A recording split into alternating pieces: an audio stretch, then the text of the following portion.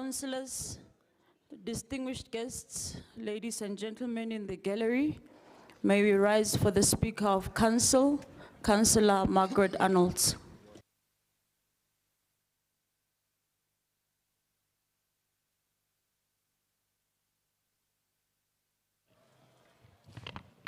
Good morning, councillors.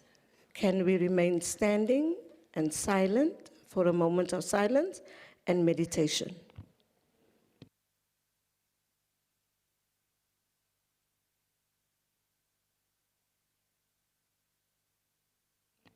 You may be seated, thank you.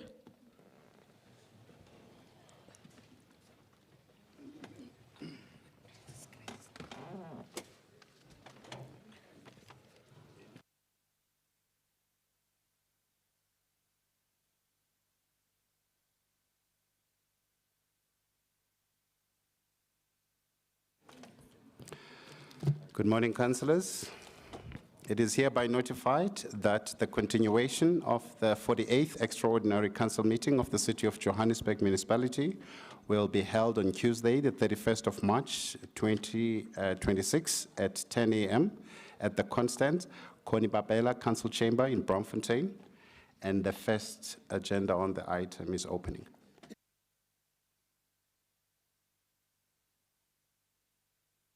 Sorry, the first item on the agenda is opening. I was hoping that we had all recovered from yesterday, but it seems like the STC is going to be the problem today. Good morning once again, councillors. Executive Mayor of the City of Johannesburg in absentia, Councillor Cllr Morero. Deputy Executive Mayor, Councillor Iso Masuku in absentia. Whip of Council present, Councillor Kazamula Chauke. Chair of Chairs, Councillor Vuani Marema is present. All political party leaders and whips, members of the mayoral committee, chairpersons of Section 79 present, fellow councillors, the city manager, Dr. Floyd Brink, Secretary to Council, Mr. Andile Gobinga, officials of the City of Johannesburg, residents of the City of Johannesburg, members of the media, ladies and gentlemen in the gallery, I welcome you all to the continuation of the 48th Extraordinary Council meeting of the City of Johannesburg Municipality. Colleagues, it's 10 o'clock right now. At this point, I will allow 10 minutes for the number of councillors present in the chamber to be counted and verification of the number of councillors who have signed the register so as to confirm our quorum. I'm pleading that those of us that are in the chamber, let's remain seated so that we can be counted, so that we don't have a problem with our numbers. Please, councillors, can we be seated whilst we are counted? Thank you. Legal.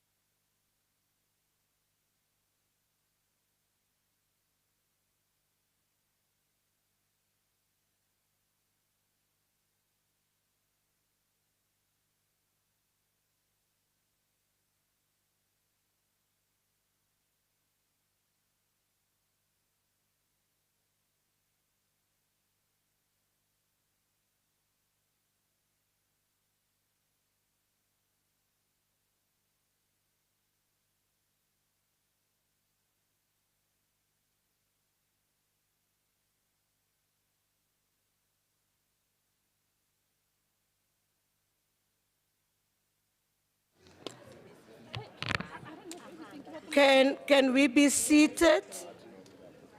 Colleagues, our time of counting is up. Can we be seated?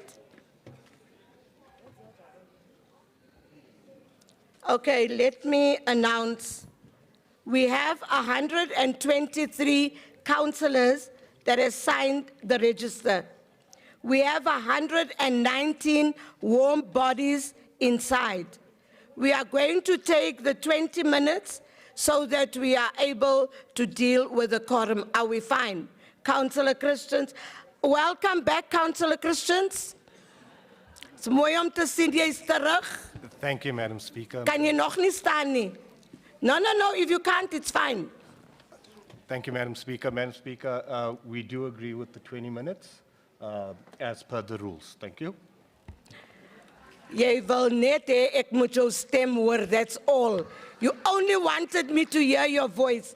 Thank you, colleagues. We're going to take the 20 minutes. We're coming back at 10:33. We are back at 10:33. Thank you so much. I can't hear you.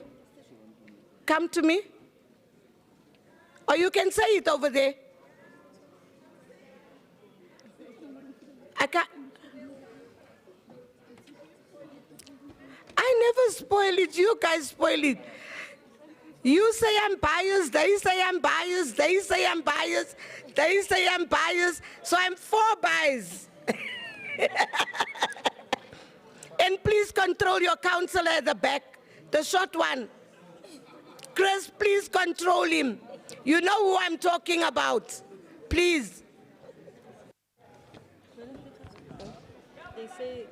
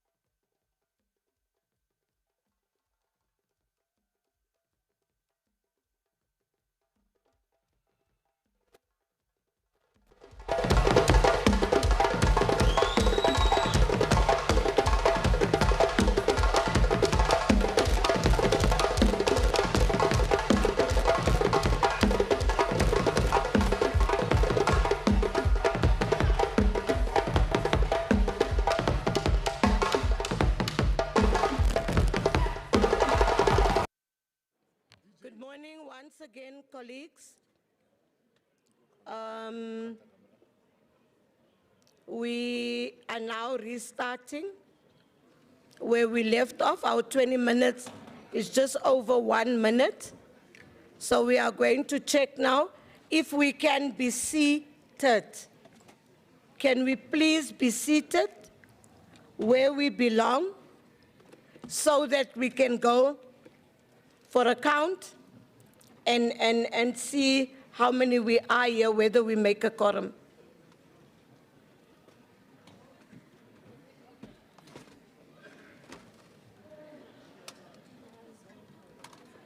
Can we start counting? Can we be seated? We are counting.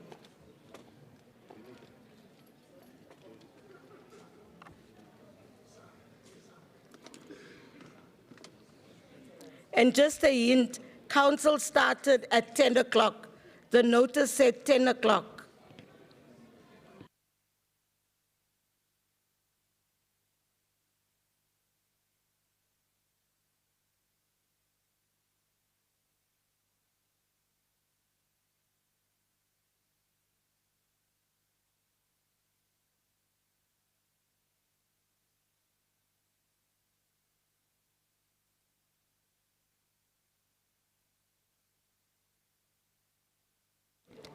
Councillor Maila, is your hand up, or are you talking to the chair on the other side?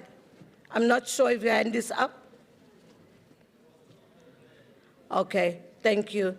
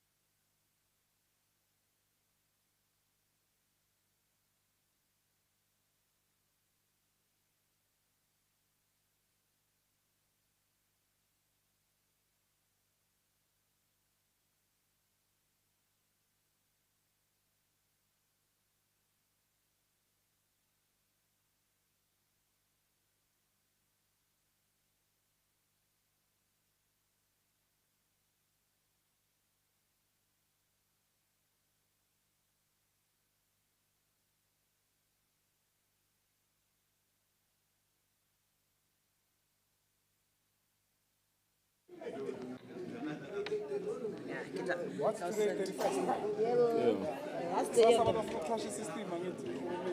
Yeah. Is it? Yeah, my membership. Oh, I so boy. Oh, I'm sure they call it. It's something to capture. yeah. She's got a very strong following, maybe. Oh.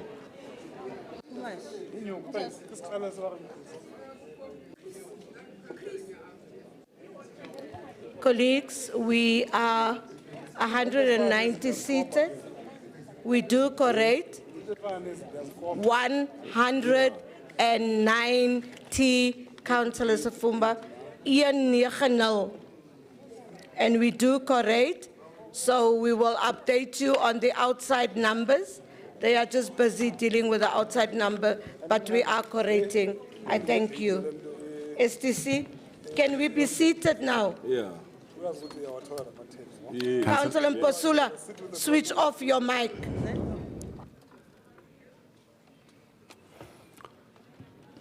We now proceed to applications for leave of absence. Councillors, MMC, Councillor D. Ponsonby, bereavement, Councillor J. Squaler, ill health, Councillor M. Mpolobosho, private business, Councillor M. Mokwena, private business. Colleagues, we are still having a lot of noise.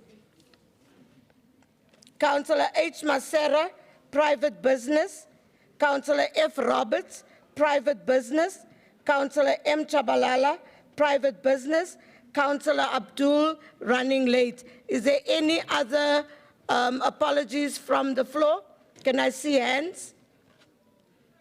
MMC Twako, Councillor Dalanga, Councillor Munyai, Councillor Simonse, Councillor Ndlela, Councillor Mhlongo, Councillor, I can't see your name. Oh, Councillor Dalsey. Who else? I saw a hand at the back. I'm not sure. Can we then proceed in that order? You know after who you are. Thank you. No, thank you very much, Speaker. I've got the following apologies. Councillor Mohapi, late arrival. Councillor Mulefe, ill health. Councillor Ngwenya, ill health. Councillor Moyepi, family responsibility. Councillor Molala, family responsibility. And the special request from Councillor MMC Makafula requesting to leave at 1 o'clock for party business. And I'll also request to just be excused from 1 o'clock till 3 o'clock just to do party business and be back again to the council. Thank you very much, Speaker. Thank you, MMC. Next. Thank you, Madam Speaker. Good morning, colleagues. Madam Speaker, I will be leaving at 3:30. I truly hope we'll be done by then for religious observance. Thank you. Thank you, Councillor. Next. Greetings, Madam Speaker. From Action SA, Ill Health, Councillor Nkomo. Private Business, Councillor Mavelevele. Party Business, Councillor Wayadi. Late arrival is Councillor Zwane. The following councillors, they are requesting to leave at 1 o'clock for party Take the mic business. slightly away from your mouth. Okay, thanks.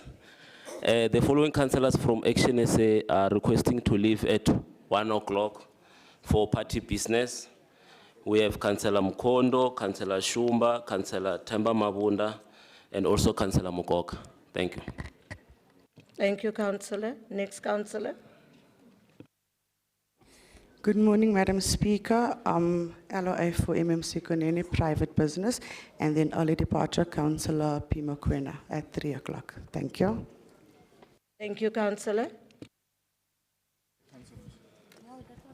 Thank you, Madam Speaker, and good morning to councillors. Leave of absence for ANC caucus. Executive Mayor is attending the South African Investment Conference. He will be arriving late. Councillor Nzimande and Councillor Ramafikeng are running late. Councillor Smelan is running late. Councillor Hlachwayo is out of the province.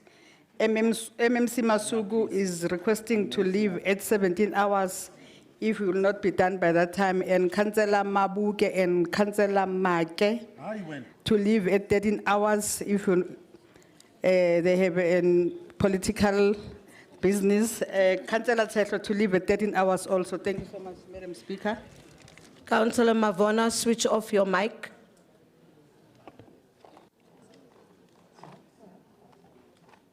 Next, Councillor. Thank you very much. Good morning, Madam Speaker. May I be excused if you are not done at 3 o'clock? Thank you. Due to family responsibility. Thank you. Thank you, Councillor. Any other councillor? We have all the hands. I'm not sure the hand. Oh, no, Councillor, we recognize you at the back. It's fine, we've recognized you. We have a councillor on the podium. Thanks, Councillor Dalsey. The Honourable Speaker from the FP, we have MMC Mabaso, Council Business, Councillor Makuba, Private Business, Councillor Kanyile, Private Business, and Councillor Mkize, Private Business. Thank you. Thank you, Councillor. The councillor right at the back. Re ke go leboge moisa khotla ke ne ke kopa gore ka ure ya boraro ga le gore ga go fediwa ke buele gae ke leboga. Thank you, Councillor.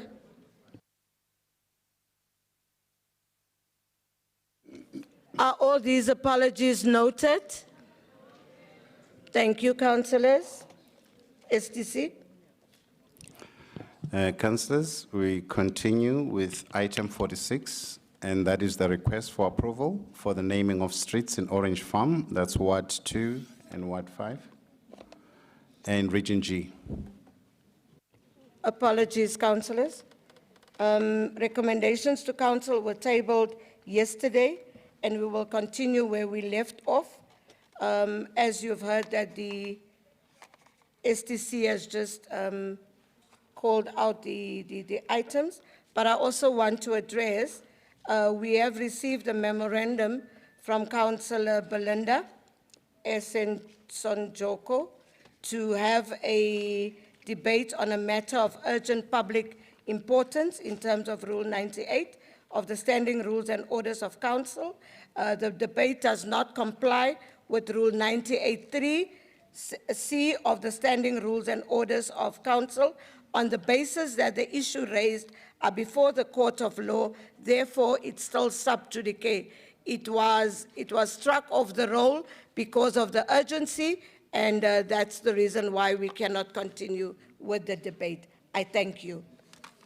STC, you can, yes, MMC, Deputy Mayor. Good morning, Madam Speaker. As you indicated that recommendations were tabled yesterday, from the side of the executive, we would just like to indicate that we have included an annexure on item 49, the City of Joburg remuneration policy for the Valuation Appeal Board members. We've included an annexure that was previously not part of the pack, and the annexure is from National Treasury to indicate the regulations that are used to remunerate the panel members. It was a request from the different caucuses, so I thought for the record to indicate because it was not in the link earlier on. Thank you. Thank you so much, Deputy Mayor, MMC of Finance. We will now continue as the STC is going to reread it into record. Apologies for that. Thanks, councillors. Once again, we are on item 46, and that's the request for approval for the naming of streets in Orange Farm for Ward 2 and Ward 5 in Region G. Thank you so much, councillors. We have action essay, Councillor J. Ntombela.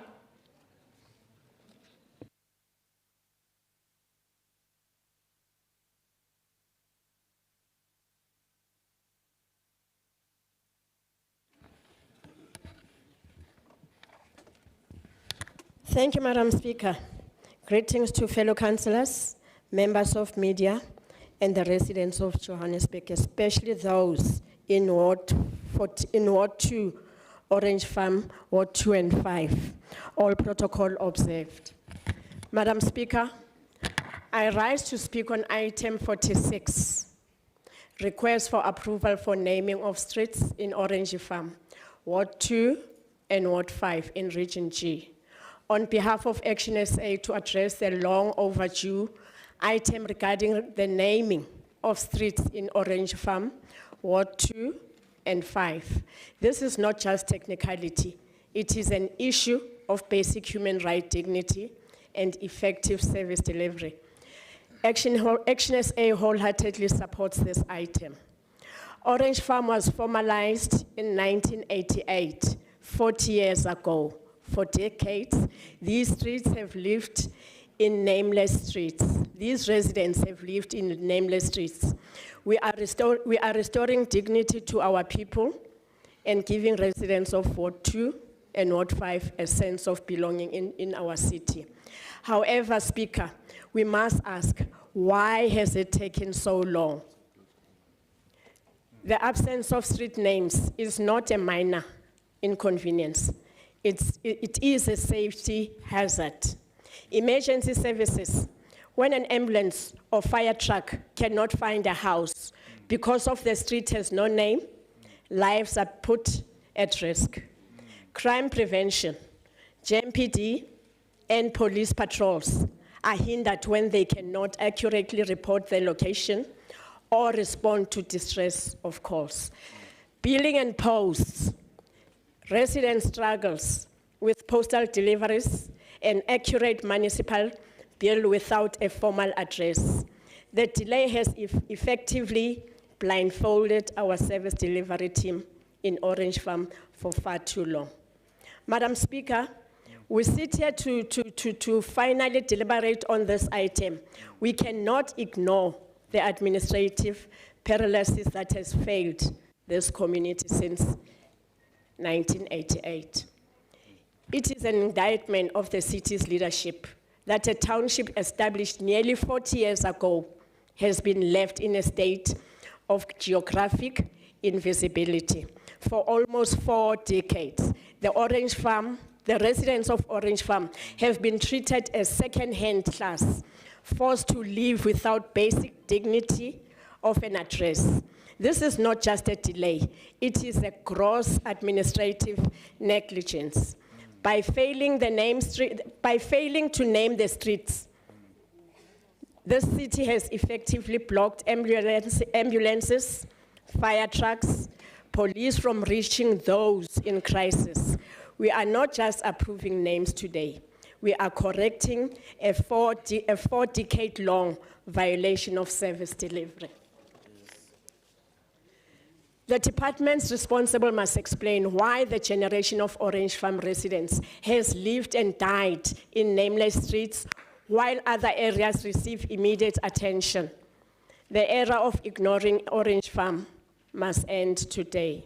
Madam Speaker, as Action SA moves to support the item, we must also ensure that we replace 38 years of neglect and administrative sloppiness. I must draw the Council's attention to Annexure B, which contains the proposed name streets. 2 clearing errors must be corrected before this resolution is signed and approved. Item number 17. The name is currently listed as Induna. This is linguistically 50 incorrect. seconds left. Induna with an H. The proper is Zulu spelling of for a headman. Induna. It's without an H. We cannot allow our culture, heritage to be misspelled on our city's signage. Item number 66, the document lists names as street, Bizana, something, I can't even pronounce this, Speaker, it's just gibberish. This is a bizarre and disrespecting misspelling of Bizana, a well-known town in the Eastern Cape. As Action SA demands that these corrections be made immediately, we will not support a half-baked naming process that forces residents to live on street names that make no sense. Thank you, Councillor Ntambela. EFF, Councillor D. Dladla.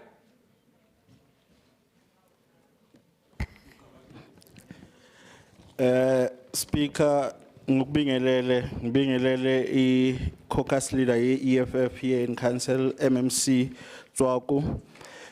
Also the chief whip of the EFF in absentia, Councillor Mohapi, the councillors of the EFF here in Council, and also councillors at large. I rise on item 46, the request for the approval for the naming of the streets in Orange Farm in Ward 2 and Ward 5 in Region G. This process, Speaker, is long overdue. This should have happened a very long time ago. This is the experience of most of us from Orange Farm. Mina coming from 131, when giving a direction, even today, Speaker, I still say Ngagane Nemba, because there are no erected names in my streets. Our mails, municipal services, emergency services, etc., are still getting lost even today, because in my case, the ugly names that were given to us, but they are still not erected. In fact, it should follow that once a township is established, that the process of naming streets should follow. And when it happens, we must ensure that we strictly follow and adhere to the provided processes in the policy, in particular section 6 of the policy on naming and renaming of street names and public spaces, as it says. The process of naming and renaming must be undertaken in consultation or in a consultative manner, and this must be clearly demonstrated before a final decision can be taken. That names should promote a sense of ownership and the character of an area. That name should be in keeping with the theme of the area such that they have. That local relevance with preference given to the unofficial names used by the local community. Speaker, I know that there is a motion on the agenda today that speaks to the renaming of a street. But the policy also tells us that that the naming of the street after a living people should be avoided. That is the policy, not me. That naming a street after a living person should be avoided because the community attitude and opinions can change over time. Without proper consultation, Speaker, and with the community, you will end up having useless names and meaningless names, like I was saying in my blogs, those ugly names. The proposed names in where I stay, for instance, Speaker, they are totally against the policy. We have names that promote no sense of ownership, that does not keep with the theme of the area and has no local relevance. But Speaker, I am not 46 surprised. seconds left. When the department is engaging in this process, or in my case, they engage in this process, they had to cut many corners. The excuse that they gave at the time was that it was because of COVID. They gave us names, though they are not erected. They gave us names like Larissa, Sau, and Nos, having no relevance whatsoever in the community that we are living in. And I believe that process, working with the ward councillor, that process should be restarted. The community of Orange Farm need these street names, but the community must be made part of the process, and the process must be an honest process, meaningful process. Thank you, Councillor Data. ANC, Councillor S. Mashinini. Greetings to the mayor in absentia and the deputy mayor and all councillors in the house and the guest. Ward 2 has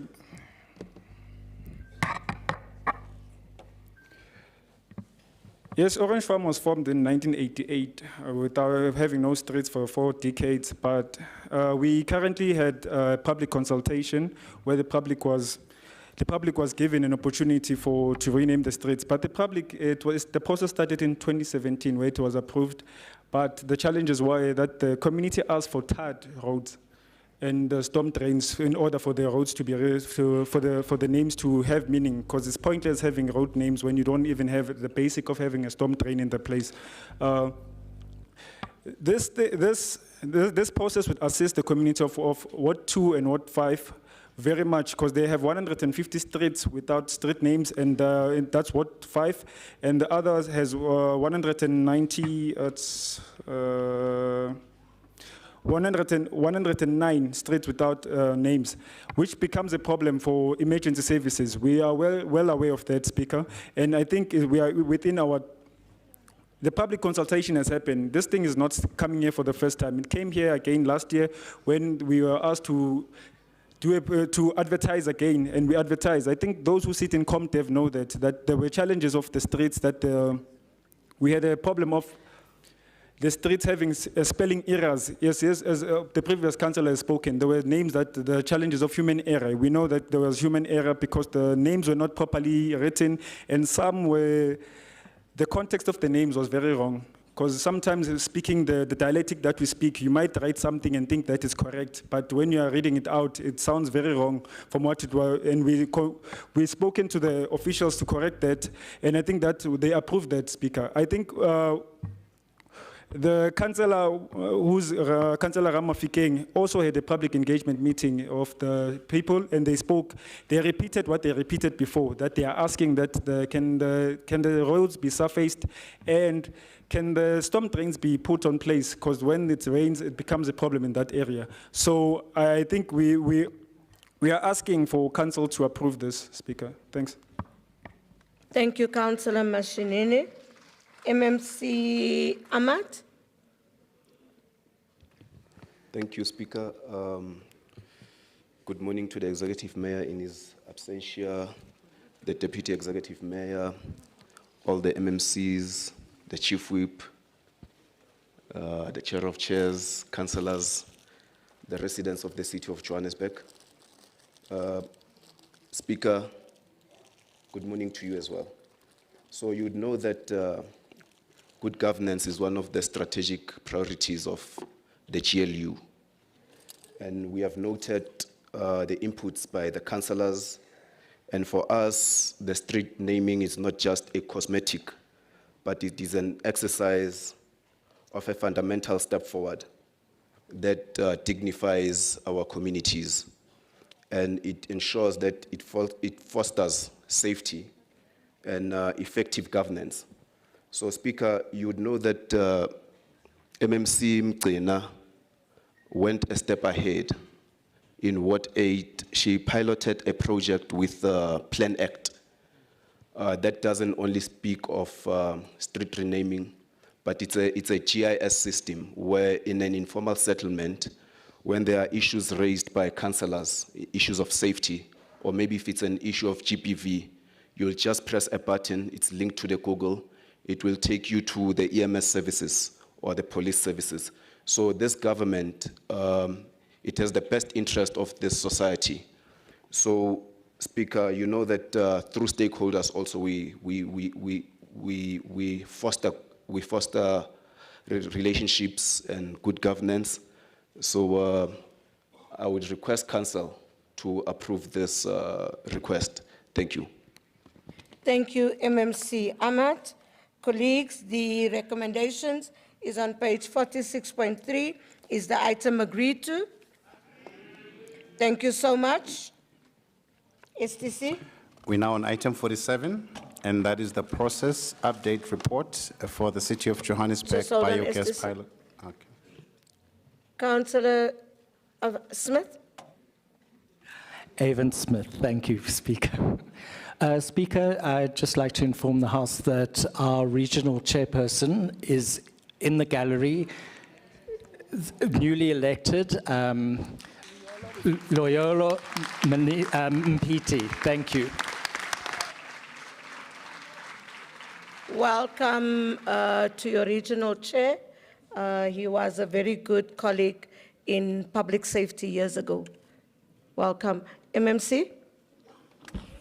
Madam Speaker, on behalf of the executive, would like to withdraw item 47, please. Thank you so much, MMC. So item 47 has been withdrawn.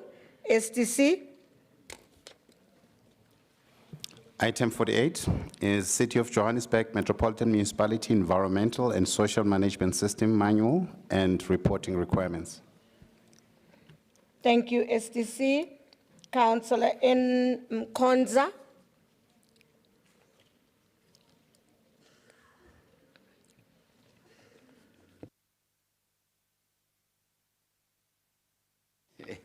Shalom, shalom, Madam Speaker. Greetings to the executive and all the MMCs, all the councillors, and all our guests. We greet you all in the wonderful name of the Lord Jesus Christ. Amen. Amen. Madam Speaker, I rise to address item 48, the COJ Metropolitan Municipality Environmental and Social Management System Manual and the reporting requirement. The ACDP welcomes the primary objective of this management system and reporting requirement in accordance with international best practices, which seeks to strengthen internal controls, leveraging on the institutional knowledge. Additionally, we acknowledge that transparency and protection of communities, the environment, and the city's assets will be enhanced by the ESMS manual and the reporting requirements. God bless South Africa, especially the families of the approximately 70 people who are murdered daily in South Africa. And protect Africa, especially the people of Sudan and Tanzania, where Tundulisu, who is the opposition leader in Tanzania, is kept in custody for over 2 years without trial by the now President, Madam President Suluhu Samia Hassan.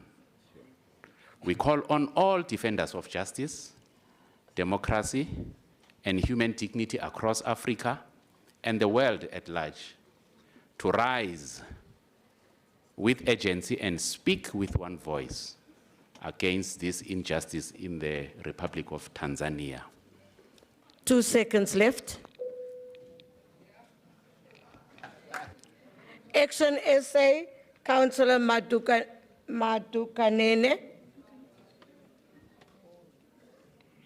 Or Modukanene.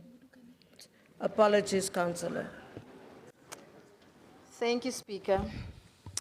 Madam Speaker, the fabulous 44 fellow councillors, guests in the gallery, residents of our beloved city, Dumelang. I rise today firmly grounded in the values of Action SA, integrity, accountability, and always putting our residents first. These are values this administration's love to speak about, but consistently fails to live by.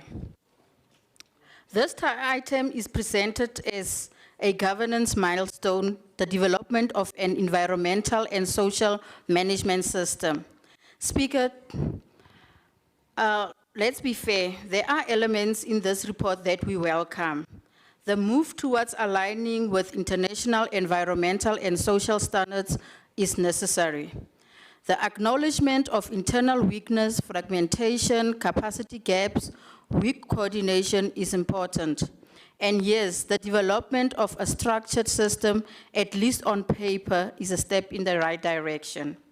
But Speaker, that is where the positive ends. Because when we interrogate this report and the underlying manual, a very different picture emerges. This is not a story of strong governance. This is a story of a city that had to be pushed into compliance by its lenders. The city secured billions in loan funding for infrastructure, but as part of that agreement, it was required to implement an environmental and social management system. And what happened? The city was flagged for non-compliance. Only then, after being given more time, did the city act. That is not proactive governance. That is governance under pressure. But Speaker, it gets worse. The ESMS manual confirms that the city already has environmental and social policies in place, but they were fragmented, inconsistent, and not understood across departments and entities. In a metro managing billions, we have policies that exist but do not function. Speaker, the manual itself tells us there are vacancies in key environmental roles, there is no standardized approach across entities, there are weak reporting lines, and critical no formal ESMS governance structure exists. Speaker, this is not just a gap, this is a governance failure, because what does it mean in practice?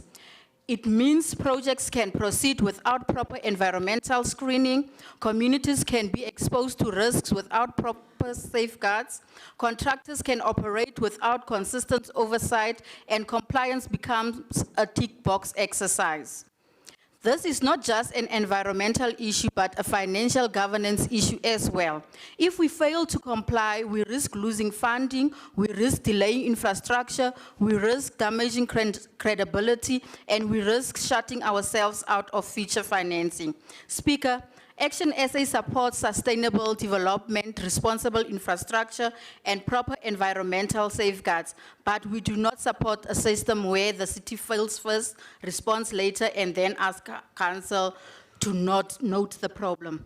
If the city wants to borrow billions, it must also build the capacity to manage those billions responsibly.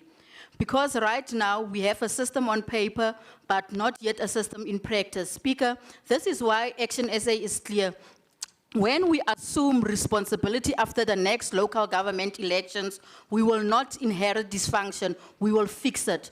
We will enforce real accountability with clear lines of responsibility, build real capacity where it matters most, link compliance to consequences, restore 50 credibility seconds with lenders and investors.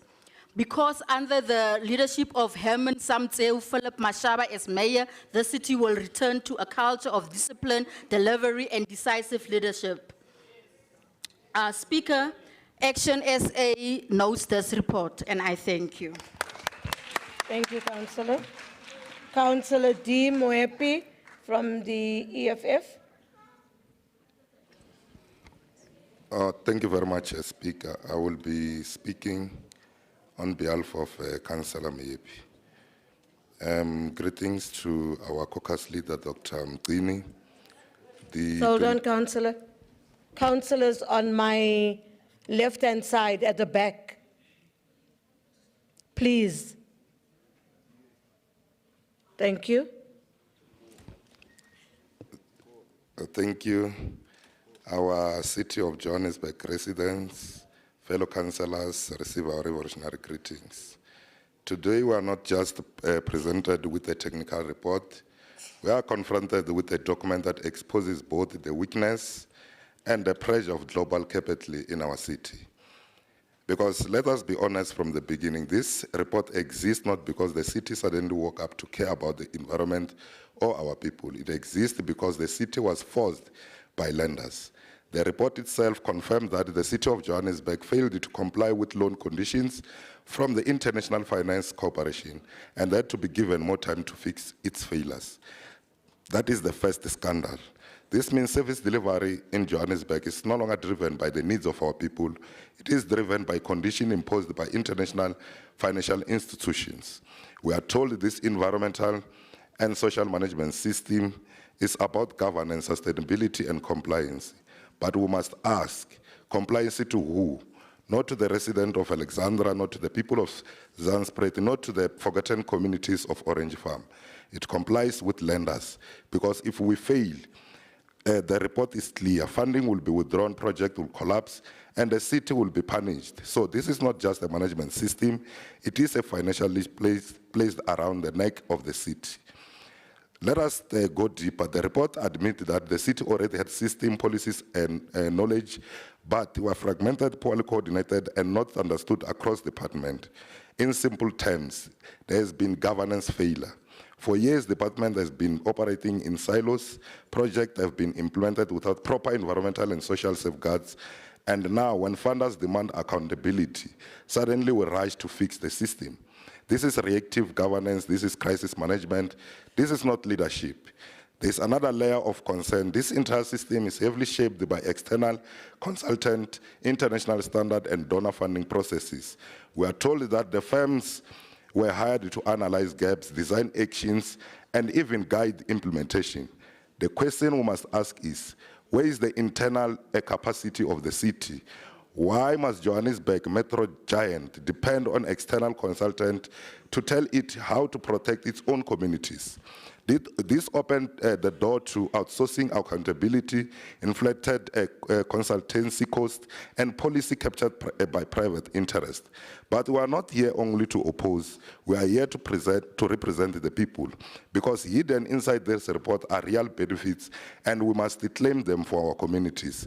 If properly implemented, this system can force every infrastructure project to consider environmental and social impact before implementation, introduce community consultation and grievance mechanism, given 50 seconds residents left, a voice, Councillor. improve transparency and monitoring, reduce corruption in project, protect vulnerable communities from harmful development, ensure that infrastructure investment is not just fast, but just and sustainable. For ordinary people, this means less pollution, less displacement without consultation, more accountability, and the chance to be heard before decisions are imposed. This benefit will not come automatically, because systems do not fail on paper, they fail in implementation. And the same city that failed to comply with loan condition is now expected to implement a complex citywide system 15 without seconds. political will, without consequences management, without fighting corruption. Speaker, we therefore say we support anything that protects our people, our environment, and our future, but we reject governance driven by Thank you, Councillor Moepi. Thank you. ANC, Councillor T. Madiba. I receive, Speaker. You just called me MMC, so I receive. I'm hoping that my leadership is listening. Councillor T. Madiba. Greetings to you, Speaker. Greetings to the Executive Mayor in his absentia. Greetings to the Deputy Mayor. Greetings to all MMCs, the Chief Whip of Council, the Chair of Chairs, and all councillors and residents of Greater Johannesburg. The African National Congress rises in full support of item 48, the adoption and implementation of the Environmental and Social Management System, the ESMS. Speaker, this is not just a technical report, it is a governance intervention. It is about whether this city is serious about accountability, sustainability, and responsible development. As clearly outlined in the report before Council, the City of Johannesburg has entered into agreement with development financial institutions, including the IFC and AFD, to fund critical infrastructure. But this agreement comes with conditions, and one of those conditions is the implementation of a credible developmental and social management system. Let us be honest. The report itself acknowledges that the city was previously found non-compliant with these requirements. That is not a small matter. That is a risk to service delivery, a risk to infrastructure development, and a risk to our credibility as a city. The ANC says we cannot afford a city that borrows billions but fails to meet basic governance standards. This ESMS introduces something critical, a structured system to manage environmental and social risks across all capital projects. It ensures proper screening of projects before implementation, protection of communities and the environment, transparency and accountability in reporting, compliance with both national laws and international standards. And importantly, it aligns with the Municipal System Act and strengthens governance across departments.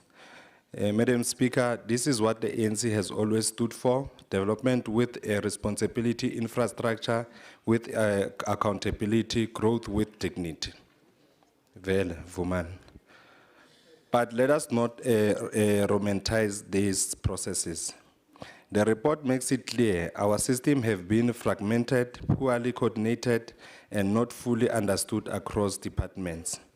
That is not just a technical weakness. That is a political failure of governance. The ANC therefore says this ESMS must not be another document that gathers dust.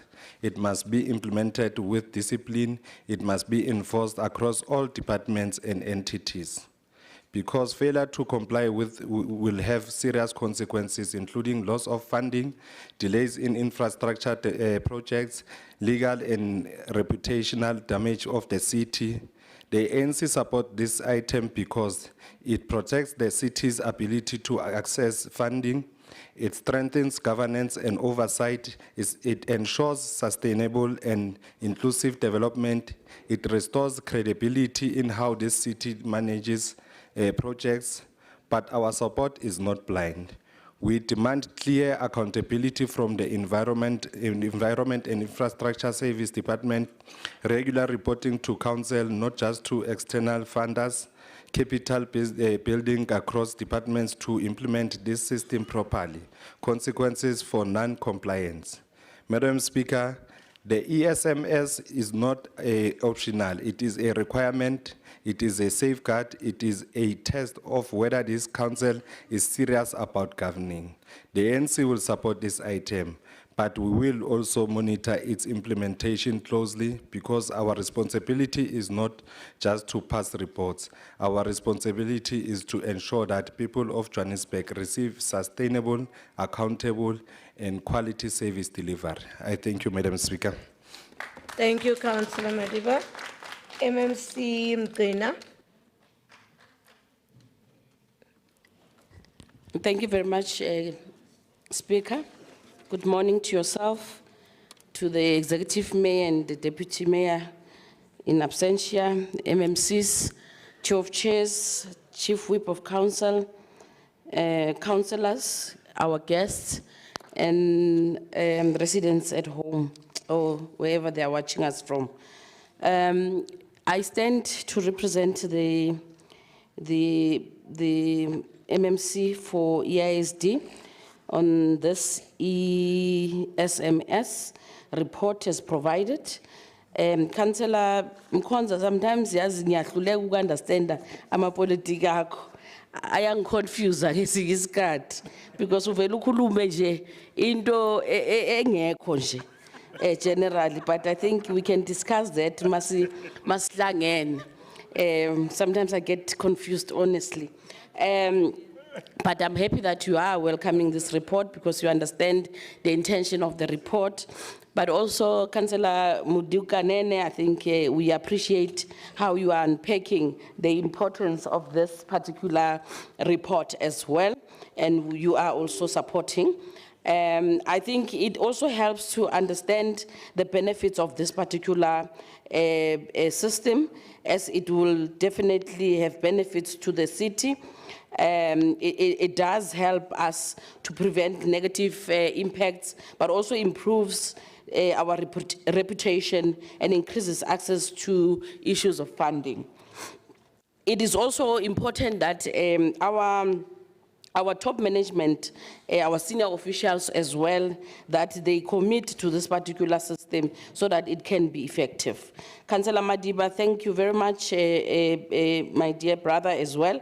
I think you have unpacked very well the importance of this particular report as well, and you have made emphasis on its benefits as well.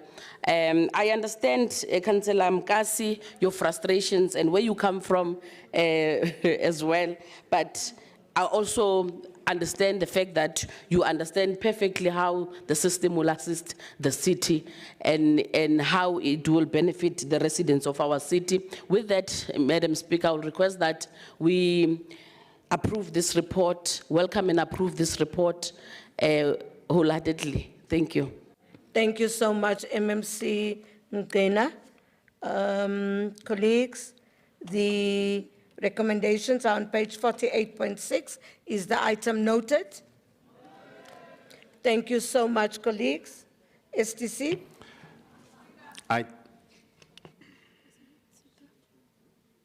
Councillor Zita? Are you descending? No, Speaker.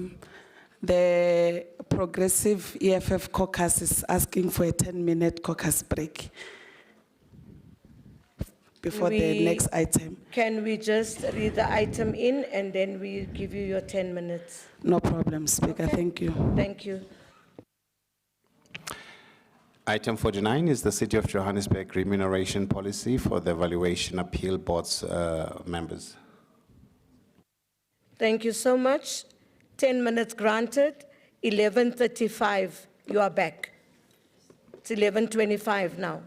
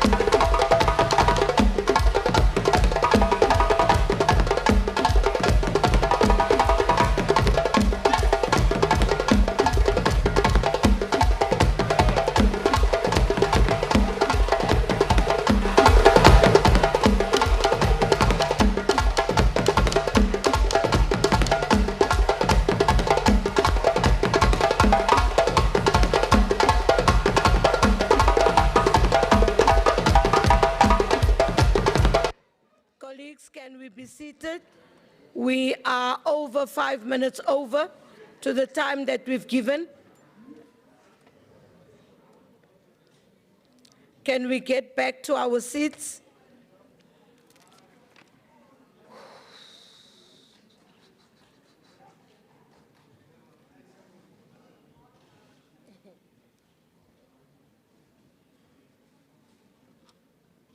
Is Councillor Zita in the house?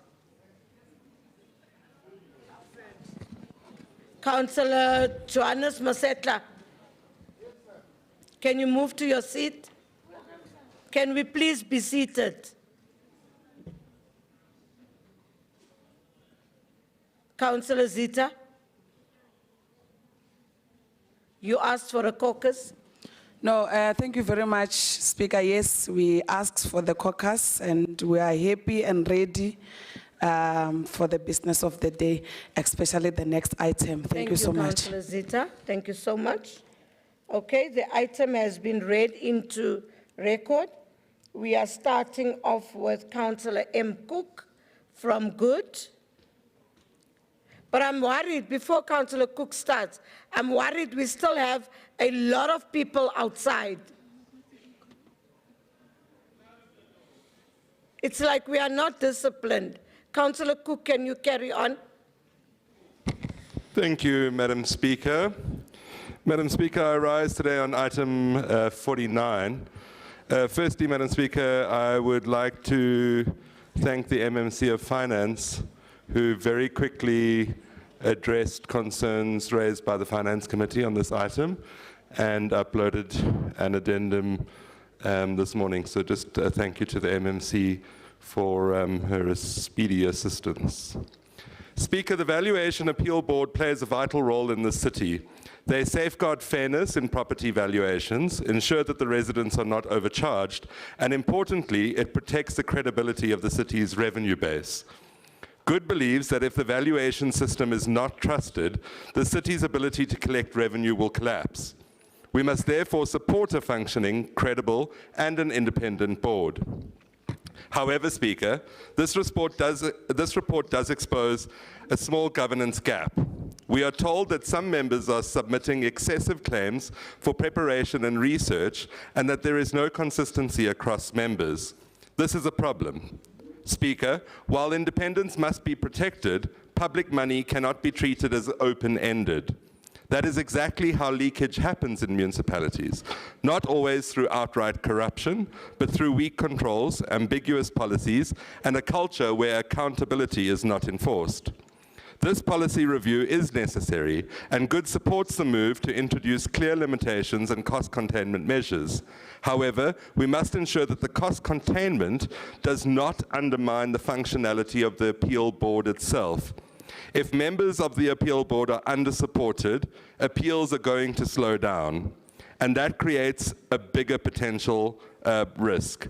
It could lead to potential backlogs, frustrated residents, and even delayed revenue collection. In closing, Speaker, this policy is a step in the right direction, but its real value will depend on how rigorously it is going to be implemented, how consistently it will be enforced, and whether it restores discipline without compromising institutional effectiveness. Thank you, Speaker. Thank you, Councillor Cook. The next councillor, Councillor Mkonza from the ACDP. Yes, Before you start, Councillor, colleagues, and Councillor Masetla, you've moved seats from EFF to Action SA. I don't know whether your party should be worried. Colleagues, can we be seated? Thank you, Councillor Mkonza. All right, shalom, shalom once again, Madam Speaker. Thank you very much for this time. I see MMC Mgcina is not around. I'll unconfuse her on my next speech. Madam Speaker, I rise to address item 49, the City of Joburg Remuneration Policy for the Valuation Appeal Board. The ACDP welcomes the primary objective of this policy, which seeks to address and mitigate inconsistencies, lack of uniformity, and potential unfairness in the remuneration of board members. A clear standardized framework for compensation is essential in promoting transparency, accountability, and fairness within the governance structures. The Valuation Appeal Board plays a critical role in adjudicating disputes relating to property valuations, and it is therefore imperative that its members are remunerated in a manner that is both equitable and aligned with regulatory standards, ensuring the integrity and independence of the board. Furthermore, Madam Speaker, the ACDP notes that the establishment and functioning of the Valuation Appeal Board is guided by the Municipal Property Rates Act as amended, which provides the legislative basis for its appointment and operations. In this regard, the ACDP supports the policy as aligned with National Treasury guidelines, particularly the 2022 regulation specific 20.2.2 relating to the remuneration of non-official members serving in commissions, committees of inquiry, and audit committees. This alignment ensures that the city adheres to best practice and national standards. Importantly, the implementation of this policy will contribute to preventing irregular and wasteful expenditure, strengthening financial governance, and enhancing 50 seconds left. Thank you very much, and enhancing cost containment measures.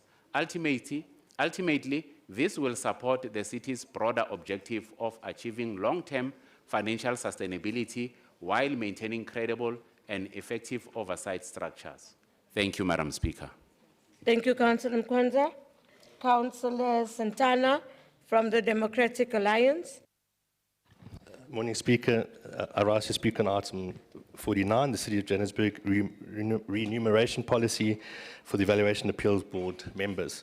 Madam Speaker, as this item really doesn't fall within local government, it actually falls within national and COCTA. We just obviously have to say that we do have a policy, and it's a recurring item every time we have a valuation role. We support the documents, but just note in future, please, when we have these reports for compliance and to give councils information, please provide what those tariffs are and what we can expect. I have reached out again to the MMCs, but through you, Speaker, thank you, MMC, for doing the one part. That just gives us the remuneration. I've asked for an update on another part, which is the determination of the reimbursement fuel costs, whether it's based on the SARS rates or whether it's based on the AA rates, just so that we can have an understanding of what we're actually in for as a city, and it'll be greatly appreciated. Thank you, Madam Speaker. Thank you, Councillor Santana. Councillor N. Edward from Action SA. Greetings, Speaker, Fabulous 44, residents of Johannesburg. Thank you, Speaker, for the added annexure to this policy. The Valuation Appeals Board plays a critical role in ensuring fairness in property valuations. It is in many ways one that must operate with independence, professionalism, and integrity. But let us be honest, without proper controls, even the most important institutions can become vulnerable to inefficiencies and exploitation. This policy standardizes and it becomes a framework, therefore, for the VAB members. Madam Speaker, the policy introduces exactly what has been missing: clear alignment with National Treasury guidelines, a strict 8-hour cap on daily remuneration, controlled and verifiable claims for travel, preparation and data, monthly submission requirements with supporting evidence, and a 30-day payment system that promotes efficiency, but more importantly, it introduces accountability.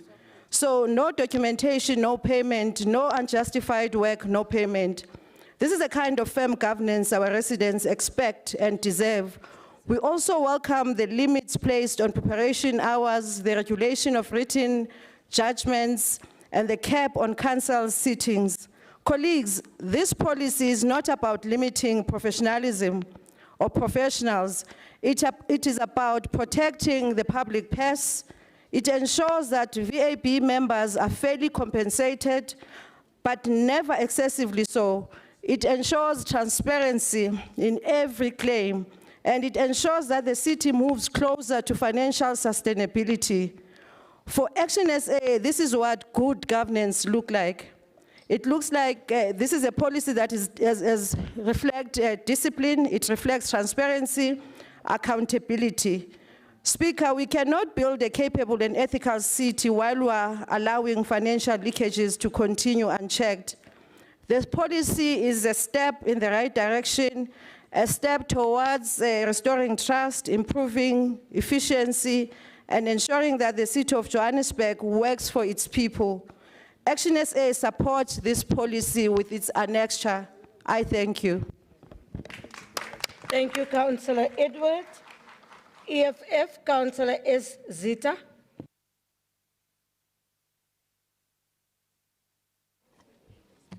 Thank you very much, Speaker. Greetings to you, greetings to the EFF leadership in this council. Speaker, what this report is initially saying is that there has been a problem with how VAB members are claiming money. Now, council is being asked to approve a stricter policy to control payment, limit abuse, and improve financial management, but without any accountability for what has already happened. This is a fundamental flaw of this report. It is a forward-looking but completely silent on the past. Speaker, in terms of the MFMA, financial government is not only about preventing future losses, it is also about detecting, investigating, and correcting past irregularities. But this report does not tell us, who made the excessive claims, how much money were potentially lost, whether any investigation has been conducted, whether there will be consequence management. These are deeply concerning, Speaker. Secondly, the policy is clearly reactive rather than proactive. It is being introduced only after the system has already been abused. That means internal controls were either weak or non-existent. A well-governed municipality does not wait for abuse to occur before acting. It anticipates risk and prevents it. Thirdly, it is clear misalignment and ambiguity in how payments were handled. While National Treasury guidelines distinguish between sitting fees and additional costs, the city allowed loosely defined claim for preparation and research. This creates a space of exploitation and inconsistency amongst members. This report itself confirmed that members claimed excessively while others claimed nothing at all. That is not just inconsistency, it's a breakdown in administrative discipline. Fourthly, Speaker, we must remember that Valuation Appeal Board operate within the framework of the Municipal Property Rates Act. This structure is central to property valuation, which direct effect to the city's revenue. If this system is weak, then the city's ability to generate revenue is undermined, and that it has direct consequences for service delivery to our people. Speaker, this report offers no economic or developmental value, no job creation, no skills development, no contribution to economic growth. So we are being asked to approve a policy that merely tries to correct internal inefficiencies without advancing the development mandate of this municipality. So lastly, Speaker, the report reflects a broader government's failure by the officials. It demonstrates a weaker oversight, poor financial discipline, and failure to enforce accountability.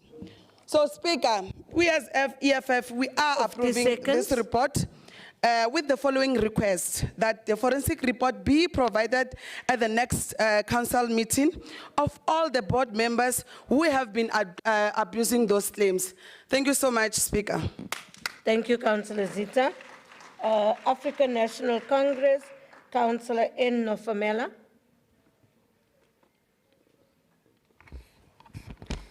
Madam Speaker, the Executive Mayor in absentia, the Deputy Executive Mayor, the Whip of Council, ANC Caucus, the members in the gallery, residents of the city of Johannesburg, and fellow councillors, I greet you. Madam Speaker, I rise to speak on item 49. Madam Speaker, this item speaks directly to one of the most important principles in governance, and that is accountability. As custodians of public resources, we have a responsibility to ensure that each and every rand is used in a transparent, responsible manner, which is in the best interest of our residents. The issues identified in relation to Valuation Appeal Board remuneration highlight weaknesses in control and oversight. These weaknesses must be corrected. Public confidence in the city depends not only on service delivery, but also on how we manage resources. This policy introduces necessary reforms to ensure that remuneration is fair, consistent, and properly controlled.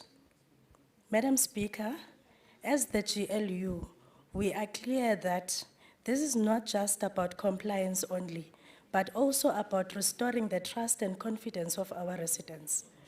We are strengthening monitoring systems, ensuring that internal audit processes are robust, ensuring that we prevent any form of abuse of public funds. As the African National Congress, we are committed in practicing good and clean governance, accountability, and ethical leadership. As much as my colleague says that the rates are outlined by National Treasury, they are still guiding us as the municipality.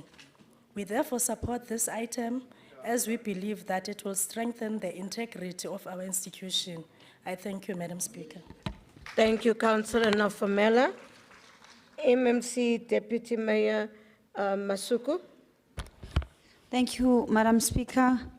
I think all councillors have articulated the purpose of this particular policy and what is its intention. On the specific question on the issue of the fuel costs, the ones that are used are the ones determined by the National Department of Transport, and which really get to be implemented because most of the members actually work online. So there's actually very minimal claims, but the one used is from the National Department of Transport. We ask Council to please approve the policy, Speaker.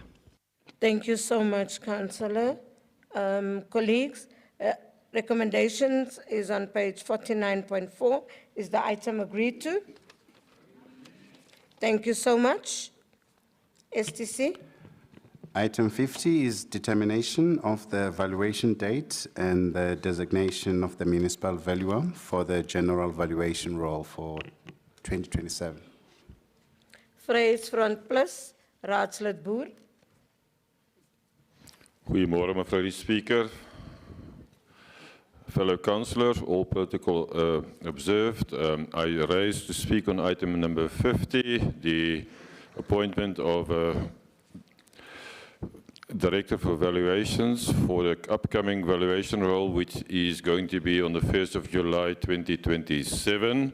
And that is absolutely right. So our previous valuation was on the 1st of July 2023, and we have to do this every 4 years. And this is also a proactive report.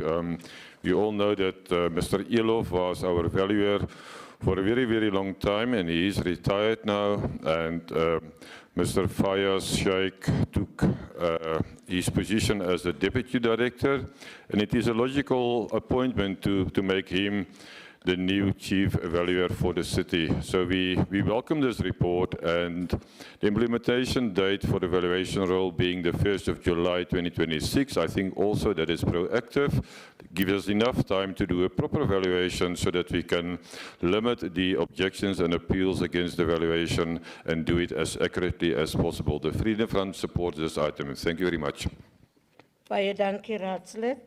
Councillor C. Santana from the Democratic Alliance. Thank you, Madam Speaker. I rise to speak on item 50, the determination of the valuation date and the designation of the municipal valuer general valuation role for 2027.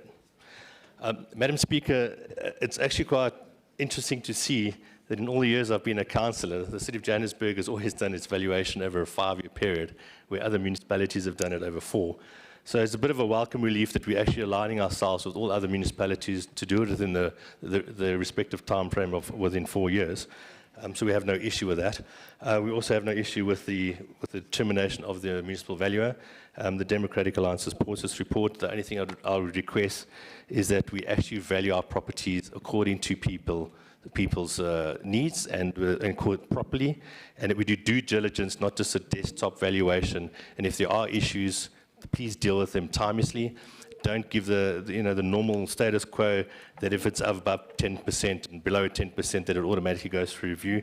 I think if the city, we do our job up front properly, we won't have many issues and people will be more willing then to obviously accept the process as fair. Thank you, Madam Speaker. Thank you, Councillor Santana. Action essay, Councillor N. Edward. Thank you, Madam Speaker. I rise on item 50. Today I rise to present a matter that sits at the heart of our city's governance, our financial sustainability and service delivery, the implementation of the Municipal Property Rates Act in determining our valuation roles. At its core, this report assesses whether the City of Johannesburg is complying with the legal framework that governs how we evaluate properties, and ultimately how we generate revenue to serve our communities.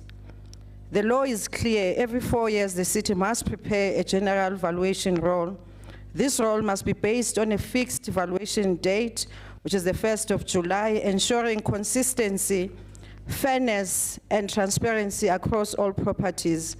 Furthermore, the process must be overseen and be certified by a municipal valuer who carries the ultimate responsibility for its accuracy and legality. Honorable Speaker, I'm pleased to know that the city is indeed compliant with these legislative requirements. The valuation rolls are being implemented in line with the Municipal Property Rates Act, and the necessary structures are being put in place. However, compliance alone is not enough, Madam Speaker. The report highlights a critical challenge, one that we must not ignore. The city faces significant internal capacity constraints. We simply do not have enough skilled valuers within our administration to carry out this complex and large-scale task efficiently. As a result, Madam Speaker, the city has had to rely on external professional valuers to support this process. While this approach ensures that we meet our legal obligations, it also raises important questions about sustainability, about cost, about the long-term institutional strength of our city. Let us be clear, outsourcing can be a failure in this instance. It is not necessarily a response to a capacity gap, but it cannot become a permanent substitute for building internal capacity. Honorable Speaker, the implications of this process go far beyond compliance. Property valuations directly affect the rates of our residents and businesses that pay rates. They shape our revenue base, they influence our budgeting decisions, and ultimately determine our ability to deliver basic services to the residents of Johannesburg. From water, electricity, sewer, and waste management, our delays, inaccuracies, or inefficiencies in this process risk undermining public trust and weakening our financial position. We must therefore ask ourselves, are we building a system that is resilient, efficient, or sustainable for the future? This report suggests that while we are meeting the letter of the law, there is room and indeed a need to strengthen our internal systems. We must invest in skills development, improve our internal processes, and reduce our over-reliance on external service providers. Honorable Speaker, this is not a technical issue. It is a governance issue. It is about accountability. It is about ensuring that every property is valued fairly, every resident is treated equitably, and every rent due to the city is collected responsibly. In closing, let us take this report not only as a confirmation of compliance, but as a call to action, a call to build capacity, to improve efficiency, and to ensure financial future of this city. Because at the end of the day, Madam Speaker, a well-managed evaluation system is not just about numbers. It is about delivering the dignity and the services to our people in the city of Johannesburg. It is also about the opportunity that our people will have created in reducing the rates that we are charging them. The incoming mayor, Herman Mashaba, will ensure that the incapacity in this context is, of evaluations is groomed, evaluators is groomed and is developed. And we support the appointment of Mr. Sheikh, 20 Madam seconds, Speaker. ma'am. And as Action SA, we say, let's start to build in internal capacity. But if we wait in 2026, at the end of 2026, Mr. Herman Mashaba will build it. I thank you. Thank you, Councillor. Colleagues, the next speaker is Councillor Zita from the EFF.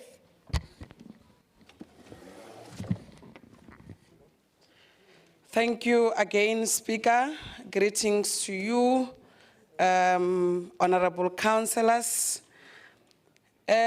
Speaker, this report before us is presented as a routine compliance matter, but it tells us deeper and more troubling story about the state of governance in this city of Johannesburg.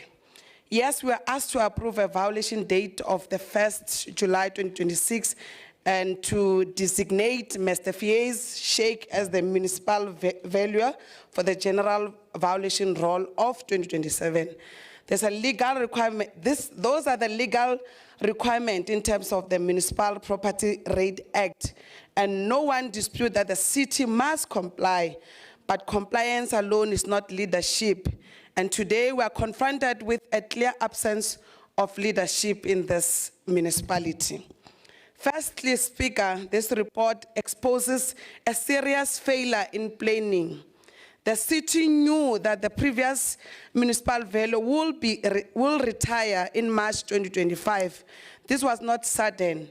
This was not unexpected. Yet, more than a year later, we are still dealing with acting arrangement because the administration failed to appoint a permanent director of violations. This is not just an administrative delay, it is negligence. A city of Johannesburg size cannot be run on a temporal solution and last-minute decision. Secondly, Speaker, the report lacked transparency and honesty about its impact. It claims that there's no policy implications and no communication implications. This is simply not true. Property evaluation direct affect how much residents pay in rates and taxes. They determine whether a pensioner can afford to stay in their home or pushed further in financial distress. They influence the city's ability to collect revenue and deliver services. To suggest that this process, no need for communication, is deliberately exclude the people of Johannesburg from decisions that affect them daily. Thirdly, Speaker, this report reflects broader financial crisis in this city. We are sitting with declining revenue collection, growing debts, and lack of confidence in the billing system. Residents are already frustrated by incorrect billing and unfair charges. Yet this report does not tell us how the violation roll will fix those problems. Where there's a plan to improve accuracy, where is the plan to approve accuracy? Where is the strategy to ensure fairness between communities? Where is the commitment to protect the poor while ensuring those who can afford to pay? Fourthly, Speaker, we must address the culture of acting position. The report confirms that the proposed municipal value will serve in the acting capacity and receive an acting allowance. This has become a norm in the city. Acting directors, acting managers, it's Hollywood here. Speaker, the EFF want a professional and stable administration, not one built in a temporary appointment. So as the EFF, we approved. Thank you, Councillor Zita. Councillor Peace and Dani from the African National Congress. Thank you very much, Speaker. Greetings to the Executive Mayor in absentia. Greetings to the Deputy Mayor, the Chief Whip of Council, the COC. Greetings to everybody who's here. Speaker, I rise on item 50. Speaker, let me first wish Mr. Ilof, who served for 30 years in this particular portfolio. I hope he's going to enjoy his retirement. Unfortunately, the petrol goes up, but at least the money that he has amassed for the past 30 years will sustain him. Speaker, I wouldn't like to take much of my time because I know the Deputy Mayor will respond adequately on whatever that has been said in terms of us ticking the box. Therefore, let me not take time and make sure that I give enough time to our Deputy Mayor, who is going to respond in a very professional manner and highlight the punch holes in what have been said as the ANC we note and support. Thank you very much. Thank you so much, Councillor Sendane. Deputy Mayor, MMC of Finance, Councillor Masuku. Thank you very much, Madam Speaker. Once again, thank you to the councillors for their comments. Indeed, it is correct that we are being proactive, and we are being proactive precisely because we do want to give sufficient time for the valuer and property owners where they have objections to raise them with the city, as well as to be able to be assisted. And give timeous feedback to everyone who does have an objection. The comments are appreciated from both Councillor Zita, as well as Councillor Santana and Councillor Edwards, and Councillor Sindani and Councillor Boer for supporting the report. Thank you very much, Madam Speaker. We ask Council to approve. Thank you, Deputy Executive Mayor. Colleagues, the recommendations on pages 50.5. Is the item agreed to? Thank you. Before the STC reads the next item, I would just want to welcome Tegofatse Malisa, Cecilia Mtembu, Nomfundo Nkosi, Olwetu Shabalala, and Katleho Mosileng. These are also students from UJ, and they felt that they have to come today again, as they say that the other students has told them how good it was to be here yesterday, and they wanted to come and see for themselves. So you are welcome in our presence. Thank you.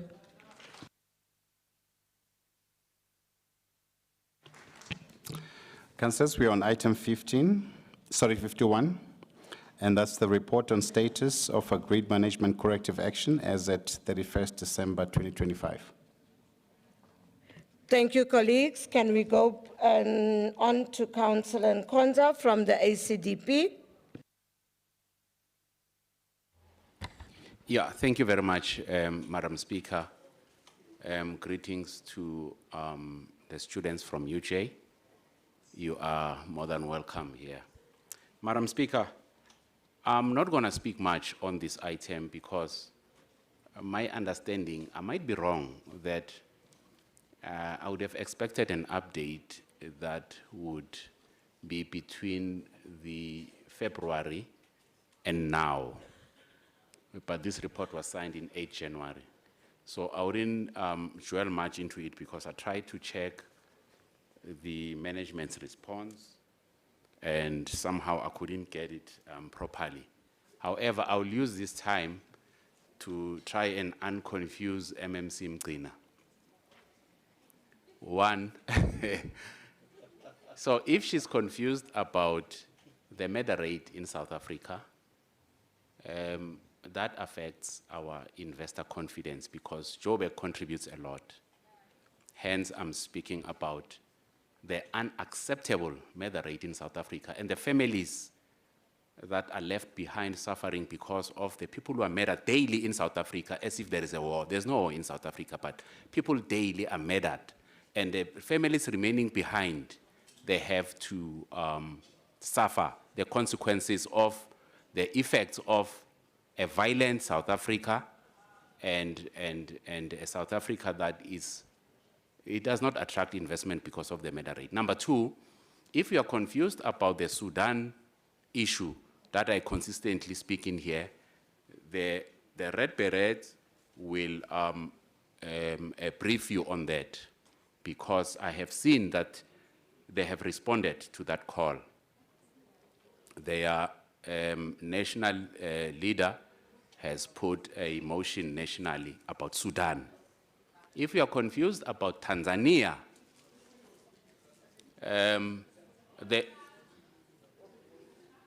Thank you, Councillor Mgina. Yabona manje, we are confused even more now because we are on an item that speaks about something else and we are speaking about something else. Confuse more, mfundisi. I'll focus, mfundisi. Sihlale endabeni. Please. Thank you, Speaker. But you see, listening is a skill. Listening is a skill. No, Councillor, there was a point of order on you, and you can't do that. In actual fact, Councillor Mgina, I was asking for advice here and saying, but can we truly, honestly allow such things when we are having an item that needs to be discussed here? Seriously, we can't. We really can't. I see two hands, so who's going to be speaking? Councillor Christians, honestly, to be real to this House, I've been asking and they were telling me that what we need to do. Councillor Christians,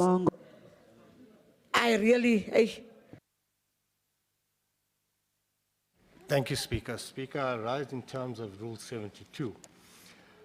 Speaker, there is a procedural fault that just happened now.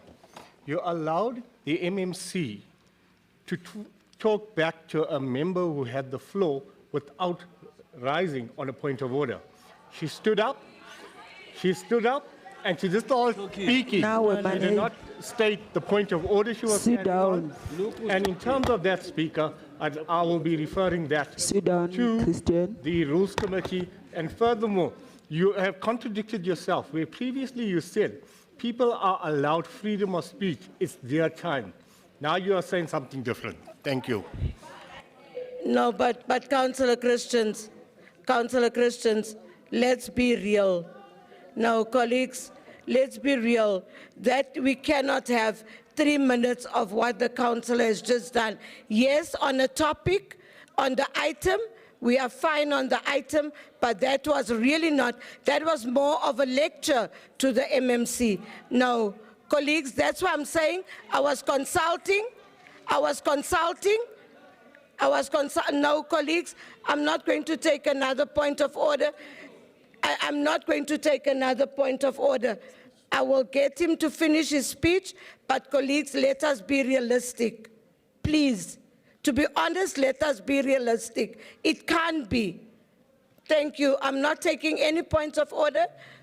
Councillor Christians, I've recognized you, that's it. Councillor Mkonza, you have 40 seconds left, and you can speak on your 40 seconds.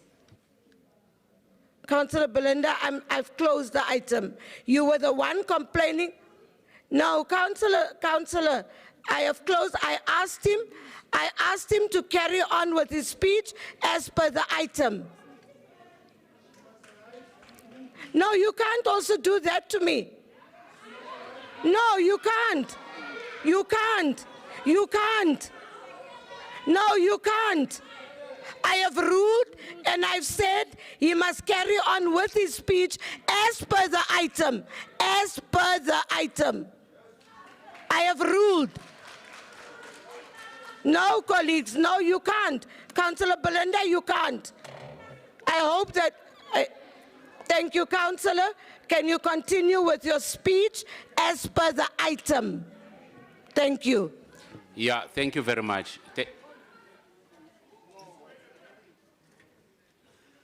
Thank you very much, Madam Speaker.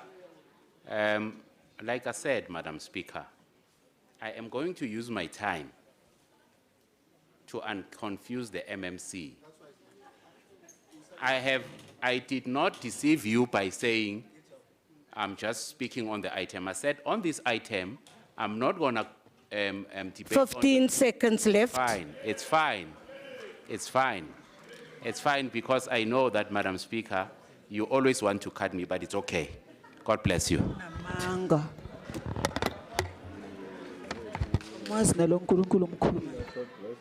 I think we must be honest, and when at times we feel people must stick to the item, we complain if they go out of line, and now we are saying carry on with what you are saying. Councillors, I don't think we are doing justice in this house.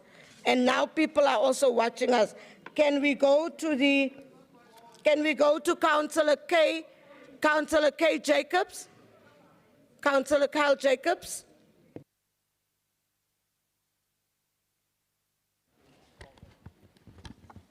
Thank you, Speaker. Madam Speaker, this report asks Council to simply note progress. But when we look beyond the surface, it raises significant concerns about governance and accountability. Firstly, while we are told that 62% of internal audit findings have been resolved, this still leaves over 300 findings outstanding. Secondly, the disparities between departments are deeply concerning. In health and ComDev, we see 0% resolution rates. In entities like Metrobus and Joburg Development Agency, resolution rates remain low. When financial controls fail, residents are directly impacted.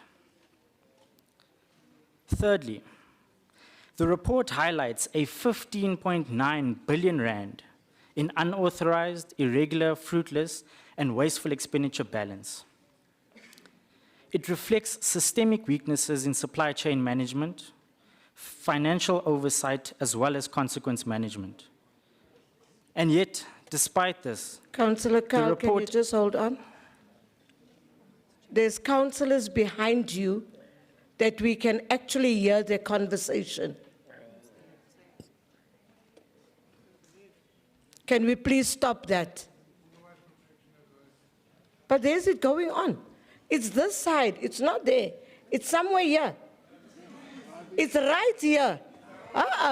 It's here. Can we please stop it? Councillor, can you carry on? Thank you, Speaker. And yet, despite this, the report explicitly states that there are no financial implications. Speaker, this is simply not possible. Billions are lost in irregular and wasteful expenditure are financial implications. These are resources that are being diverted away from residents. Fourthly, the delay in finalizing the Auditor General's audit findings due to the disputes and incomplete consolidation is deeply concerning. It suggests that there's a lack of alignment and urgency in resolving audit issues. Without finalizing findings, we cannot have full transparency and accountability within our city. I thank you, Speaker. Thank you, Councillor Kyle. Action essay, Councillor Ngwe Cheni. Thank you, Speaker. Greetings to you, Speaker, Fabulous 44, fellow councillors, guests in the gallery, and the residents of Joburg. I rise to speak on item 51, titled The Report on Status of Agreed Management Corrective Action as of 31st December. This report seeks to outline the progress made in capturing and consolidating findings from the Auditor General's regularity audit for the 2024-2025 financial year, as well as internal audit findings for 2025 and 2026 financial year to date. As Action SA, our commitment is clear: to deliver ethical leadership, fix government, in particular fix Joburg, and restore service delivery through clean governance and community-centered solutions. And as we have always maintained in this house, so in this case, we want to welcome the establishment of the Operation Clean Audit Steering Committee and its accompanying strategy. We hope that these interventions will strengthen accountability mechanisms and assist the city in achieving clean audit outcomes going forward. However, Speaker, a matter of serious concern remains the continued prevalence of UIFWEs within the city. This represents the money collected from ratepayers, residents who are already burdened by the rising cost of living, yet it is mismanaged or lost through inefficiencies and non-compliance. As Action SA views this as one of the highest forms of injustice against the residents of Joburg, and to confront this, our policy framework is firmly anchored on the following pillars: economic prosperity, anti-corruption and good governance, social justice, as well as community empowerment. These principles guide our approach to ensuring that public funds are managed responsibly and residents receive the quality services they rightfully deserve. Actually, SA notes the report. Thank you. Thank you, Councillor. Councillor N. Khatebe from the EFF.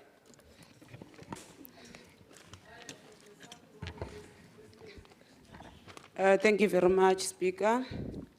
Thank you, Speaker. Let me greet the leader of the EFF in Council, Councillor Dr. Mguni Chwaku, the Caucus Whip, Councillor Thabisa Mkhapi, MMC of Health and Social Development, Councillor Makafula, Chairman Rosiruti. Most importantly, the residents of Johannesburg. Speaker, the report is one of the most important before Council. Can you just hold on, Councillor? The Councillor that just spoke, can you switch off your mic? Please switch off your mic. Thank you. Councillor, you may continue. Thank you, Speaker. Speaker, this report is one of the most important before Council because it speaks directly to whether the city is fixing its problem or simply documenting them. At the center of this report are the findings of the Auditor General and internal audits. And more importantly, whether management is actually implementing the corrective actions that were agreed upon. Good governance is not about identifying problems. It is about fixing them. The report shows that there's been some progress, but the progress is not enough. A significant portion of audit findings remain unresolved. And in some departments, the level of progress is extremely poor. In certain areas, there's a little to no movement at all. This tells us that while issues are being identified, the implementation of solution is either slow or not happening at all. This is not just a technical issue. It is a serious governance concern. Even more worrying is the continued presence of unauthorized, irregular, and fruitless and wasteful expenditure. The city is still sitting with billions of rands under investigation. This is public money that should have been used to improve services, fix infrastructure, and uplift communities. Instead, it is tied up in audit findings and unresolved cases. This reflects a system that is not yet fully under control. This is why the implementation of agreed corrective action between management and the Auditor General is absolutely critical. If this action is not implemented fully and urgently, the same findings will continue to repeat year after year. The city will remain trapped in a cycle of poor audit outcomes, and government will continue to deteriorate.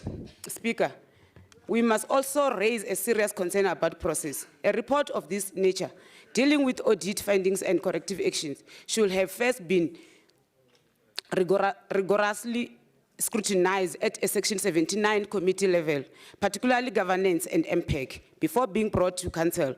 These committees exist to provide detailed and technical oversight.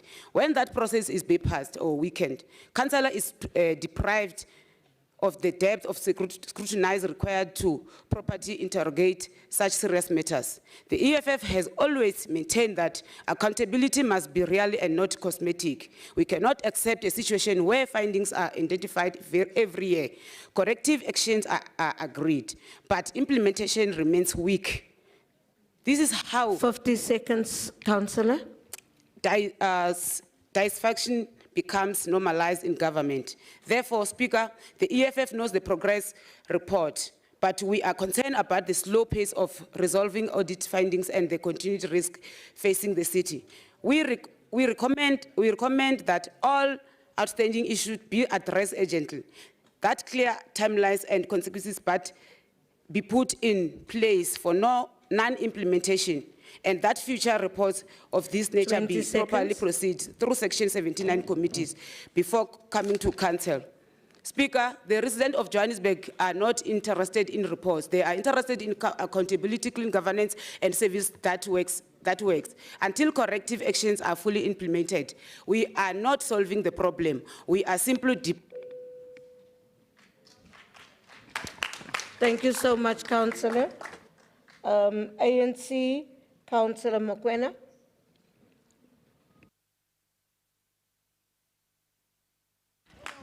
Thanks, Honorable Speaker. Let me pass my greetings to EM in his absentia, DM, Chief Whip, Chair of Chairs, members Councillor of... Mokoena, just hold on. There's a disturbance around you. Colleagues, asseblief toch. Thank you, Councillor Mokoena. Thanks, Speaker. Members of Mayoral Committee, guests in the gallery, councillors, and particularly the resident of City of Joburg. Let me not forget City Manager and the entire administration. Speaker, on the report, on the report, status of agreed corrective actions as at the 31st December 2025. As African National Congress, we know the report before the Council and the status of agreed management corrective actions as at the 31st, 2025. As presented by the GRAS, I surely want to indicate to say facts placed before us are deeply concerning, Speaker. The city recorded a total of 838 internal audit findings. Of this, only 62% have been resolved. This leaves the unacceptable 38% of outstanding, representing significant weakness in our internal controls. While we acknowledge and commendable performance of governance cluster, which has resolved 83% of the findings, this cannot mask a serious failure elsewhere in the organization. Speaker, on human and social development cluster has resolved only 33% of its audit findings. Even more alarming is that some of the departments and entities resolved none at all. This include, to name the few, health, community development, Johannesburg Development Agency, and economic development, all of which record 0% resolution rate. Speaker, this raises a fundamental question. How can the department entrusted with improved the life of our residents failing to address the most basic internal weaknesses? The failure to reflect a lack of agency, accountability, consequence management in the critical areas of service delivery. Equally concerning is the status of Auditor General findings. The delay in finalizing Auditor General's report resulting from the dispute process has effectively stalled the ability to fully consolidate and track the response critical audit issues. This delay undermines the oversight, weakness, and corrective actions. Let us be clear, the audit findings are not optional recommendations. They are binding indicators where systems are failing and where public resources are at risk. Honorable Speaker, the issue of unauthorized, irregular, fruitless, and wasteful expenditure remains a matter of great concern.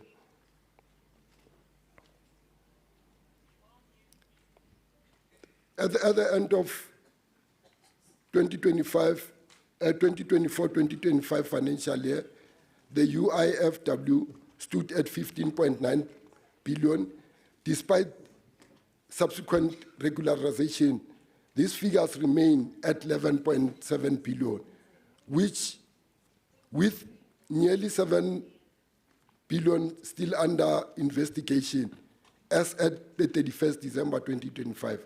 These are not abstract figures. This is a money that should have built houses, repair roads, provided water, sanitation, improved service in our communities. Instead, it remains tied up in a weak controls, irregular processes, and in some cases, outright failure to comply with the law. Speaker, let it be noted that the African National Congress will continuously support the implementation of Operation Clean Audit Program. Officials who are repeatedly failing to implement the corrective actions must be held accountable, and departments that are consistently appear in audit findings must be subjected to enhanced oversight. Leadership must take responsibility where failure persists. The residents of City of Joburg deserve better. But Speaker, let me conclude on one thing, and let me remind those that are saying, I don't know, they're saying somebody in the name of Herman Mashaba. Let me remind them to say they should remind Herman Mashaba about people of Naledi, people of Protea Glen, where RDPs were supposed to have been tarred and money was removed from the city by then, and still those residents are still suffering with untarred road, just because of all what they know is to stand here in front of us, grandstand.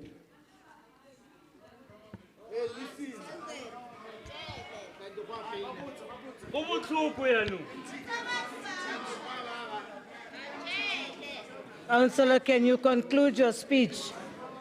No, they're making noise. Colleagues,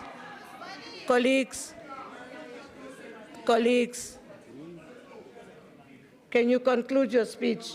You say, Speaker, You have 10 seconds left. no, Can you thanks, Speaker. conclude? Speaker, let me humble myself and conclude, but reprimand that other side.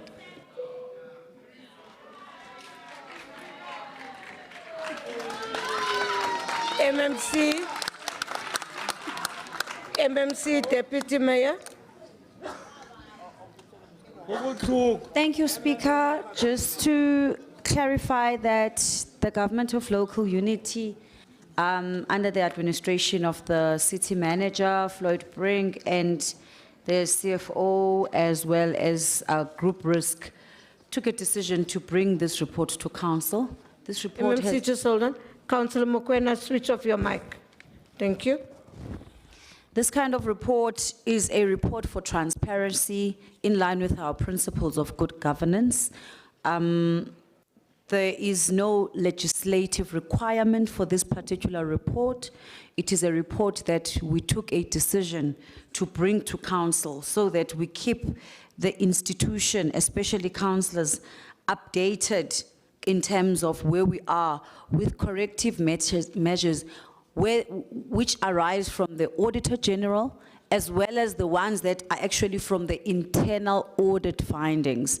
And it was our decision. So yes, you will see a signature of January because we took a decision to bring this report quarterly to council after it leaves mayoral. So it comes 4 times a year so that you keep track as councillors in terms of what are we doing in terms of the corrective action plans as it relates to audit findings. We ask council to note. It's for information, Madam Speaker. Thanks. Thank you, MMC Deputy Mayor. The report is for noting. The recommendations is on page 51.9. Is the item noted?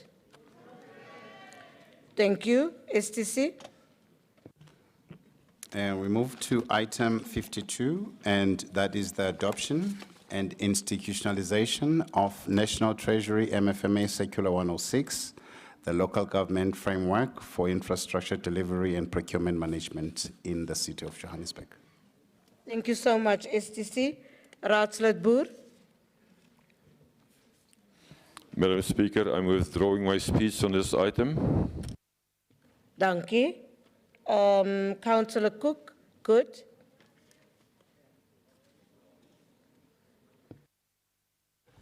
Thank you, Madam Speaker. Madam Speaker, we need to ask ourselves whether the City of Johannesburg delivers infrastructure on time, on budget, and to the standard our residents deserve.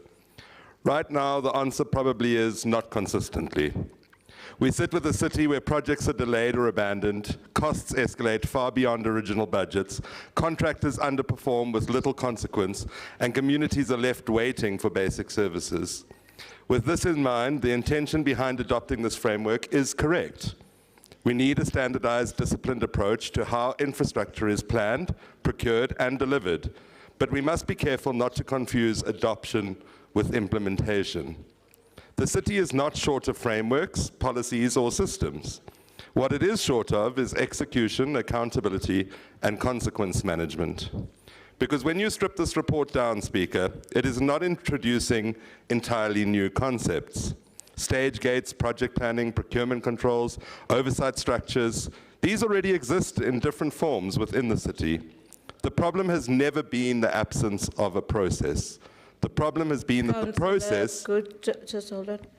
Councillor Coogan and Councillor next to you and Councillor, what's his name? Councillor Reddy. We can practically hear your conversations. And I can tell you what it is. Councillor Good, can you carry on? Thank you, Speaker. As I was saying, the problem has never been the absence of process. The problem has been that the process is not enforced properly. If implemented properly, this framework can begin to rebuild the confidence in the city's ability to deliver infrastructure, which is critical not only for service delivery, but for economic growth and investment. That confidence, however, will not come from diagrams, phrases, or guidelines. It will come from visible delivery on the ground. Good supports the adoption of this framework because the status quo is not acceptable. But let us be clear, this is not the solution, it is just a tool. And like every other tool in the city of Johannesburg, its value will only be determined whether it's actually used properly, consistently, and with accountability. If we get that right, this can be a turning point. If we don't, it'll just be another document on a piece of paper that promises reform but delivers very little. Thank you, Speaker. Thank you so much, Councillor Matthew. Councillor D. Mangani from the IFP. The Macharoni, Madam Speaker, Nabashumishani. I rise to speak on behalf of the IFP on item 52, adoption and implementation of the National Treasury Framework. Madam Speaker, as political parties, we may differ on many issues, but I believe that no one in this council can oppose to better planning, better procurement, and stronger oversight. The truth is, Madam Speaker, the city of Johannesburg has struggled with infrastructure delivery, and the adoption of this framework is therefore necessary. We've seen projects that are poorly planned, budget that escalates, contractors appointed without proper oversight, and communities left waiting while projects stall. Madam Speaker, a structured framework with 7 project stages, 8 procurement stages, and independent getaway reviews is a step in the right direction. However, Madam Speaker, the real question is whether this administration will implement it properly or whether it will just be another compliance exercise. Because we already have frameworks, we already have policies, we already have systems, and yet service delivery challenges persist. With that being said, Madam Speaker, as the IFP and as part of this government, we support this the adoption of this framework, and we are committed to ensuring that it is implemented effectively, consistently, and with impact. And for this framework to succeed, we must collectively focus on 3 critical areas. Firstly, on capacity. We must ensure that the city has necessary skills and technical expertise across all departments and entities to implement this framework effectively. Secondly, on accountability. Where there are failures, whether in project planning, procurement, or getaway reviews, there must be a clear responsibility and consequence management. This is how we build a culture of performance. Thirdly, on coordination. This framework requires a strong alignment across departments and entities such as human settlement, transport, city power, and Joburg water. And as a government, we must ensure that this coordination is strengthened and sustained. Madam Speaker, we must also guard against a situation where reports are produced and systems are introduced by communities see no real improvement. Our residents are not asking for frameworks. They're asking for delivery, dignity, and results. And as the FP, we are committed to ensuring that these frameworks translate into visible, 20 measurable seconds. improvements in infrastructure delivery across the city. In closing, Madam Speaker, this framework provides a solid foundation, and as part of this government, we are committed to ensuring that it is not just adopted, but fully realized in practice. The IFP moves for the adoption of this report. I thank you, Speaker. Thank you, Councillor.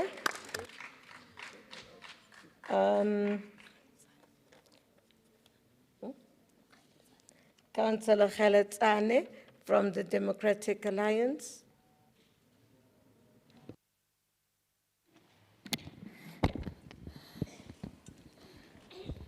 Thank you, Speaker. Good morning, councillors. All protocol observed. Speaker, I don't know if Councillor Cook read my speech or I read his speech. But nevertheless, what I'll do is I'll take a different approach to this item. Speaker, let's start with the strategic priorities this project has. And as some of the councillors have said earlier, some of these items, they fly from the executive into council, and they get approved in council without seeing a day in a Section 79 committee.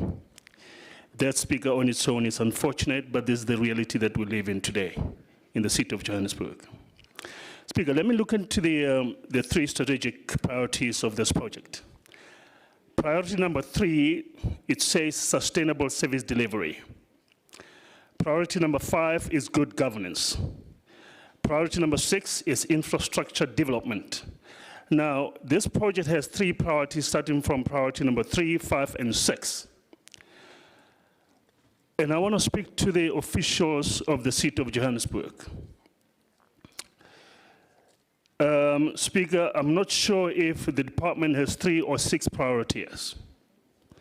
However, I will assist the department in completing their priorities.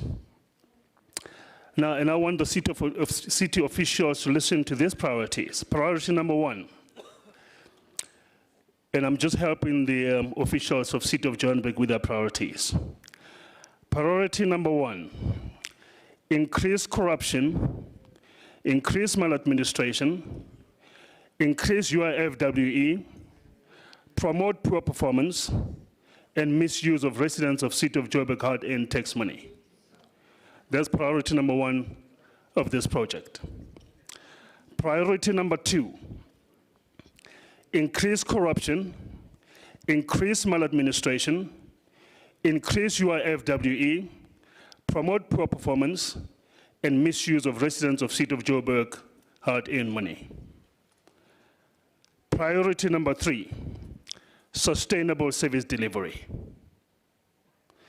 Priority number 4, increase corruption, increase maladministration, increase UIFWE, promote poor performance. Can you please take your seat, Councillor? Councillor Rapadu. Madam Speaker, we know that the city is facing many challenges, but we must not mock employees of the city and make a mockery of the city. If the councillor has any comments or wants to share his views, let him share it in a proper and constructive manner, not this way, because now he's mocking and also indirectly saying that officials are corrupt and whatever that he's saying there. I don't want to repeat it because it's nonsensical. Please, can you withdraw that and get to his speech? Thank you very much.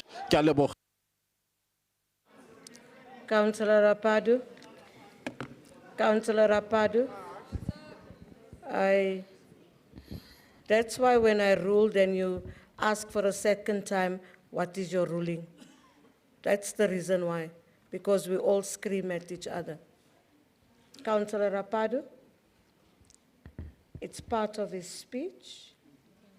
We are going to allow him, and we know that whoever's going to respond will respond accordingly. Let's allow him.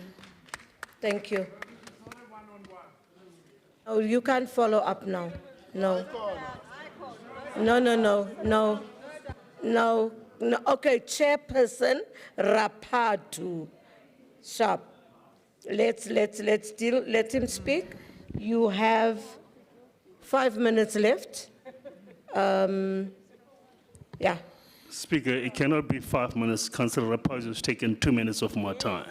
So it cannot be 5 minutes. No. In actual fact, the machine has stopped. You have 5 minutes to speak, so your time is less.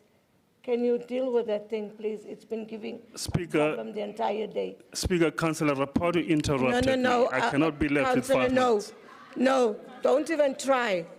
Don't even try, Councillor. I was wrong in saying you have 5 minutes left. That So I the machine still is have 8 starting to minutes. stop. You don't have 5 minutes left. You have 3 minutes left. No, Can you Speaker, continue? Can you continue, Councillor? Rapado, we are born a Rapado, you are born. Speaker, You I are don't have wasting 3 more minutes. time. Your time is rolling. Speaker, You are I had wasting 10 more time. minutes. Your I time had is 10 minutes. No, Councillor. I had 10 minutes, Speaker. And this is my intro. I had 10 You minutes. have 8 minutes. If you read, you have 8 minutes. Your time is rolling. Now you're allowing me to waste your time. Speaker, I'll just run through my speech. Councillor Rapadi, you really have instructed me to really run through my speech. Speaker, let me put it back. We have employed people in our departments, and we have employed officials that are employed apparently on merit, and they have degree and whatsoever to do the work. And unfortunately, Speaker, if you look at this report, it says it was last seen and implemented in 2015. So in 2015, somebody thought about this, and nothing was done about it. In 2020, somebody mentioned it in some meeting, nothing was done about it. Speaker, we are very much aware of reports that are riddled with corruption, cut and paste, some over 10 years old. You can tell by engaging a report that this author has lost words and hope to write a report. Speaker, residents of City of Joburg will have to deeply decide at the ballot box if they want to be led by a government of good singers, good dancers, dressed up in expensive clothes, driving expensive cars, drinking expensive alcohol, taking expensive holidays at the expense of hard-earned taxpayers' money. Speaker, I want to assure the residents of City of Johannesburg that help is on the way. The DA is coming to rescue South Africa. We will severely deal with corruption. And I want you to hear this, Speaker, because you're also going to be moving out of the chair by the end of the year. Listen to this, Speaker. The DA will deal severely with corruption, maladministration, ghost employees, extortion, and many other service delivery crimes committed against the residents of City of Johannesburg. Speaker, as I conclude. Can you hold on with your 2 seconds? Councillor Cook.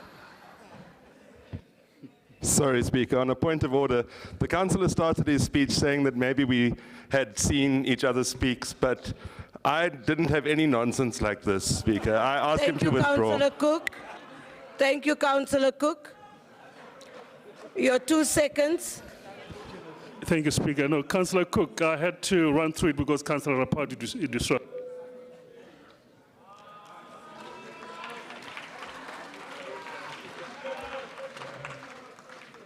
I indicated you had 2 seconds left. Speaker, I indicated you had 2 seconds left, and I cut it when it was 2 seconds.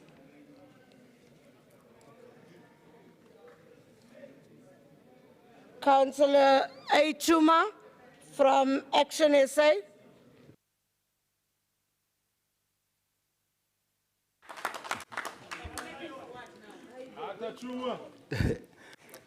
Greetings, Speaker, fellow councillors across political parties, guests in the gallery, residents of City of Johannesburg, and of course the fabulous 44 councillors of Action SA and our caucus leader. Speaker, let me not waste time and address the elephant in the room. The last time this City of Johannesburg had a mayor, it was President Herman Mashaba. He was not just a mayor, he was competent, pragmatic in addressing service delivery issues, decisive in firing corrupt officials in the city, and lastly, gave dignity to our fathers and mothers by insourcing securities and cleaners.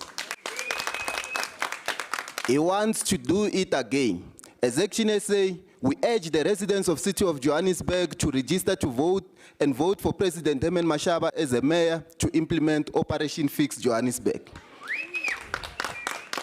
Without sounding ageist, you must reject a gogo who parachuted herself out of Cape Town thinking she is a messiah.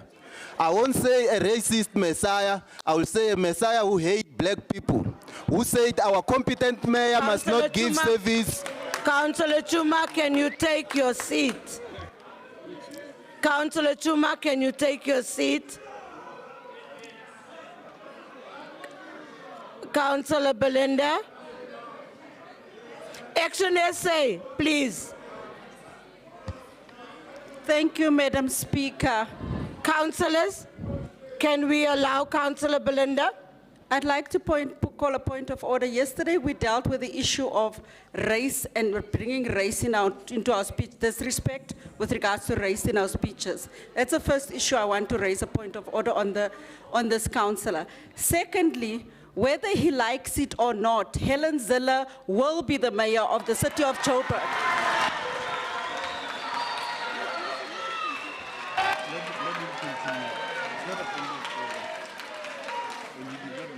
Councillor Chuma, can you,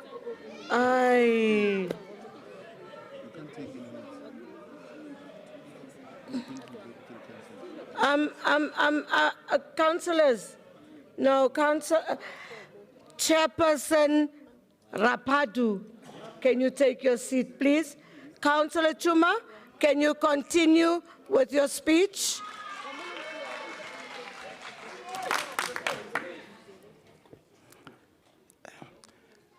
I won't say a racist messiah, I will say a messiah who hates black people, who said our competent mayor, President Herman Mashaba, must not give service to black. Can you be seated?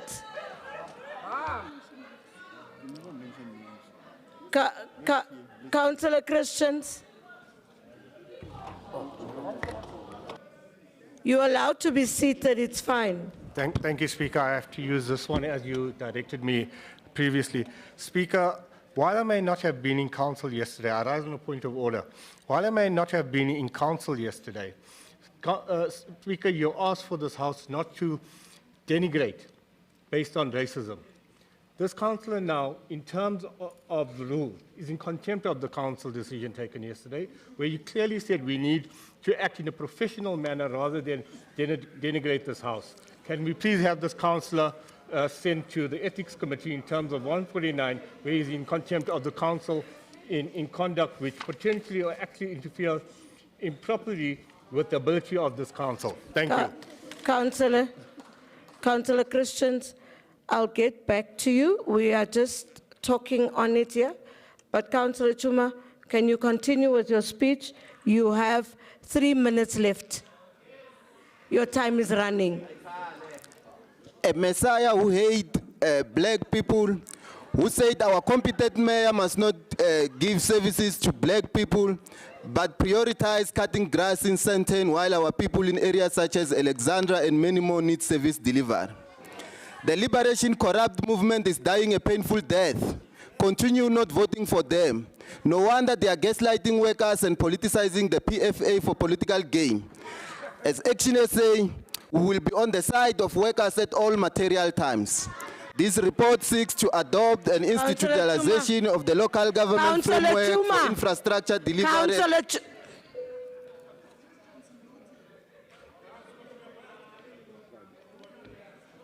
Councillor Rapadu. Councillor Rapadu. and come up with a point of order. A point of order, please. Because I think everybody is standing up. I've seen your hand, Councillor Belinda. I think everybody is standing up with no rule. With no rule, and we are just standing up just because. I'm going to deal with Councillor Rapadu and then Councillor Belinda, and then you carry on with your speech. In the meantime, you are allowing your time to run with all these things. Councillor Rapadu. Madam Speaker, I think you are letting this House degenerate. Deal with the issues that has been raised, because if you allow Councillor Chuma to continue in his spirited outburst, then we're going to have a problem. Please just deal before, because... Can you stand I'm not done, on a point of order?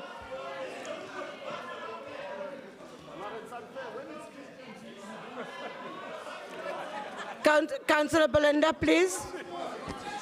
Madam Speaker, I'm rising in terms of Rule 72, and it's 72(1). That says I can raise a point of order if the council is out of order. I just want to remind on this point of order, Councillor Chuma, that it is under that Herman Mashaba's tenure that we are having to account. They still have to go to the Matlanga Commission and account.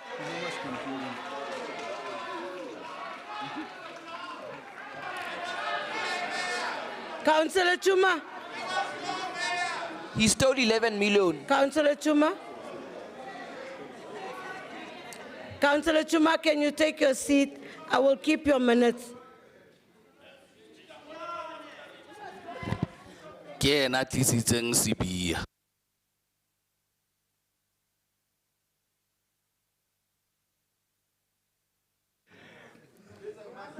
Mayor, Councillors, Councillor Belinda, I asked that I please get advice and then speak. So I did get advice. Councillor Chuma, the advice that I got is that, one, you have not mentioned anybody's name.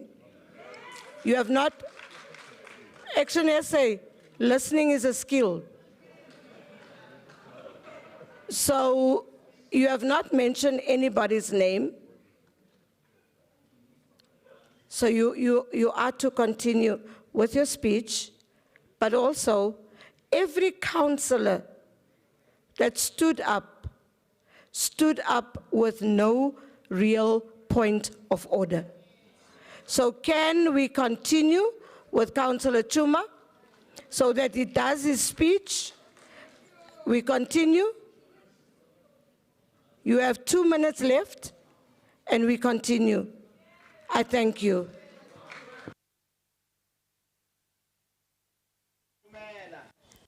Yeah. This report seeks the adoption and institutionalization of the local government framework for infrastructure delivery and procurement management as presented by the National Treasury through MFA Circular 106. As Action SA, while this progress is commendable, the critical challenge that remains, which shows the incompetence of this GLU, is the issue of incomplete compliance with the municipal standard charts of account MSCOA, which is one of the systems that must be in place for the successful implementation of this report. As Action SA, we wish to state categorically that MSCOA compliance is not an optional, it is a legislative requirement that underpins the financial transparency, credible reporting, and effective oversight. Without full compliance, our ability to track infrastructure spending 55 seconds left.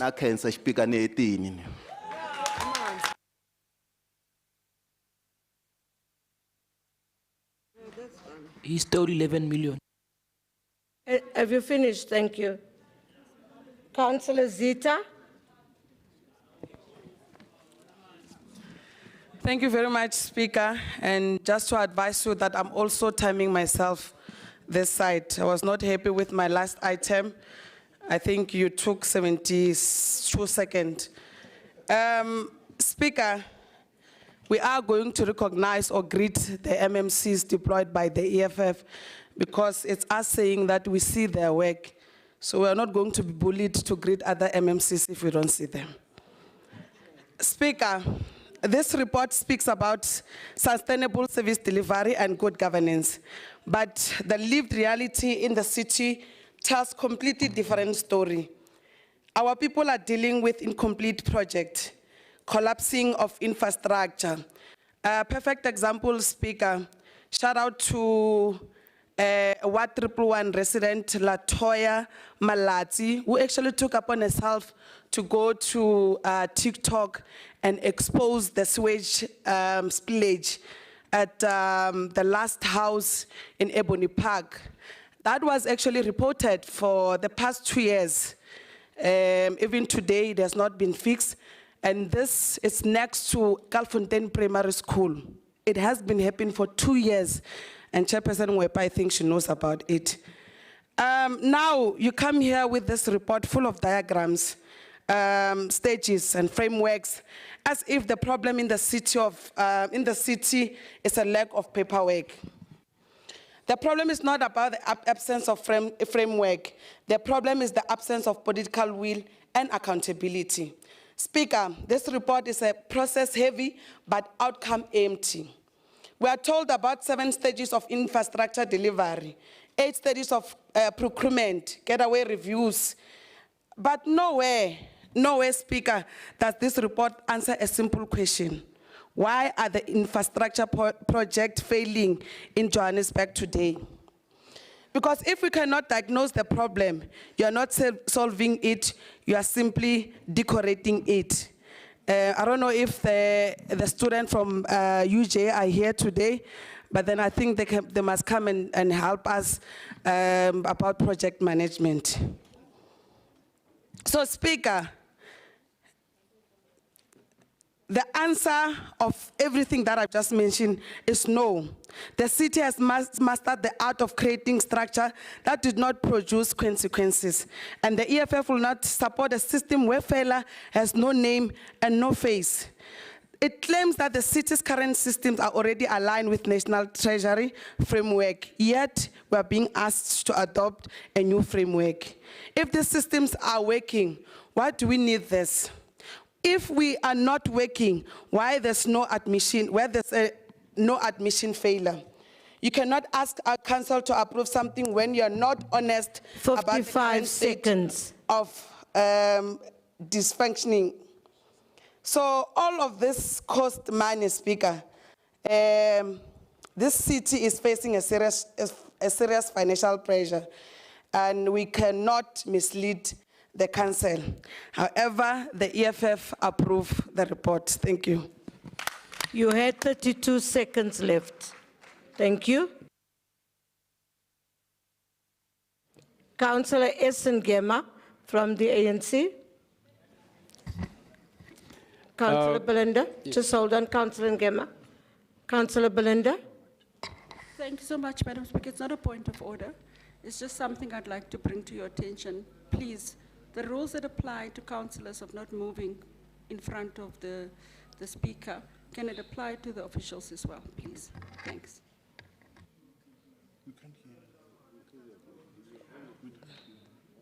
Okay, I've got that. Thank you. Councillor Ngema. Good afternoon, Madam Speaker. I would like to take this opportunity to convey my special greetings to the Executive Mayor, Councillor Dada Morero in his absentia, Deputy Executive Mayor, Councillor Loiso Masuku, our Chief of Council, Chair of Chairs. But also, Madam Speaker, allow me to convey my special greetings to the guests in our gallery, especially the students from UJ. It so happens yesterday that I was listening to one of the radio stations where they were interviewing our executive mayor. and a gentleman who was with the students from UJ also happens to make a call. He sounded more excited to be joining us. I wonder if his students are also excited to be here in the council. But I also want to take this opportunity to, as the African National Congress, to welcome you, the student from UJ, and to also wish you all the best in your studies. Madam Speaker, I arise on item 52. It states that 2025-2026 adoption and institutionalization of National Treasury FMA Circular 106. The local government framework for infrastructure delivery and procurement management in the city of Johannesburg. Madam Speaker, this report seeks council endorsement to adopt the local government framework for infrastructure delivery and procurement management as required by the National Treasurer's MFMA Circular 106. The framework standardizes how the city manages infrastructure. Councillor Gamma, can you just get a second? Okay. Councillor Marcel, there is a councillor behind you from Action SA that has been walking in the entire council. We've been watching him now for 8 minutes. He's been up and down and he's gone to every councillor. He's wearing a striped t-shirt. He's gone to every councillor in the caucus. And it's disrupting. He's net achter jou. Skyns oorkant jou. Thank you so much, Councillor Ngema. Now I will start afresh, madam. No, just carry on where you stopped. Okay, this report seeks council endorsement to adopt the local government framework for infrastructure delivery and procurement management as required by the National Treasurer's MFMA Circular 106. The framework standardizes how the city manages infrastructure projects and related procurement through a structured 7-stage project delivery process and 8-stage procurement process with independent gateway reviews at key decision points to ensure accountability, affordability, and value for money. The city has already conducted a review, developed a guideline, and engaged stakeholders across departments and entities. The Office of the Chief Operator's Office will lead a city-wide change management process to institutionalize the framework.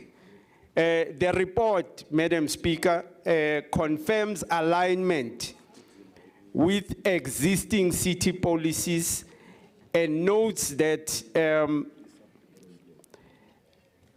legal adoption requires council approval. As the African National Congress, Madam Speaker, we note... Councillor, just hold on. MMC Ahmed.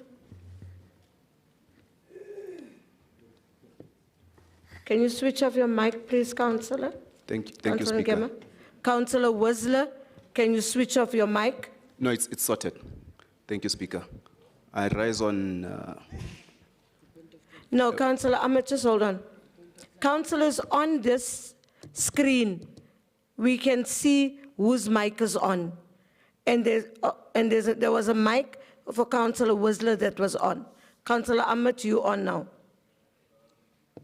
I rise on Rule 72, Speaker, on a point of clarification. The councillor there, I forgot his name. Is it within the council rules to show your belly? In council?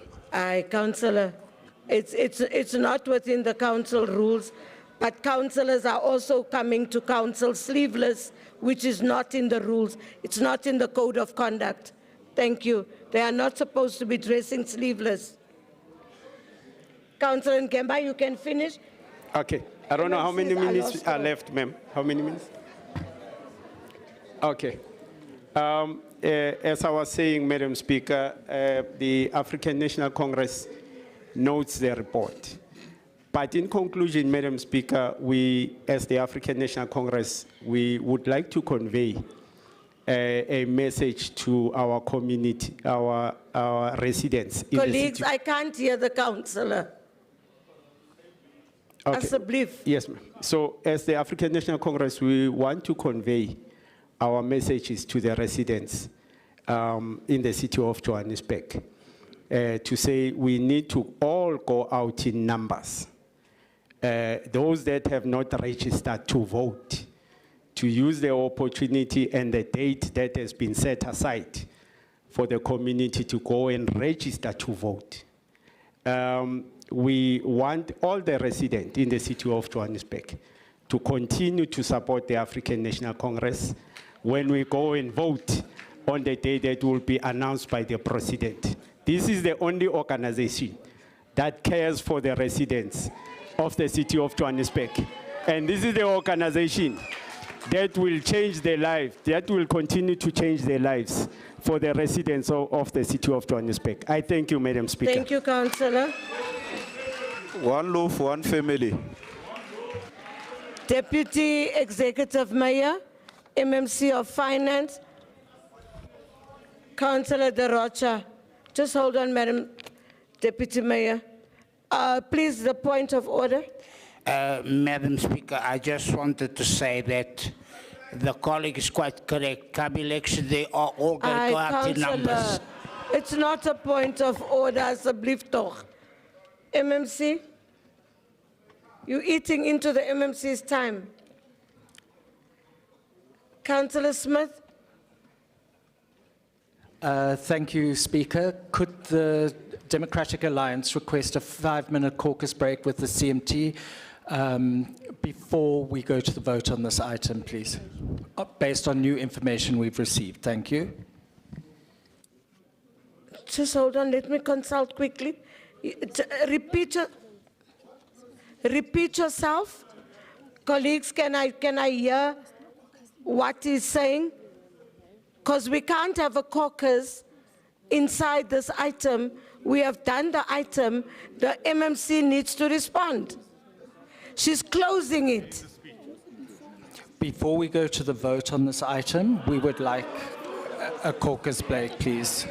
Just hold on. There is precedence. You have had precedence on this before, Madam Speaker. No, just hold on, just hold on. Colleagues, just hold on, please. All of you, we'll talk now. Colleagues, can I just consult here? Asseblief, thank you. It's a big no, God. It's a big no.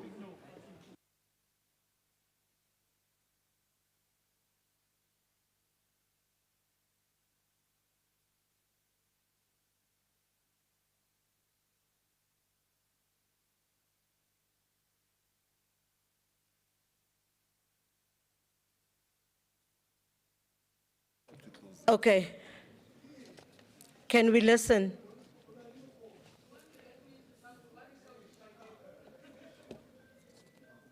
Someone's phone is ringing. Colleagues,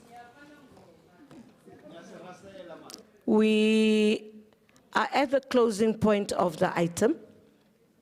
Caucus is asked whilst the STC has read in the item as we did earlier on, or before it's read into record. We are closing on the item, And that's where we are. And I have consulted, and 3 of them has told me exactly the same thing. And they've agreed.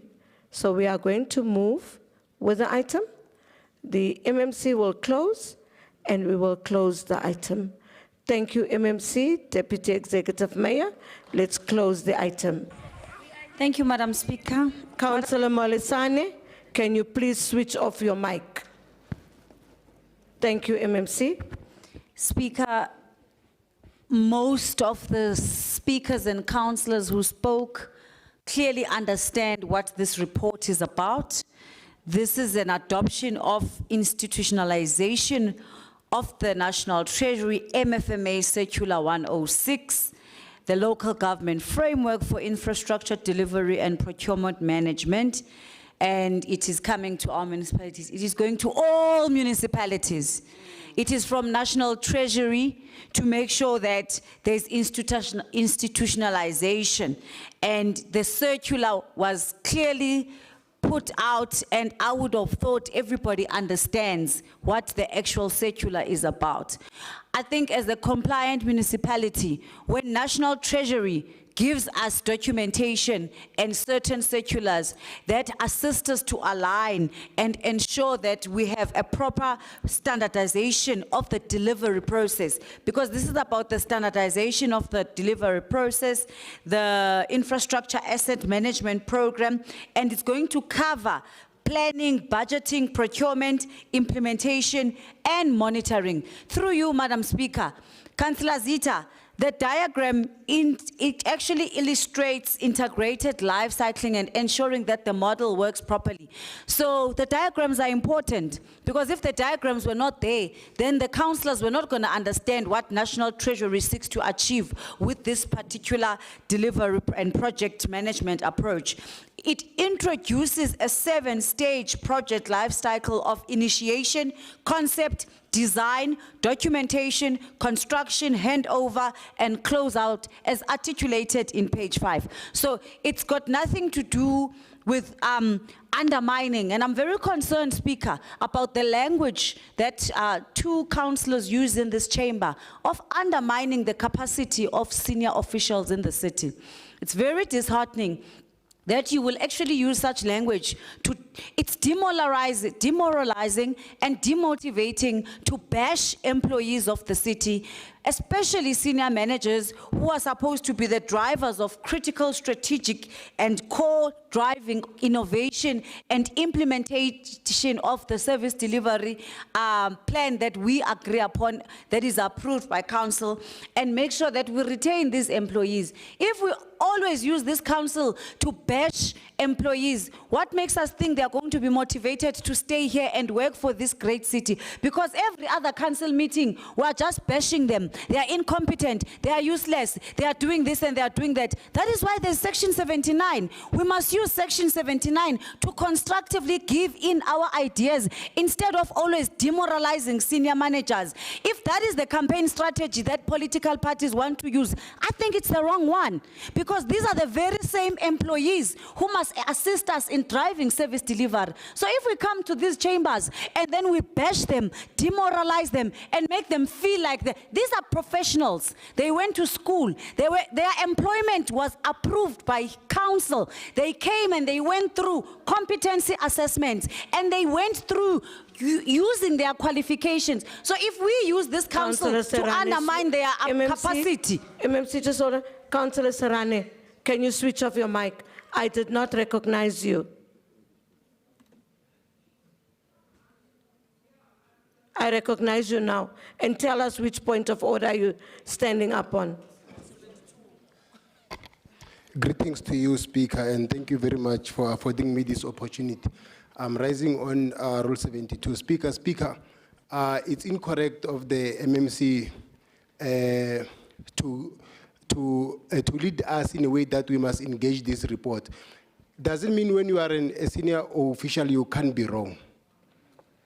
There is no rule like that. And so if we are not happy about the report, regardless it came from senior officials or not, we must criticize that. Councillor So we Serrane, can't be told that we must not criticize. can we get the MMC to finish a report? Yeah, but there is no deputy G. MMC, can you just keep your seat? Councillor Serrane, I've closed you. Can I have the councillor from the PA? And you must tell us which point of order you're rising on. Speaker, I'm not rising on a point of order. Somebody's recording from the gallery there. Oh, thank you. Who's recording? That's one of the media people. The one over there is a media person. If there is somebody that is recording, please don't record unless it's one of the media people of the MMCs. No. MMC, can you continue? Thank you, Speaker. I reiterate my point. And I didn't mention any specific councillor. So if the shoe fits, please do wear it. All I was saying is that we must use this council as an instrument to improve service delivery. Councillor Serrani, your hand is up again. I need the MMC to close the item. No, thank you very much, Speaker. We also want her to close the item because we are not getting any direction of what she's saying. She can't be saying she didn't mention any name, or else she mentioned the name of Councillor Zita. No, Speaking about, but no, she mentioned the name of no. Zita. Councillor, that's what I'm saying. Can you please keep quiet, councillors? That's why I am saying we need to listen. The MMC said, I am disappointed in councillors who has done 1, 2, 3. She did not mention, and you were 5 people speaking. You were 5 people speaking. MMC, please close your item. Please close your item. Please close your item. Zita, you have a beautiful name, so I don't think she used it. MMC, can you please finish? No, colleagues, don't do that. Hey, colleagues. Madam Speaker, listening is a skill in council. I'm addressing you. I referred to Councillor Zita when I was talking about diagrams on page 5. I have never referred to Councillor Zita when I was speaking on the approach and the tone of councillors in terms of how we address senior managers. I have never done that. And the rules allow me to rise on a point of personal explanation, and I've done precisely that. Speaker, I'm concluding, if the campaign strategy is to demotivate and demoralize employees of the city of Johannesburg, I think it's a bad campaign strategy for any political party. These are officials who we must support. We must criticize where there is wrongdoing and consequence management when there is wrongdoing, but we must never ever make them feel that they are not doing their job when they are doing their job. Like you said to some workers.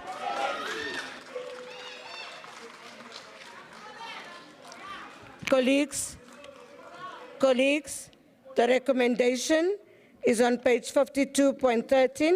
Is the item agreed to? Thank you. Item 53 is the revised group individual performance management system policy framework.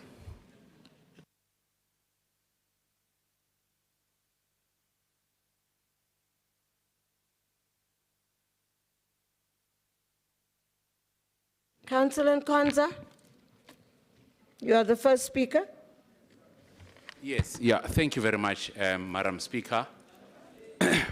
Allow me to first quote from my guiding manual, the Holy Bible, from Proverbs 22, verse 29, in the message version. It reads as follows. Councillor Nkonza, please just hold on. Thank you, Councillor Nkonza. You can carry on. Thank you very much, Madam Speaker. Proverbs 22, verse 29, in the message version, it reads as follows. Observe people who are good at their work. Skilled workers are always in demand and admired. They don't take a backseat to anyone. So, as we speak about individual performance management, let's put that in mind. Madam Speaker, I rise to address item 53. The ACDP welcomes this revised policy as it meaningfully incorporates the core principles required for an effective, fair, credible performance management system. These principles are essential in ensuring that performance management is not only consistent, but also aligned to the strategic intent of the city. In this regard, the ACDP notes the following key principles embedded in this framework. I'm just going to explain only one key principle for the sake of time. Strategic congruency, alignment between organizational strategy, objectives, and organizational culture. The rest I'll just mention. The other one is reliability. Number 3 is acceptability. Number 4 is specificity. Number 5 is validity. Furthermore, Madam Speaker, while the ACDP supports the adoption of this revised framework, we emphasize that its success will depend on effective implementation and institutional awareness. To this end, the ACDP proposes the inclusion of an additional recommendation, either as a recommendation number 5 or under clause 4.3, which should read as follows. That you have 50 seconds left, Councillor. Thank you very much, Madam Speaker. That the Group Executive Director of GCSS draft a schedule for performance management awareness sessions to be published within 60 days of approving this revised IPMS, in line with the communication implications. This will ensure that all stakeholders are adequately informed, capacitated, and aligned with the revised system, thereby strengthening accountability, improving performance outcomes, and embedding a culture of excellence within the city. I thank you, Madam Speaker. Thank you so much, Councillor Mkonza. Councillor R. Hooper from the Democratic Alliance. Good day, Speaker.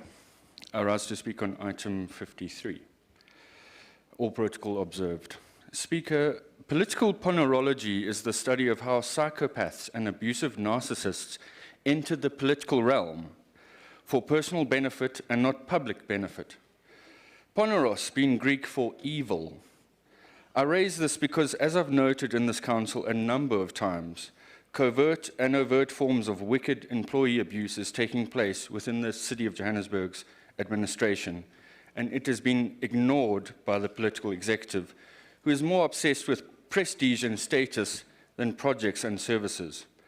High rates of injuries at depots and service sites, poor succession planning, insufficient training and development, and a long-delayed attempt at restructuring the structures and work processes of the city's administration, also known as the so-called institutional review, all reveal a city led by politicians who care more about prestige, status, and patronage-related influence than they do for the workers and senior officials of the city.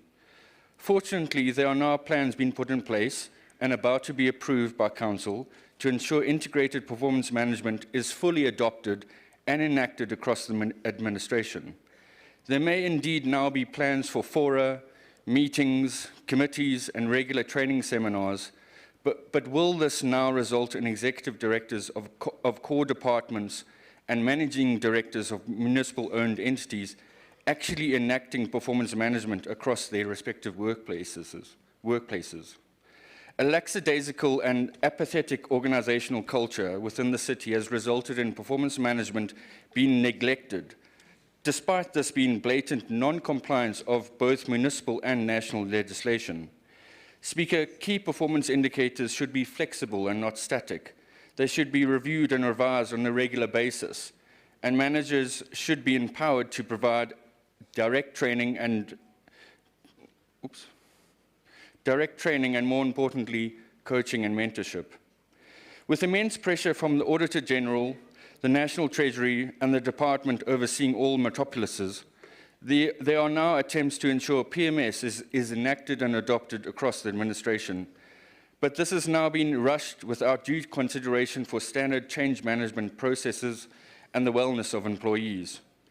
The threat by national government of putting the city under administration and dissolving Johannesburg's legislature has certainly lit a fire under the bums of those who are apathetic towards measuring and monitoring every employee and actually ensuring they get the support, mentorship, training, and incentives that are due to them. There's also pressure from the residents. Residents associations, academics, researchers, CBOs, and NGOs have found out about the grand-scale mismanagement and poor performance management taking place within the city. They know that the employee abuse and neglect happening in depots and departments is affecting service delivery and the completion of projects in communities across Joburg. They also know about the city's main office building, the Metro Centre, being abandoned and ransacked by vagrants and criminals. Hopefully these initiatives will ensure everyone gets a digital scorecard with reviewed and negotiated KPIs, gets their financial rewards or leave days for good work, and ensures those who need training and coaching actually receive it. But most of all, hopefully, the senior officials of the city will make sure everyone who must be disciplined, suspended, or fired will actually undergo fair and impartial disciplinary processes. We need consequence management because the residents are sick and tired of failed projects, poor service, and incompetence and corruption within the current administration's departments and entities. Residents and employees of the city must know that hope is around the corner. Let's get Joburg working. We note and approve the report and the policy framework. I thank you, Speaker. Councillor Hooper. Councillor Apane, Action SA.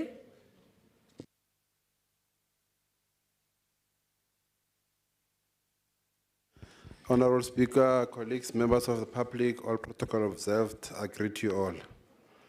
I rise on item 53, Madam Speaker. This item is a step in the right direction. There's been an outcry all along about the underperforming entities of the city versus the remuneration of senior managers heading those entities. Being rewarded for failure doesn't make sense, Madam Speaker. It can actually be viewed as fraud. This fraudulent transaction has been approved by this council on the 7th December 2012 and the council resolution of 30-31 July 2025. The new performance management assessment must also not be weaponized to target those senior managers who are not favorable to the powers that be and favor those that are making donations to questionable events and keeping millions in their houses. On average, Madam Speaker, the executive pay across Joburg's senior management is reported to have increased by about 26% since 2022, well above inflation and 3.3% public sector guideline. The performance management system must not be perceived as a box-ticking exercise. Madam Speaker, when we look at the school subjects, there are those subjects that are considered to be easier, like mother tongues, like life orientation and others, while maths and science are considered to be more challenging.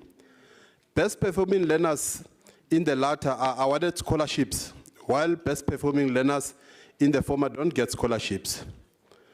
On the balance of probabilities, maths and science teachers who produce top results must be rewarded, unlike their colleagues who achieve top results on easy subjects. Of course, the schools and teachers must be equally resourced and teachers equally equipped.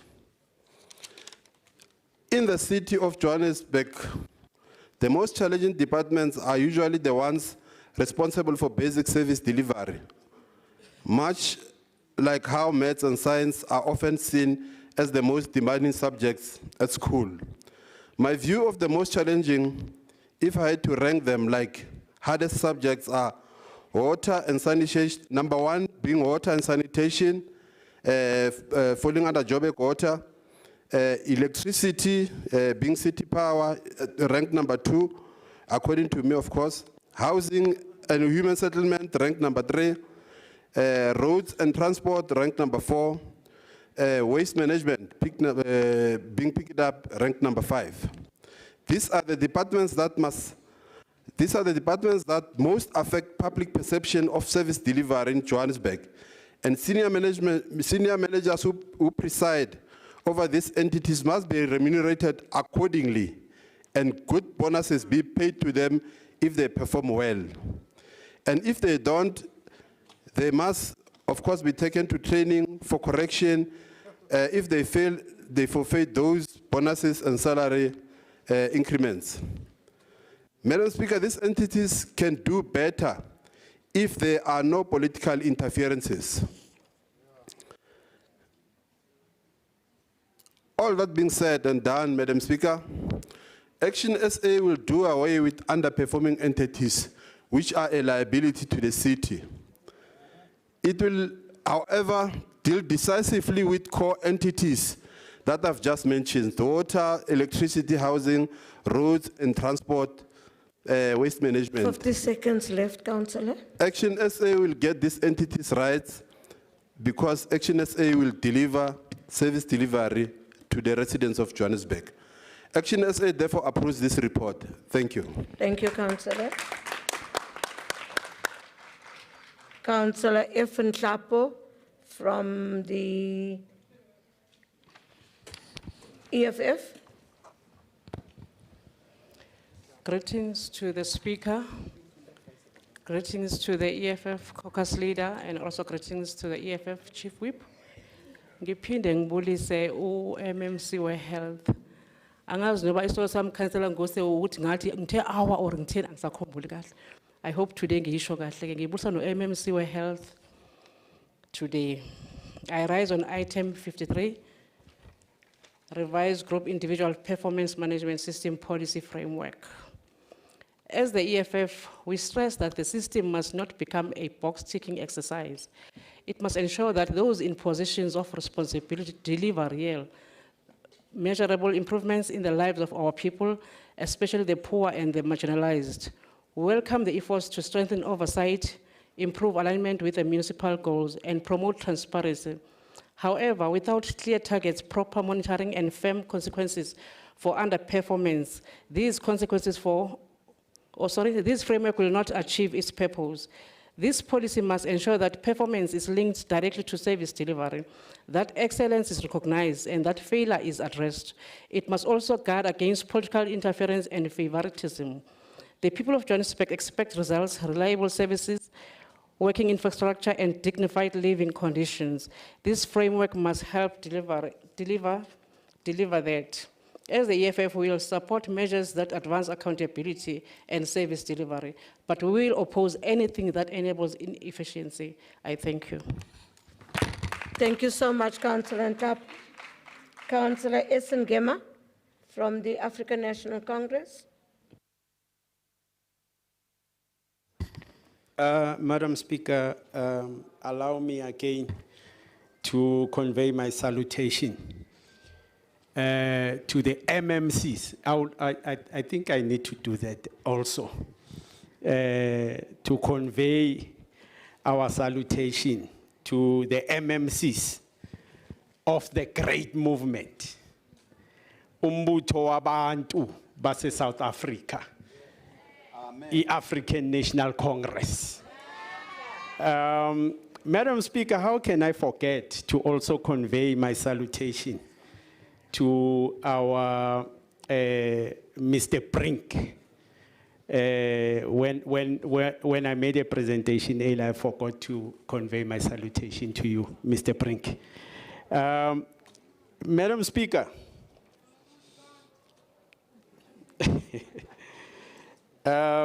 Madam Speaker, okay.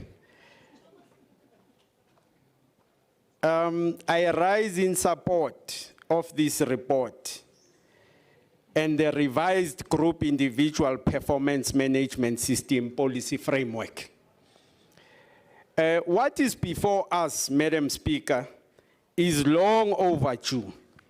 The current framework was approved in 2012, over a decade ago, As the report honestly states, it has not yet yielded the anticipated outcome as a result of many challenges, both systematic and behavioral.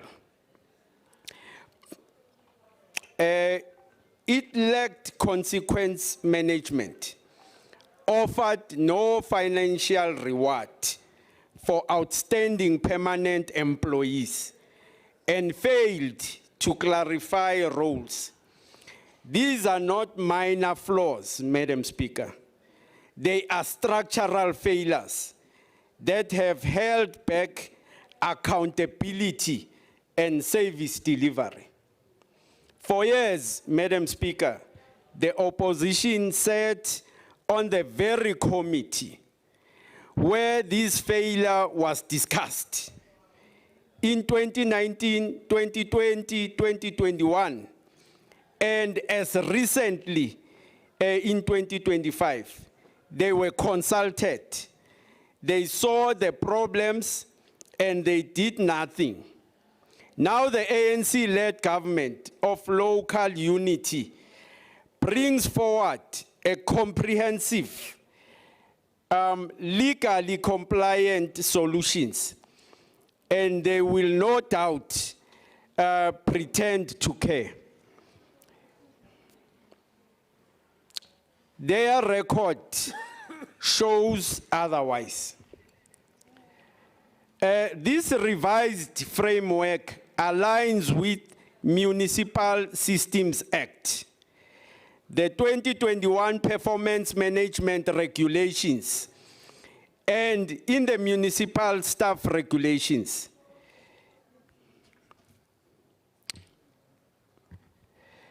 It introduces consequence management, rewards excellence, and links individual performance directly to the IDP, SDP, IP. In short, it does what governance requires.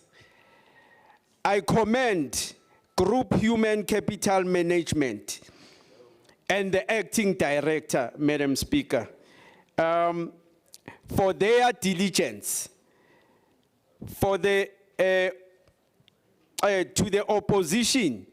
While you delayed, we acted.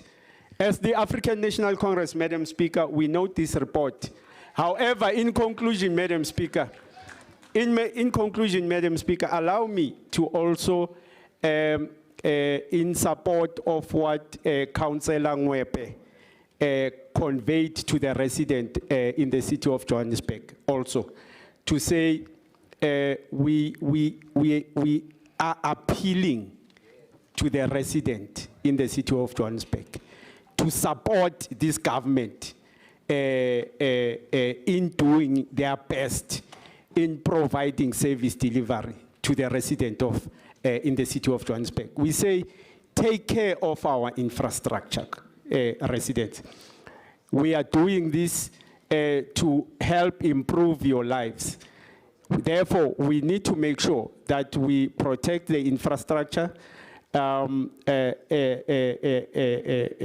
I'm saying we are in support of what Councillor Ngwepe was saying yesterday, to say we are making an appeal. Let's protect our infrastructure. I thank you, Madam Speaker. Thank you, Councillor. MMC Zungu.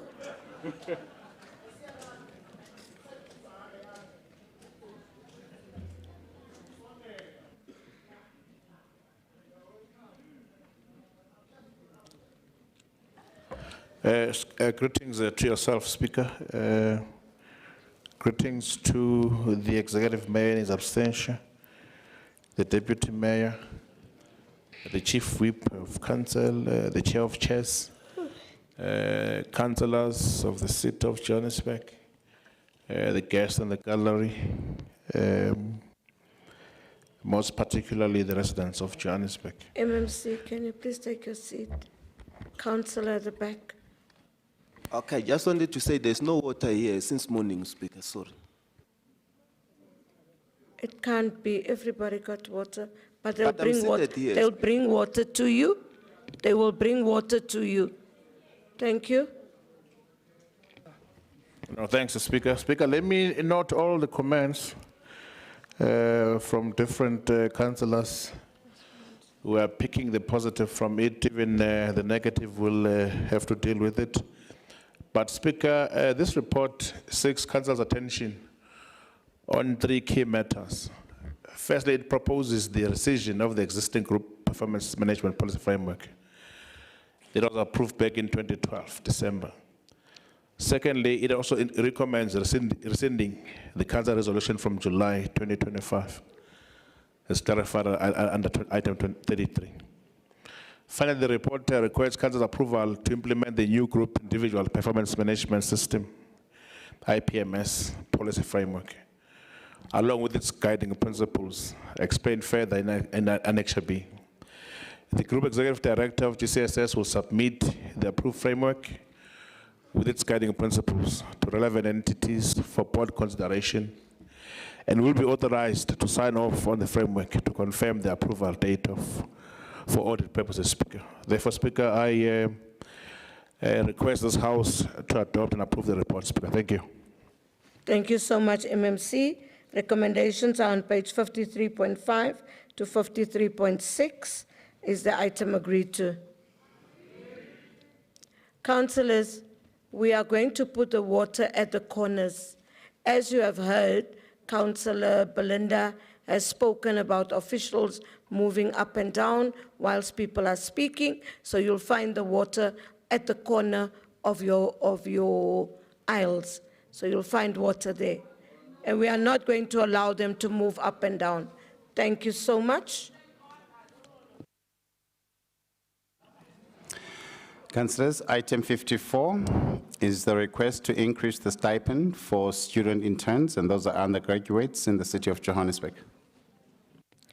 Vryheidsfront Plus, Raadslid Boer. Goedemiddag, mevrouw de Speaker. Fellow councillors, residents of Johannesburg, what we hear today in council should give you some hope. The ANC is promising after 30 years of decay that it's going to be better in the next term.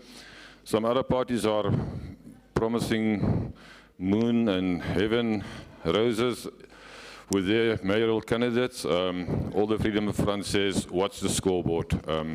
We're not making promises. Madam Speaker, I'm rising on item 54 about the increasing of the student stipends.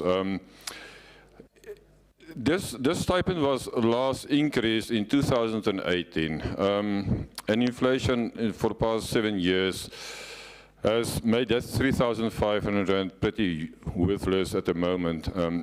Why don't we just increase their stipends every year with inflation rate to keep track with the expenses?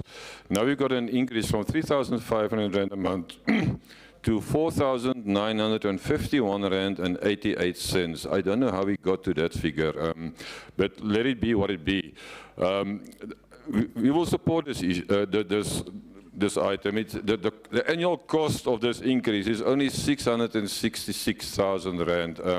I would rather have seen that we have approved the biogas project and invest that 65 million in there so that we can get a return out of that investment, but that item was withdrawn today. We will support this item. I'm just not sure about the implementation date. In the body of the report itself, it says it's effective from the 1st of July 2025, so that is backdated for nearly a year. In the recommendations, it said it's from the 1st of July 2026. So we just need to get some clarification from the MMC on the implementation date, but we will support the item. Thank you. Baie dankie, Raadslid. Councillor K. Pitso from the Patriotic Alliance.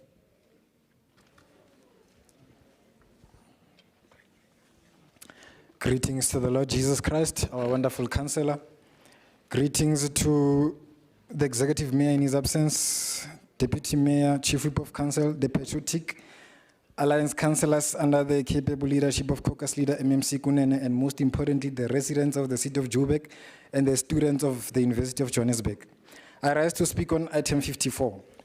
Madam Speaker, I was glad to see this item because I'm also a young student who's compassionate about what graduates and youth are going through, not only in this city, but across the country. This is not just an item, but is an opportunity for this council to put political differences aside and unite in one accord to positively impact the personal economies of young people in this city.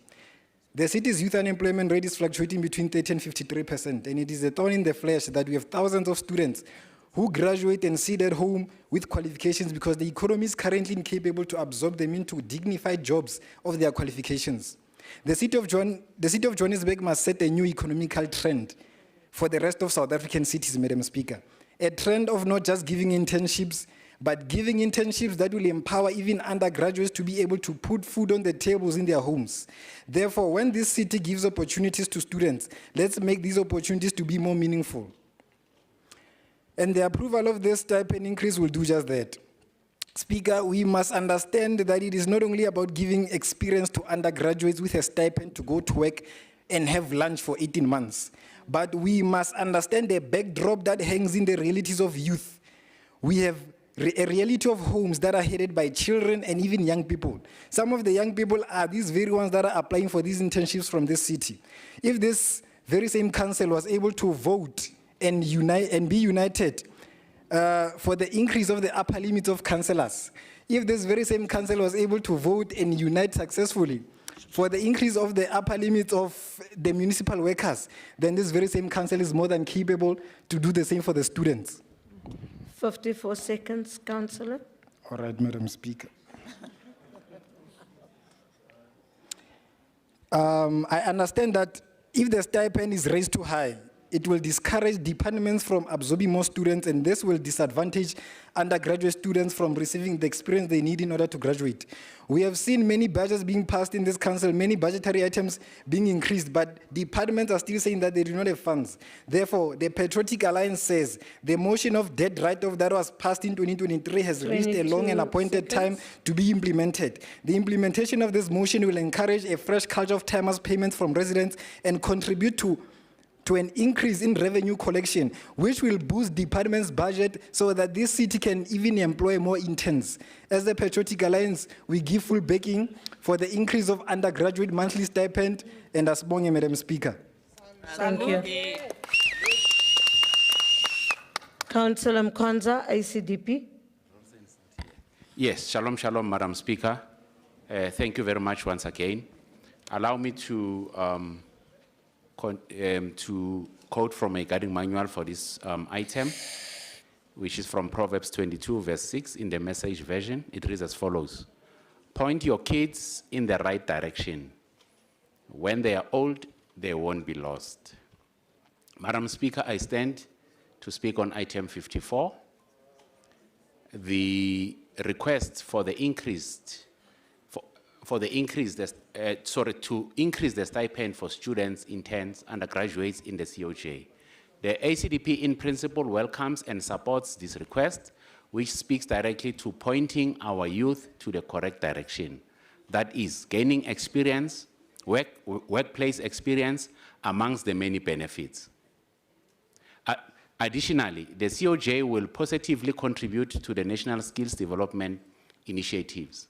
Some of the benefits of training your own are as follows amongst the many, Madam Speaker. 1, the youth will always remember that their own government positively contributed to their career prospects. 2, the youth will understand the significance of serving with passion their citizens, the city, and the nation at large. 3, this will also boost their the city's retention strategy.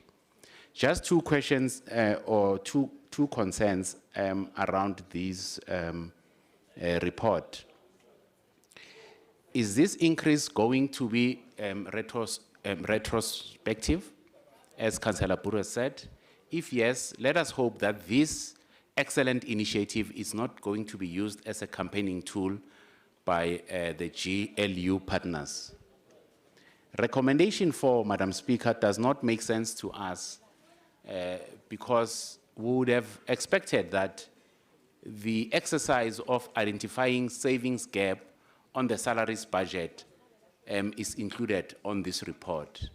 Because on 4.2, it says there must be either a reduction But we ask a question as the ACDP caucus to say, why reduce the number of interns when we have a huge demand? 35 seconds, Councillor.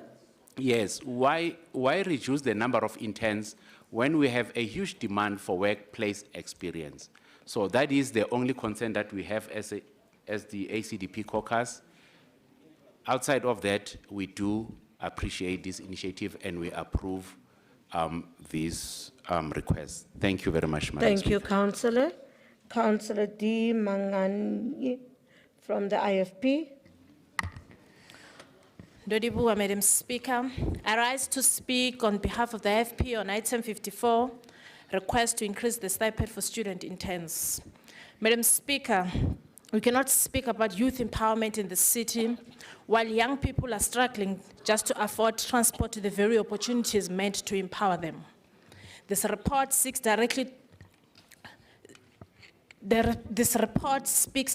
to the lived reality of young people who are trying to gain experience while also navigating life as students. Madam Speaker, being a student is not easy. You are balancing studies, transport, food, data, and family responsibilities, and at the very same time, you are expected to show at work ready to learn and perform. For the past 8 years, Madam Speaker, these young people have been expected to do all that on just 3,500 a month. Therefore, the IFP supports this increment because it aligns with national minimum wage, but more importantly, it restores a level of fairness and dignity to young people who are already contributing to the work of this city. Honorable Speaker, while we support this increase, we must also confront a difficult reality. Departments are now faced with two options: either absorb the cost within existing budgets or reduce the number of interns. This is where leadership matters. We cannot solve one problem by creating another. We cannot improve stipends while quietly shrinking opportunities. Our responsibility is to ensure that we protect the number of internships opportunities and improve the quality and conditions of those opportunities. Madam Speaker, internships are not just a number in the report. They are pathways to employment, hope for families, and a bridge between education and the economy. This report supports job creation, skills development, and ultimately economic inclusion. And for that reason, we support the recommendation. But we also call for ongoing monitoring, ensuring that no department uses this as an excuse to cut opportunities for young people, and that the future reviews continue to respond to the real cost of living. Let us not just invest in programs, Madam Speaker. 40 seconds. Let us invest Councillor. in people. Dodibua. Thank you so much, Councillor. Councillor Peterson from the Democratic Alliance. Thank you, Madam Chair, and greet everyone here and fellow councillors, all protocols observed. This speech is delivered with a certain conviction and urgency. I'm championing the youth who are the lifeblood of our city's future growth. The unemployment rate among youth remains alarming at over 50%. This also applies to graduates. We as the city must give clear leadership directives that give youth development a brighter future. Let me just go back here, sorry. Today we stand at a critical crossroads for our city's development. Our vision is clear. We want the city of Johannesburg to achieve 5% economic growth. We want to reduce unemployment and provide meaningful redress for the poor. But to reach those heights, we must invest in our greatest resource, our youth. As an educator, I value the potential of our youth. We have become largely the people who we are because of an educator and others who believed in and supported us. We have an obligation to support our youth with opportunities to develop their future careers. Job applications today all want experience, which our youth do not have. We have the opportunity to assist our youth in achieving some of the requirements they need to be employed. For too long, we have asked our interns to build their futures on a foundation that has not shifted since 2017, when this increase was done. For almost 10 years, the stipend has remained, and now at 2,992 since 2017. In today's world, this is not just a budget constraint, it is a barrier to entry. One would have thought that the new stipend agreed upon in 2017 would have followed an annual increase afforded to all city employees. We are here to change that. So we have a new deal for our interns, not so new, but we are proposing a comprehensive review of how we value the talent entering the city of Johannesburg. We recognize that different levels of experience deserve a fair and differentiated reward. For our undergraduates, we are increasing the stipend. These are the students who need practical experience to finish their qualifications. We must support them, and without making it impossible for departments to open their doors. For our graduates, these individuals have completed their degrees, but are struggling to find that first open door. We are proposing to raise that to 6,870 Rand and 25 cents. This aligns their compensation with the local government minimum wage. For our National Treasury interns, to keep our best finance minds in local government rather than losing them to the private sector, we are raising the stipend from 8,500 Rand to 12,000 Rand. This is more than just a monthly payout. One, where we need to retain our talent. We need to stop the brain drain of critical skills, especially in finance, and we must build the necessary institutional knowledge with our youth and retain them. Productivity is also boosted. Our graduates bring fresh, formal education that helps our permanent staff tackle complex projects. We must make sure that the growth is sustainable. We are committing to annual adjustments in line with bargaining council increases. We will never let the years pass again without this policy being reviewed. The cost of inaction. The total estimated cost for this investment in the 2017-2018 year is approximately 1.58 million. While that is an increase, the cost of not investing is much higher. The cost of youth who cannot afford transport to get to work is one of our economy that we cannot bear. We consulted with legal and finance and our various departments. The budget is ready and the path is clear. Let us send a message to the youth of Johannesburg. Your work has value, your qualifications matter, and your city is invested in your success. As the DA, we believe in freedom, fairness, diversity, and opportunity. We believe that each individual has the right to participate in our economy and not be excluded from doing so because of the lack of experience and opportunities offered through our learnerships. By supporting these increases, we aren't just filling desks, we are fueling the 5% growth that will redefine the city of Johannesburg. Let's go to work. Thank you. Thank you, Councillor Peterson. Action SA, Councillor Mabelebele.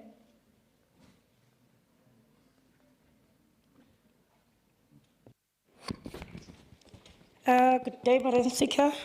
Councillor Sondag will be doing the speech.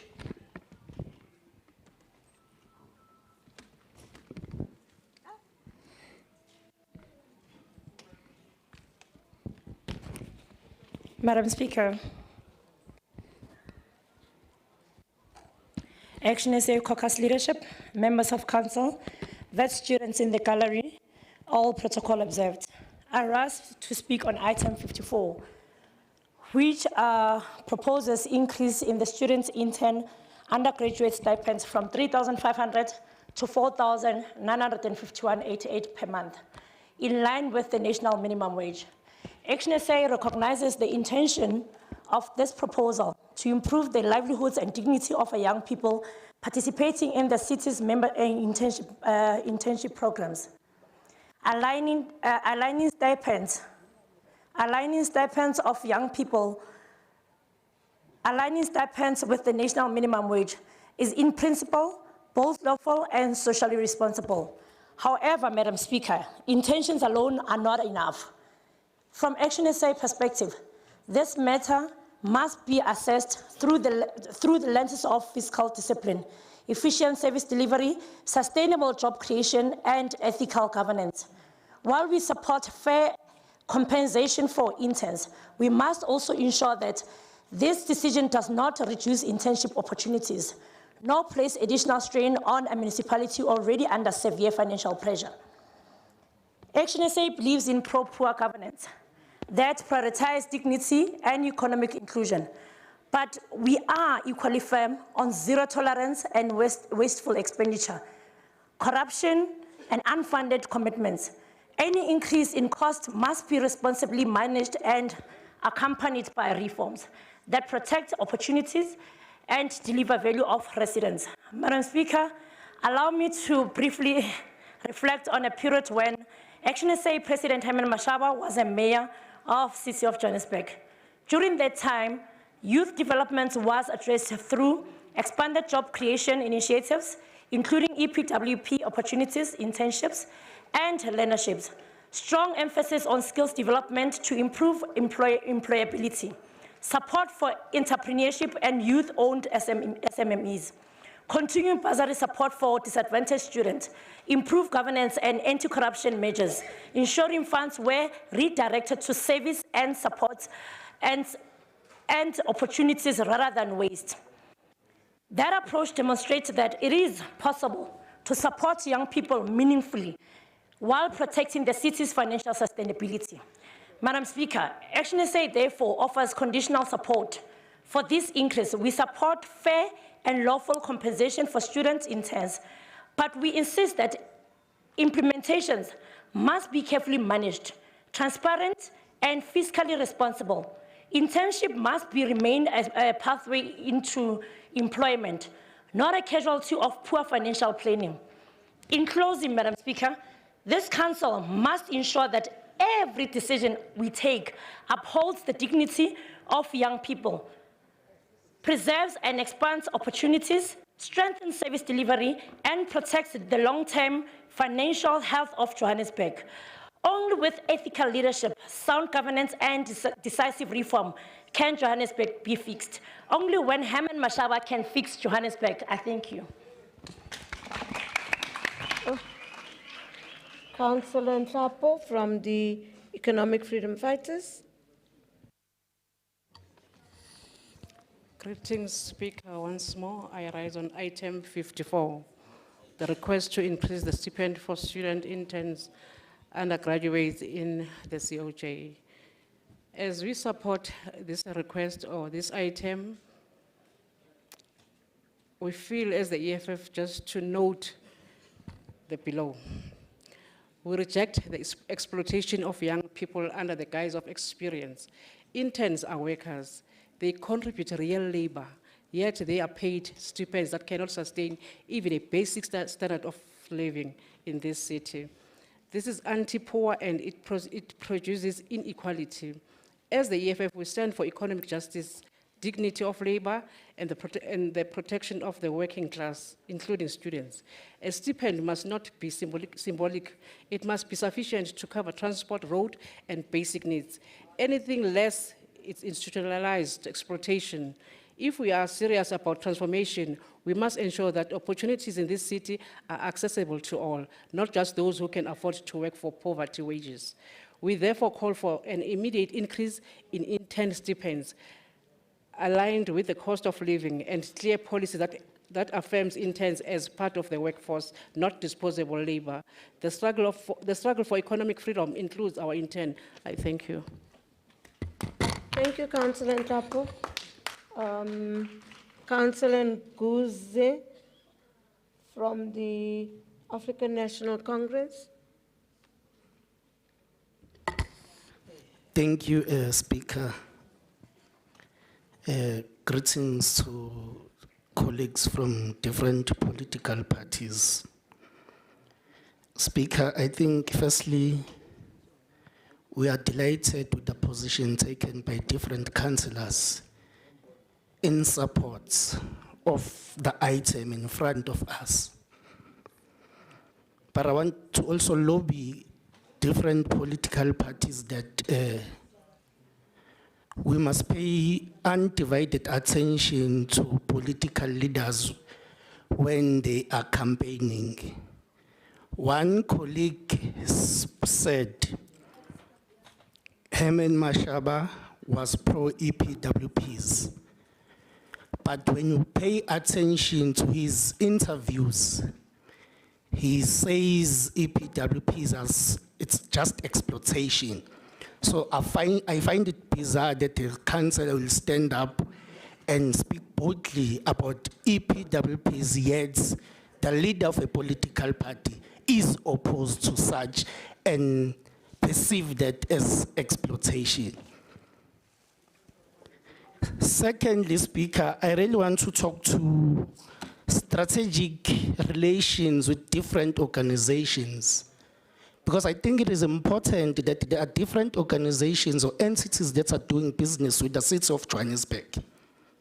But as part of developmental agenda, these entities must, when they are given opportunities by the city, at least there must be a clause somewhere that precisely speak about adopt a graduate. So that will then ease the burden from the city, and also when we then submit or make our submissions where we are, we will then have an increased number of interns or graduates that we have appointed as a city. So then we must also compel and not make it a tick box exercise that human resource individuals across entities, this must then form a part of that KPI that they must never ever compromise on. That is the only way we can have sufficient young people absorbed by the system. I think most of us did watch on Sunday, 403, there was a colossal debate about the quality of education general in the country,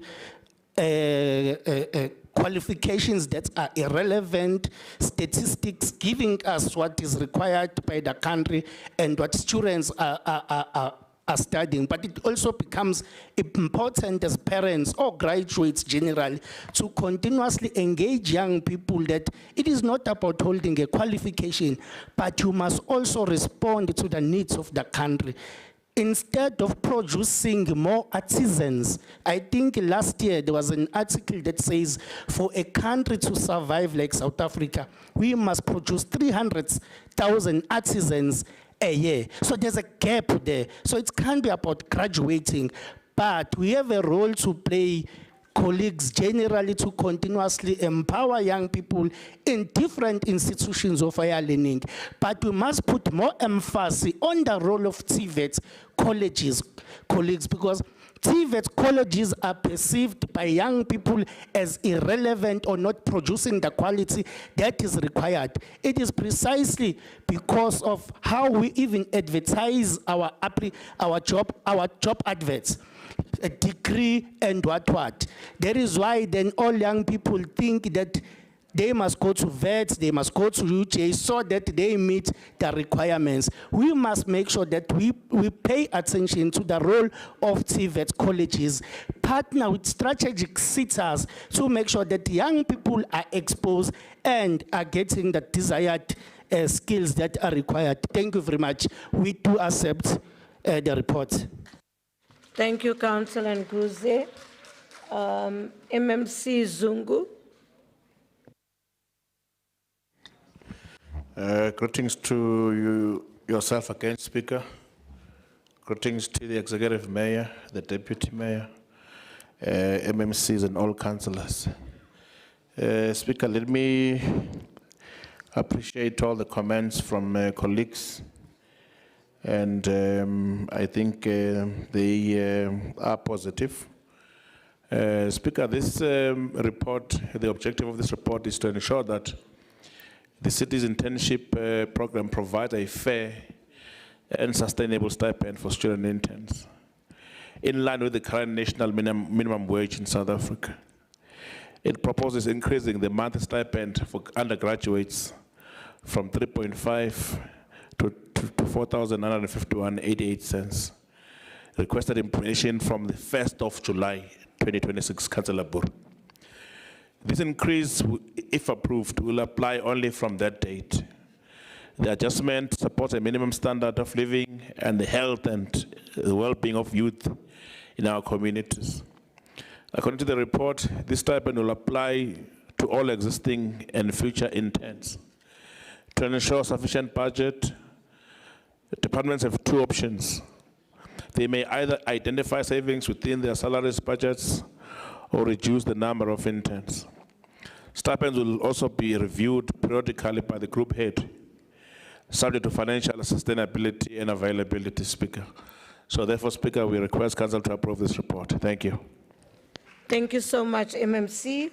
The recommendations on page 54.6, is the item agreed to? Thank you, colleagues. STC? We're now on item MMC? Masuku? Thank you, Speaker. On behalf of the executive, we would like to withdraw item 55. Thank you so much. That saves us time. We are going to go for lunch, and we'll come back after lunch. Madam Speaker. We'll deal with the other items. Sorry, Madam Speaker. Yes. Sorry, on a point of order, Madam Speaker. Who's the councillor? Councillor Dews. Yes, Councillor Dews. Sorry, Madam Speaker, I'm rising on Rule 73, and I'd like to ask for a personal explanation as to why this item has been withdrawn. It is a 887 million rand development, and it's already running 7 years behind schedule. Councillor. Thank you. Councillor. The executive has withdrawn it, and they have withdrawn it. It's the executive's report. They are able to withdraw the report. We're coming back after 45 minutes. We're coming back at 3:20.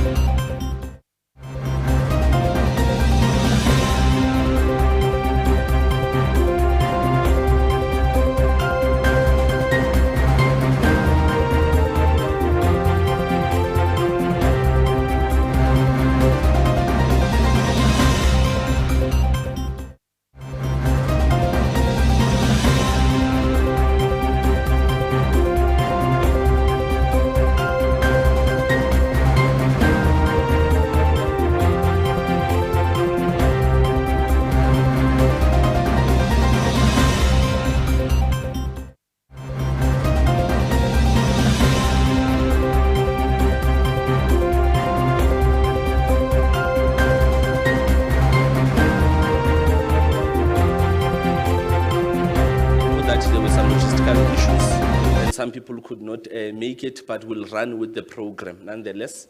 So I'm going to hand over to our protocol colleagues who will then introduce the Speaker of Council. Thank you. Good morning, councillors, ladies and gentlemen, including those that are in the gallery. May you all please rise as we welcome the Speaker of Council, Councillor Courtney N. Swanlow.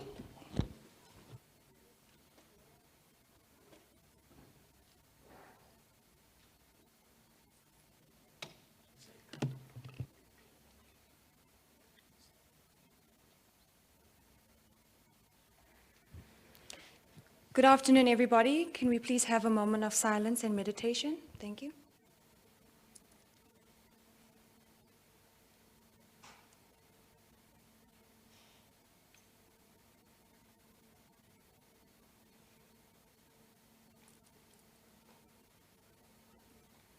Okay, thank you. We will proceed. Take your seat. Thank you.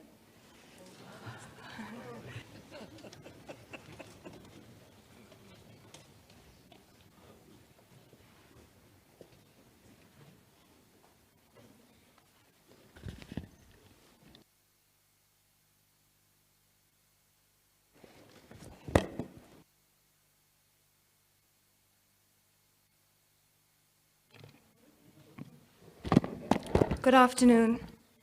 I just would like to make note that there are people that are absent today, councillors that are not here. And I would also like to start by recognizing the presence of the distinguished delegates and representatives from the city of Johannesburg, along with all the councillors and officials in attendance today. Your participation, whether direct or observatory, contributes to the strength of this sitting. Honorable Executive Mayor, Chief Whip, Chairperson of Chairpersons, members of the Mayoral Committee, caucus whips, and honorable members, I call the seating of the Municipal Council to order.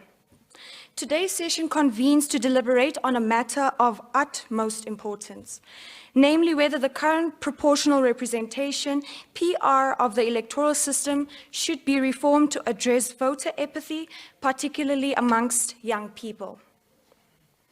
Honorable members, this issue before this council, voter apathy, is not merely a matter of low turnover, but a direct challenge to the strength and legitimacy of our democracy.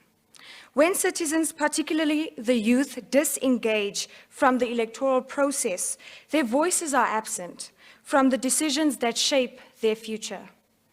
This disengagement weakens accountability, limits representation, and allows critical issues such as unemployment, service delivery, and development to be decided without the full participation of those affected.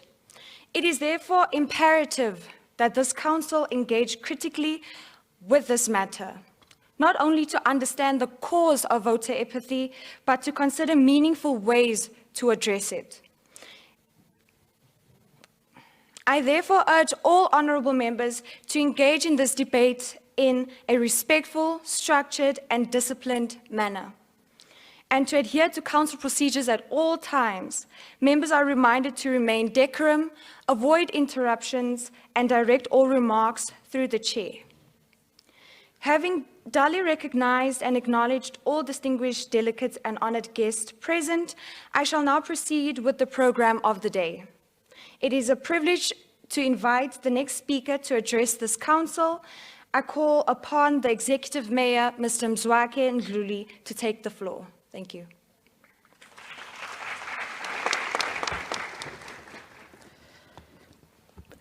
Thank you, Honorable Speaker. As I greet the House at its fullest capacity, starting with the Legislative Head, Speaker of the Council,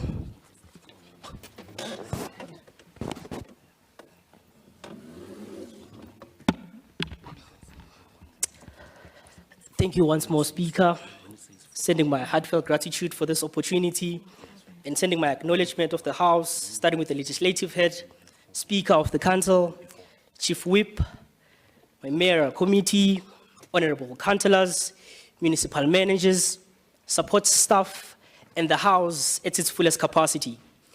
It is a privilege and an honor to serve as the executive mayor of the city.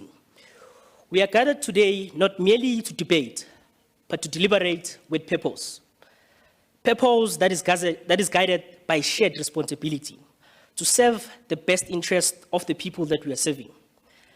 As I begin, honorable members, it is very imperative that I emphasize that while we are still in this house having different perspectives, we are all united here for a single goal, which is one of improving the lives of our people. Our differences in terms of perspective do not necessarily mean weaknesses, but strength, such that if we are then able to engage constructively, we can lead to a more constructive and sustainable decision committee.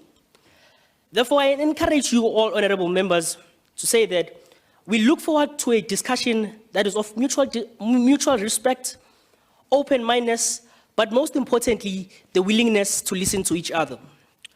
My role as the executive mayor of the House is to simply ensure that the council functions in a manner that is orderly and productive, but most importantly, ensuring fairness and inclusiveness. When different aspects or perspectives arise, as they're definitely going to do so, I urge all of you, honorable members, not only to focus on advancing your individual positions, but identifying a common ground, which is that of us ensuring that we are moving forward together. Ladies and gentlemen, I want to bring it also to your attention to say that the success of this sitting is not necessarily on who speaks more, but the success of this sitting is what we get to achieve together. It is with great sadness that we gather this morning on the conversation of voter apathy, minimal youth participation, especially in this current position as we are looking forward to the local elections. This dilemma, honorable members, is a reflection of the minimal understanding of our democracy, not understanding our democratic rights for what it is, and the lack of value of the blood that was shed for this same democracy that we get to enjoy. The real conversation, honorable members, is based on the structural challenges that we are facing. And you may ask, what are those? I tell you about the declining trust in public institutions. I tell you about the service delivery issues. I tell you about the weak accountability mechanisms that are in place. But most importantly, I tell you about the main theme of the House, which is limited opportunities for citizens' participation. I also call upon you, members of the House, to say that critical questions must be brought forward so that they get to direct today's debate. I'm focusing on 3 aspects: accountability, service delivery, but finally, youth inclusion. I ask the House to say that, to what extent is our accountability system effective? But secondly, I ask that, do our people even see value in our accountability system? I further move on into saying that, is the service delivery that is being provided to people responsive to the needs of the people? To which metric of measurement is ideal into measuring the satisfaction of our people in terms of the delivery of services that we are giving to them? Most importantly, the final question. In the scheme of politics and government administration, where exactly do young people fit to an extent such that they feel like they are democratic parts of this practice? Councillor Mzluli, you have 1 minute remaining. Thank you, Speaker. I believe in a visionary government that believes in taking a 360 observation. I therefore propose to the House that the Council considers an establishment of youth civic action, the Youth Civic Action and Accountability Program, a program that is based on participation, results, and accountability. Honorable members, trust is rebuilt when government is seen to respond, not just through promises. I look forward to deliberations that are meaningful and with the future of our city and the nation at large, to building a world-class city. I thank you.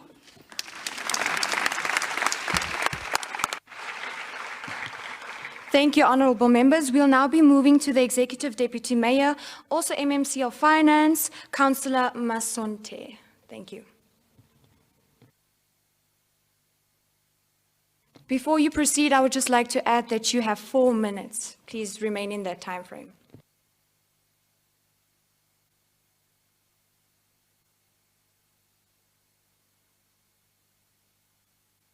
Oh, Sorry about that.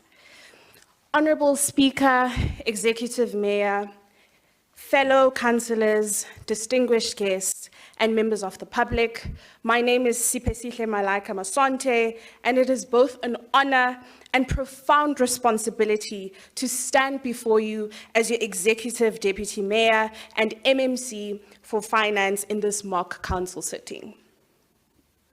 We gather at a critical moment, one where democracy is not only measured by its institutions, but by the willingness of its people to participate in it. The growing concern of voter apathy, particularly amongst the youth, is not simply a matter of disinterest. It is a reflection of something deeper, a crisis in trust. And as the custodian of public finances, I must state this clearly. Trust is built when communities can see, feel, and experience the value of how public funds are managed. When residents do not see improvements in their daily lives, be it service delivery, infrastructure, or even opportunities, they begin to question not only government performance, but the very purpose of participation itself. Honorable members, as the City of Johannesburg, we must ask ourselves, are we managing public resources in a way that restores confidence in civilians? Are we budgeting in a way that reflects the lived experiences of people in our communities? Because when the answer is no, disengagement, especially amongst the youth, becomes inevitable. As MMC for Finance, I firmly believe that credible financial governance is central to rebuilding public trust and ultimately democratic participation, especially amongst the youth. This requires us to focus on 3 key areas. Firstly, transparency. Our budgeting processes must not exist behind closed doors. Communities, especially young people, must understand where money is located, how it is spent, and why decisions are made. This is very important as it promotes inclusivity and shows that we are running through with them every step of the way. Secondly, accountability. We must ensure that every rand spent translates into meaningful outcomes. Wasteful expenditure, inefficiency, and corruption do not just harm... Councillor Masonte, you have 1 minute remaining. Thank you. Do not just harm finances, they erode public trust and discourage civic participation. Thirdly, participation.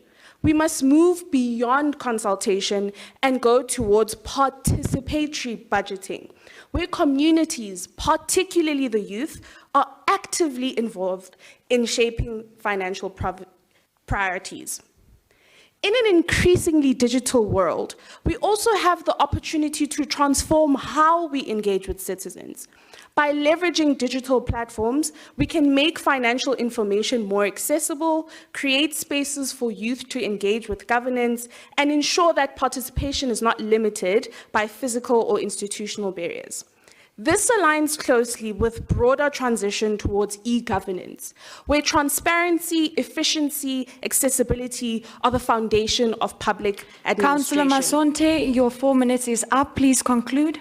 In closing, let us remember, financial governance is not just about numbers on a page. It is about the people, priorities, and promise for a better future. Thank you. Thank you, Councillor Masonte. We will now move on to the Chief Whip of Council. Is Luvulo Bovani present today?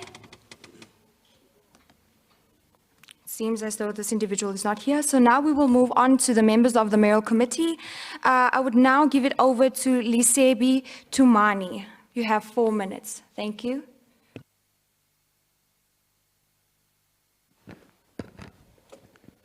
Warm greetings to you, Honorable Speaker, Greetings to the Executive Mayor and the honorable members of Council in their entirety, distinguished guests and members of the public. Thank you, Honorable Speaker, for allowing me this opportunity to address this House as MMC of Public Safety. The crux of my presentation today is linking crime and youth apathy as far as voting is concerned. So crime in the city, especially in historically marginal areas such as the townships, remains quite pervasive and a major challenge to the public. How this relates to voter apathy, particularly youth voter apathy, is in that members of communities faced with high crime of various sorts generally believe that this is due to a failure on the part of government organs of public safety to put in place necessary measurements to curb crime. Moreover, with several revelations of the participation of certain government officials, particularly in various kinds of organized crime, fraud, and corruption, citizens lose faith in the public democratic process, seeing the governmental arena in society as a space that perpetuates an unequal distribution of power and therefore social inequality. Ultimately, to the young person in Soweto, Alex, voting becomes perceived as merely an endorsement of these crimes by way of permitting politicians to either continue with these illegal acts or perpetuate a system which proves incompetent as far as public safety is concerned, hence the pervasiveness of crime in the city. Safer communities are key to democratic engagements. It is in the best interest of the city of Johannesburg, therefore, to restore the trust of its citizens to the democratic process by implementing policies and incepting initiatives that enhance public safety and security. This ought to be the case not only on the ground in our communities, but even in government itself through the enforcement of accountability and reliability measures for the democratic process and government officials. Firstly, as per the mandate of our portfolio, we ought to strive to maintain close cooperation with the Johannesburg Metropolitan Police Department. High-impact raids and search and seize operations in high crime-ridden areas have proven to be of good use in this regard and therefore should continue to be initiated. Secondly, the bureaucratic procedures governing democratic and governance processes must be citizen-centered. By citizen-centered here, we refer to a bottom-up approach to governance rather than the top-down one, which has allowed for the abuse of power, which undermines public safety and the general well-being of citizens.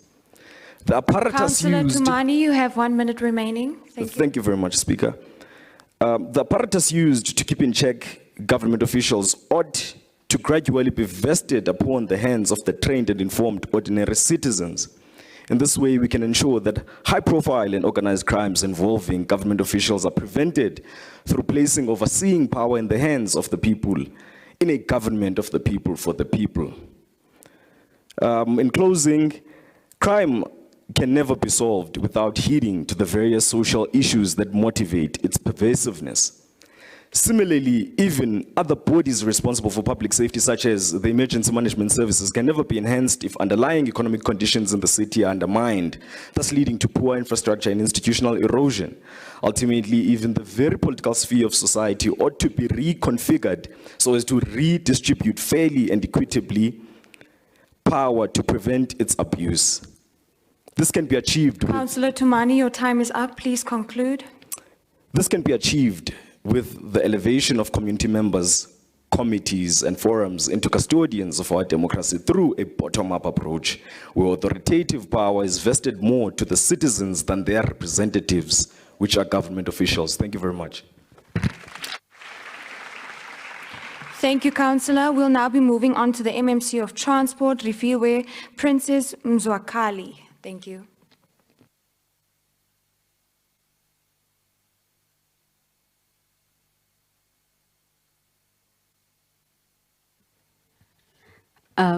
Please be mindful, Councillor, that you have 4 minutes. Please keep within that time frame. Thank you. Thank you. I would like to appreciate this opportunity to be able to address this council on this day. To the speaker, my executive leadership, my colleagues, and the whole board of councillors, I'd like to send my greetings. And today I will be focusing on voter apathy with regards to the Department of Transport and how transport equity should be a norm amongst young people in order to access voting opportunities. The Department of Transport exists to ensure that every resident in our city can move safely, affordably, and efficiently. Mobility is not just about getting from one place to another, it's about accessing opportunities, healthcare, access to education, and jobs. I'd like to tell the House that voter apathy is not just a now problem, it's actually an issue that comes from deep-seated structural inequalities, which comes from the lack of meaningful inclusion. The current Department of Transport systems are not consistent across the city of Johannesburg, and access to civic spaces should be available throughout, not only emphasized during elections in order to build trust. Speaker, voter apathy should not be understood in isolation.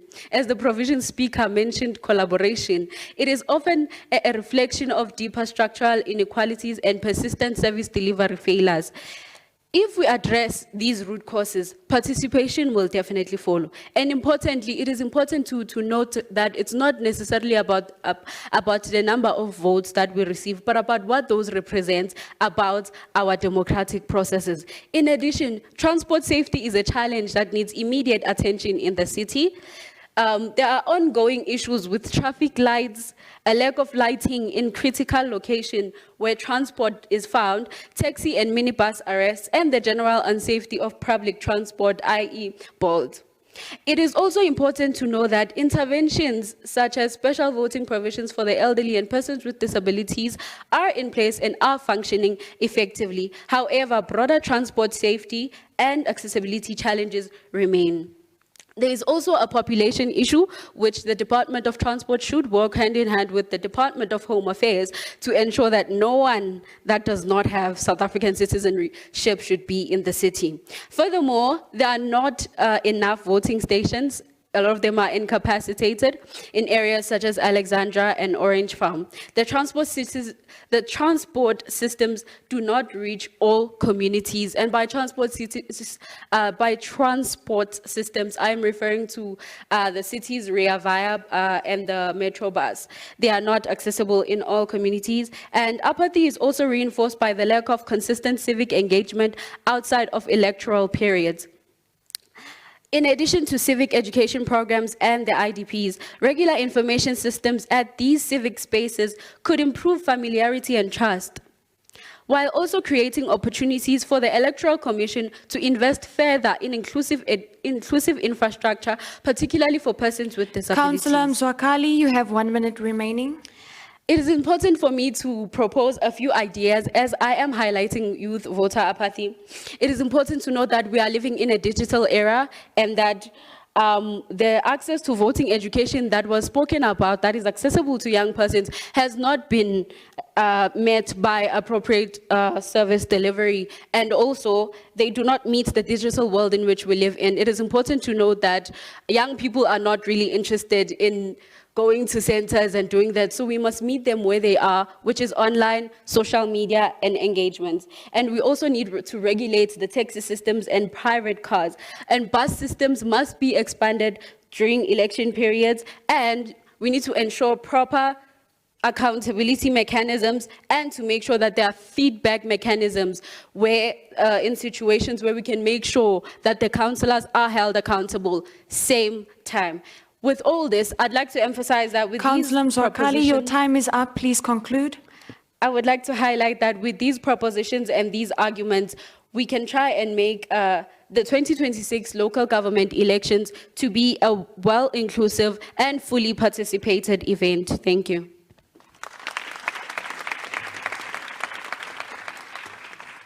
Thank you very much, Councillor. We're moving on to the MMC for Human Settlements, Bulelani Majeka. I hope I'm pronouncing that correctly. Thank you. It's fine, Chair. Greetings to the House at large. Honored am I to stand up before you all. My name is Bulelani, my surname is Magecha, and I am the MMC for Human Settlements. As the MMC for Human Settlements, I am tasked with a mandate that goes beyond delivering houses. My mandate is to deliver homes, security, and comfort. We are consciously moving away from housing delivery as a transactional exercise towards the development of integrated human settlements. Poor housing conditions in South Africa, manifested as informal settlements, shack fires, and lack of basic services, function as a primary indicator of the state's disengagement from its post-apartheid mandate, which is to provide social justice, equity, and dignity for all its citizens. The inability of the states to meet housing demands, coupled with mismanagement, corruption, and a shift towards market-oriented policies, has fostered a sense of betrayal among the poor, resulting in profound social exclusion and political apathy. Government-provided low-cost housing, which are known as RDP houses, are often poor quality, crumbling, or located on the periphery of cities, far from economic opportunities. This acts as a form of spatial apartheid that continues to marginalize beneficiaries. A large percentage of the population in informal settlements lack consistent access to sanitation, clean water, and electricity, indicating a lack of basic state service provision. Public officials and politicians often award housing along party lines or as part of corruption networks, bypassing those on the waiting list. The state rarely involves beneficiaries in the planning process, resulting in projects that do not meet community needs, which is a symptom of disengaged top-down bureaucracy. The government's failure to efficiently identify, acquire, as well as release well-located state-owned land for housing indicates a lack of political will to tackle land inequality. Inadequate housing induces desperate residents to take it to the streets in violent process, as there is no other way to get the government's attention. This ongoing crisis in the housing sector reflects a breakdown in the social contract between South African state and its citizens, moving from a model of service delivery to one of administrative and systematic detachment. Dignity, ladies and gentlemen, is not a luxury. It's a constitutional right. It's the feeling of pride when Ugogo Dlamini puts down or opens her own front door and hangs up her key. It's the peace of mind that comes when knowing your children are safe, that they have proper roof over their heads, and that their home has electricity and sanitation. Every house we hand over is not just a structure, it's hope restored. Every title deed we issue is a key that unlocks security and transforms a beneficiary into an owner. We are committed to eradicating informal settlements, not by displacement, but upgrading and delivering better serviced land, ensuring that our people live in conditions that reflect their human dignity. For too long, the legacy of apartheid spatial planning has kept the poor Councillor, please be mindful you have 1 minute remaining. And working class on the margins, disconnected from economic opportunities. Our agenda is one of spatial justice. Spatial justice means reversing the segregation of the past and creating a city or a state which everyone has the same opportunities. Human settlements are the heart of inclusive development. A sustainable settlement is one where all people are included, the young, elderly, those with disabilities, and the most vulnerable. Secondly, by prioritizing vulnerable groups, we aim to foster better human settlements, and we'll do this by ensuring our women, child-headed households, and elderly are prioritized in our allocation policies. The struggle for adequate housing is a significant barrier that many young South Africans face. The dream of owning a home, a place to call your own, seems increasingly out of reach for many. Unemployment rates among young people in South Africa. Councillor, your 4 minutes is up. Please conclude. In conclusion, let us turn our challenges into opportunities, our struggles into triumphs, and our dreams into realities. Together, we can build a South Africa where every young person has a place to call a home. I thank you all. Thank you, Councillor. I would like for you guys to note that after you've done speaking, please switch off your mic. Thank you. We'll now be moving on to the MMC for Environment and Infrastructure Services. Councillor Wisdom, you have 4 minutes. Thank you. Thank you very much, Speaker, for the opportunity. Good day to the members of the Council. My name is Wisdom Nechongolwe, and today I'll be an MMC for Environment and Infrastructure Development. I will firstly like to emphasize that Johannesburg faces major infrastructure and environmental challenges, including a 300 billion infrastructure backlog, crumbling roads, power outages, and water scarcity worsened by high population growth. The key issues include rapid and unplanned urbanization, overloaded sanitation systems, and environmental pollution. So the solutions to focus on upgrading aging infrastructure, promoting green energy, improving maintenance, and implementing dense, workable urban planning. So as an MMC for environment and infrastructure development, I would like to promote the potential improvements and solution on how we can improve our environment and infrastructure development in Johannesburg. So firstly, we will prioritize rehabilitating existing infrastructure over new projects, utilizing the 83 billion budgets for targeted improvements in the areas like Fortsburg and Jabulani.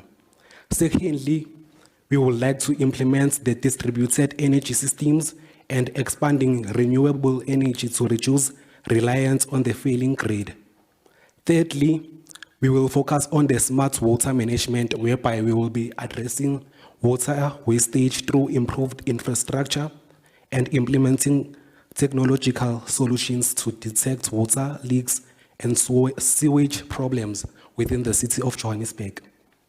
Fourthly, we will focus on the environmental sustainability, whereby we will be investing in the recycling initiatives, waste management like Pick It Up, and restoring natural water systems to improve flood resilience. In conclusion, we will also like to improve the government by enhancing institutional capacity within the city to manage service delivery effectively and, in the long term, reduce financial strain. Thank you very much. Thank you very much, Councillor. We'll now be moving on to the MMC for Economic Development, Dikgali. Thank you.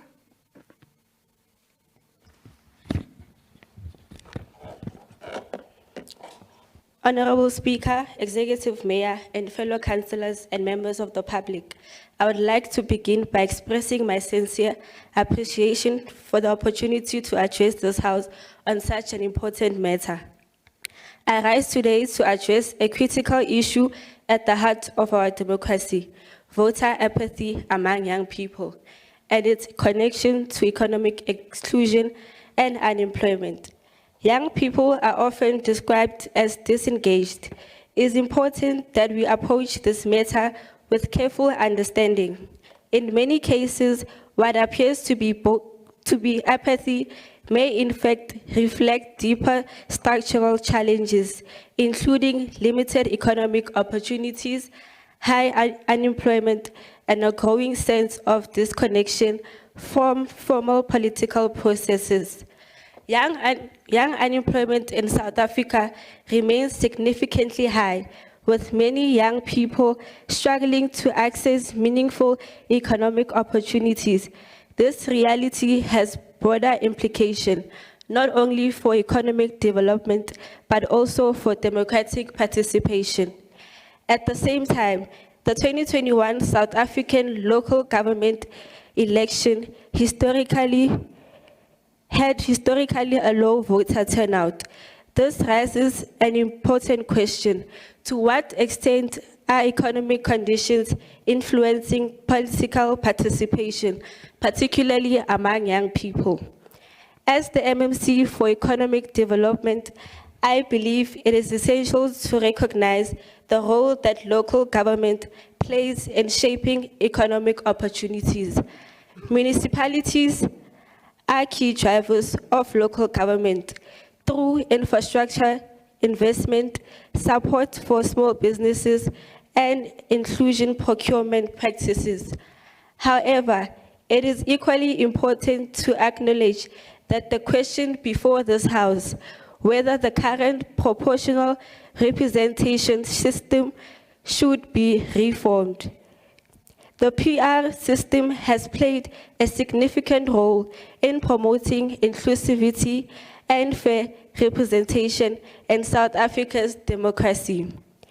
At the same time, concerns around accountability, responsiveness, and public trust continue to be raised.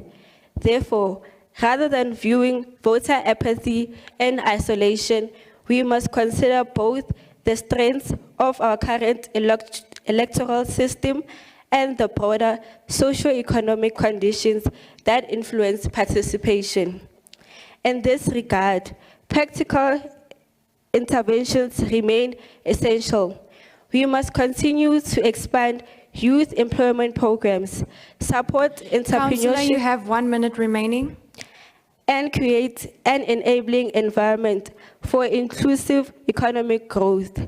These efforts can help rebuild trust and demonstrate that government is responsive to the needs of young people. Honorable members, strengthening our democracy requires both institutional reflection and tangible economic process. Whether through reform or through improving existing systems, our shared responsibility is to ensure that young people feel included, represented, and empowered. Because ultimately, a young person who sees an opportunity is more likely to see value in participation. I thank you.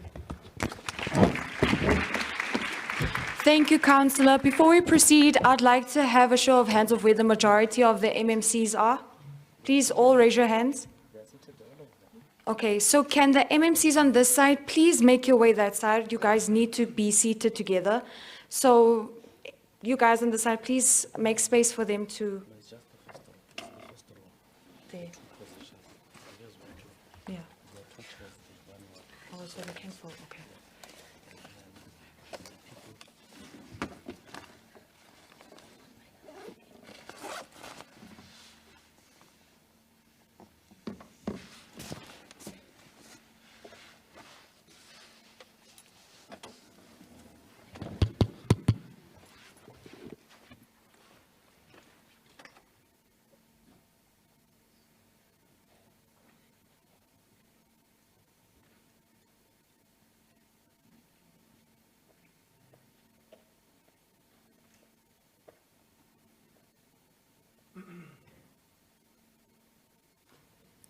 Thank you, councillors. We'll now move on to the MMC for Community Development, Ritabile Mkoza. Thank you. You have 4 minutes.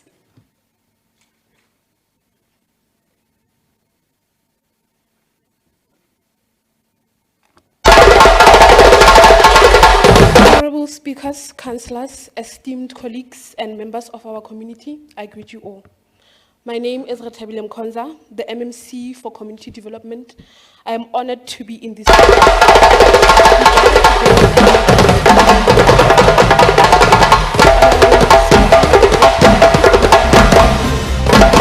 connection between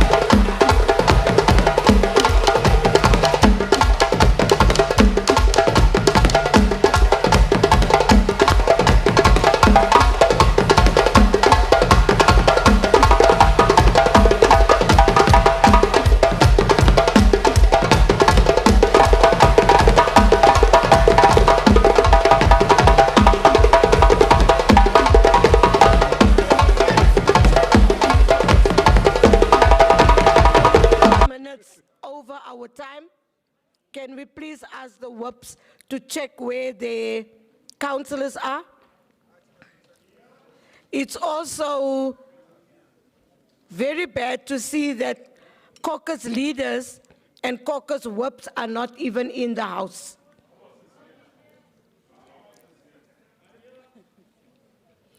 Ja, Christian, jy is altyd hier.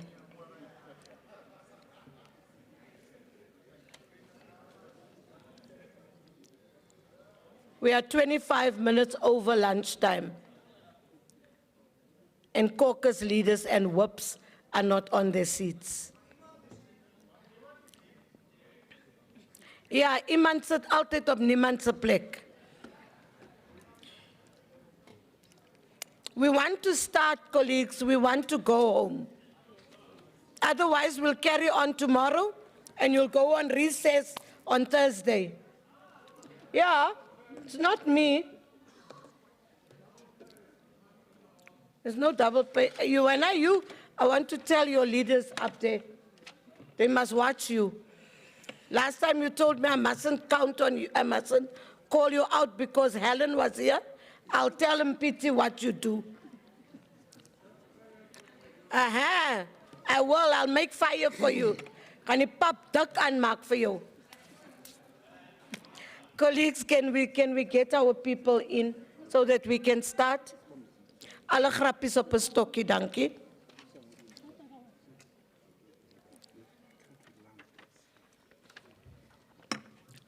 Let's ask.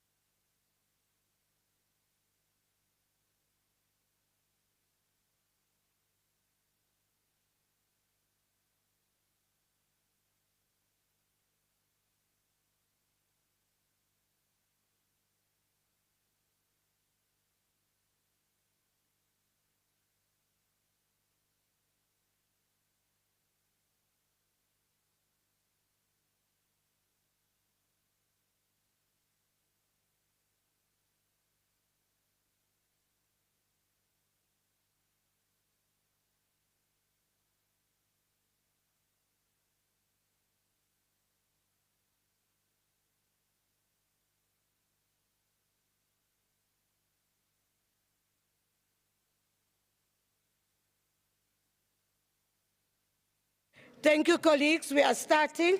STC, can you read out?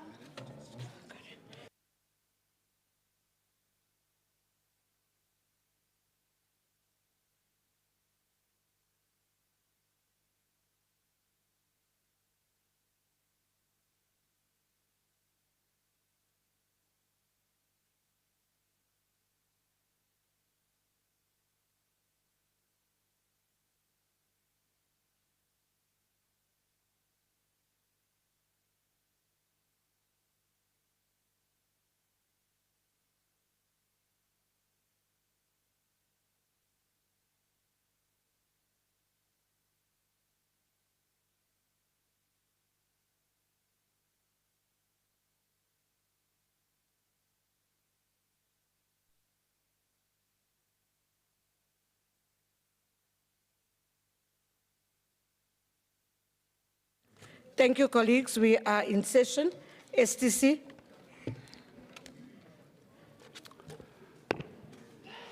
Councillors, we're starting off with item 72, and that is the 2026-27 Integrated Development Plan, the medium-term budget and draft tariffs report for public consultation. Also read with item 73, and that's your 2026-27 draft Integrated Development Plan and draft 2026-27 Municipal Entities Business Plan for the City of Johannesburg for public consultation. Also read with item 74, and that's the tabling of the 2026-27 medium-term operating budget. Item 75 is the tabling of the 2026-27 to the 2028-29 mid-term capital budget.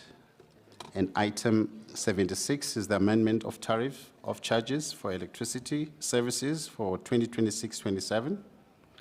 And item 77 is the amendment of tariff charges for water services and sewage and sanitation services for 2026-27. And also the request for approval of proposed waste management service tariff for 2026-27 mid-term expenditure framework.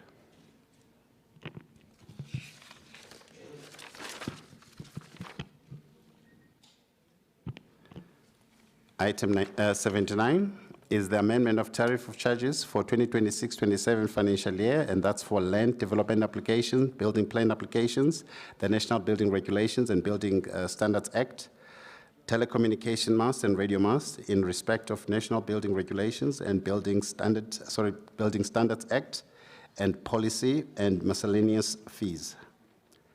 Advertising signs in terms of the City of Johannesburg outdoor advertising bylaws, the issuing of certificate and the supply of information by the Corporate Geoinformatics Department, the supply of information related to the Municipal Planning Tribunal. Item 80 is the amendment of the passenger fare structure of metropolitan bus services for the period 1st July 2026 to the 30th of June 2027. Also item 81, which is the amendment of the tariff fare charges for Rea Vaya BRT for the period 1st July 2026 to the 30th June 2027. Item 82 is the tariffs for Johannesburg International Transport Interchange for period 1st July 2026 to the 30th of June 2027. Item 83 is the request for council approval for amendment of tariff of charges for air quality management services in terms of the City of Johannesburg Air Pollution Control Bylaws of 2021 for the period of 1st July 2026 to June 2027. Item 84 is the amendment of tariff charges in respect of rentals and charges for council-owned residential stock administered by the Department of Human Settlement for the 2026-27 financial year. Item 85 is the amendment of tariffs of charges for environmental health services. Item 86 is the amendment of tariffs of charges for the 2026-27 library and information services, arts, culture and heritage services, sports facilities, recreation centers, and swimming pools. Item 87 is amendment of tariffs for emergency management services for 2026-27. Item 88 is the amendment of tariff charges in respect of miscellaneous traffic-related services for 2026-27. Item 89 is the amendment of tariff of charges in respect of rentals for council-owned rental stock administered by the Johannesburg Social Housing Company.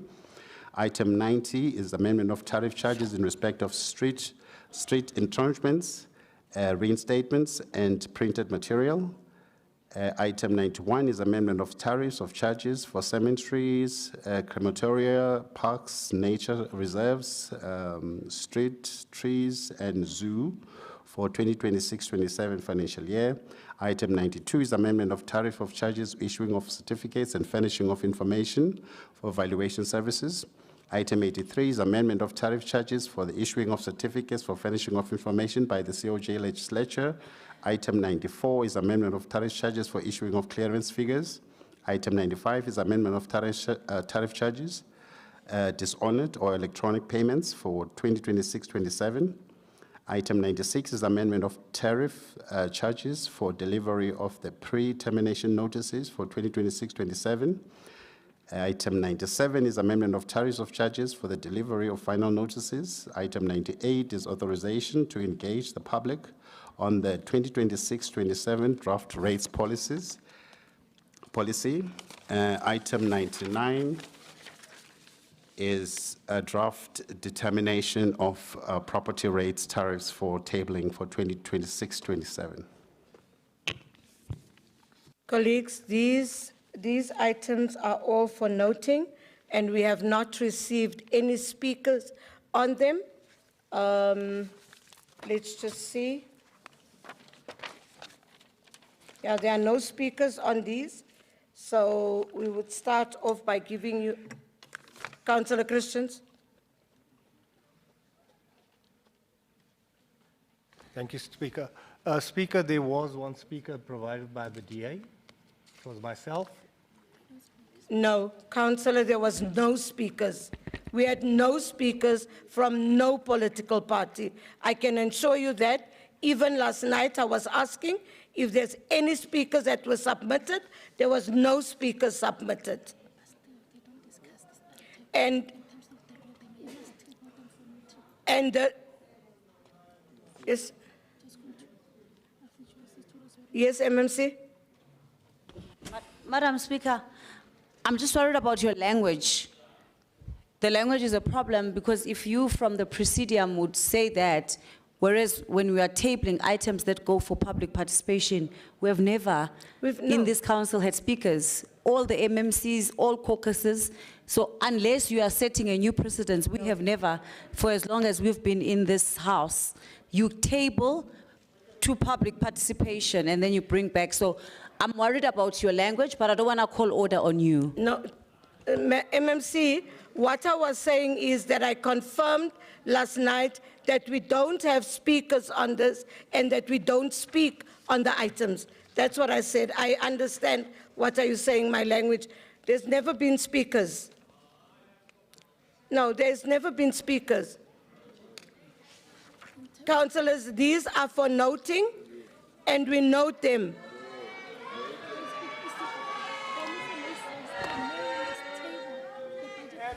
Madam Speaker. Colleagues, it says that the mayor must table these items. And it's for noting, and it then goes for public participation. And I'm not going to take your hand, Councillor, because there's no speakers. Thank you so much. Thank you so much. The next item, STC. Item 100 is a Pick It Up Performance Improvement Action Plan. That's a version 1. And on this one, we do have speakers. We have the ANC, Councillor Makamo.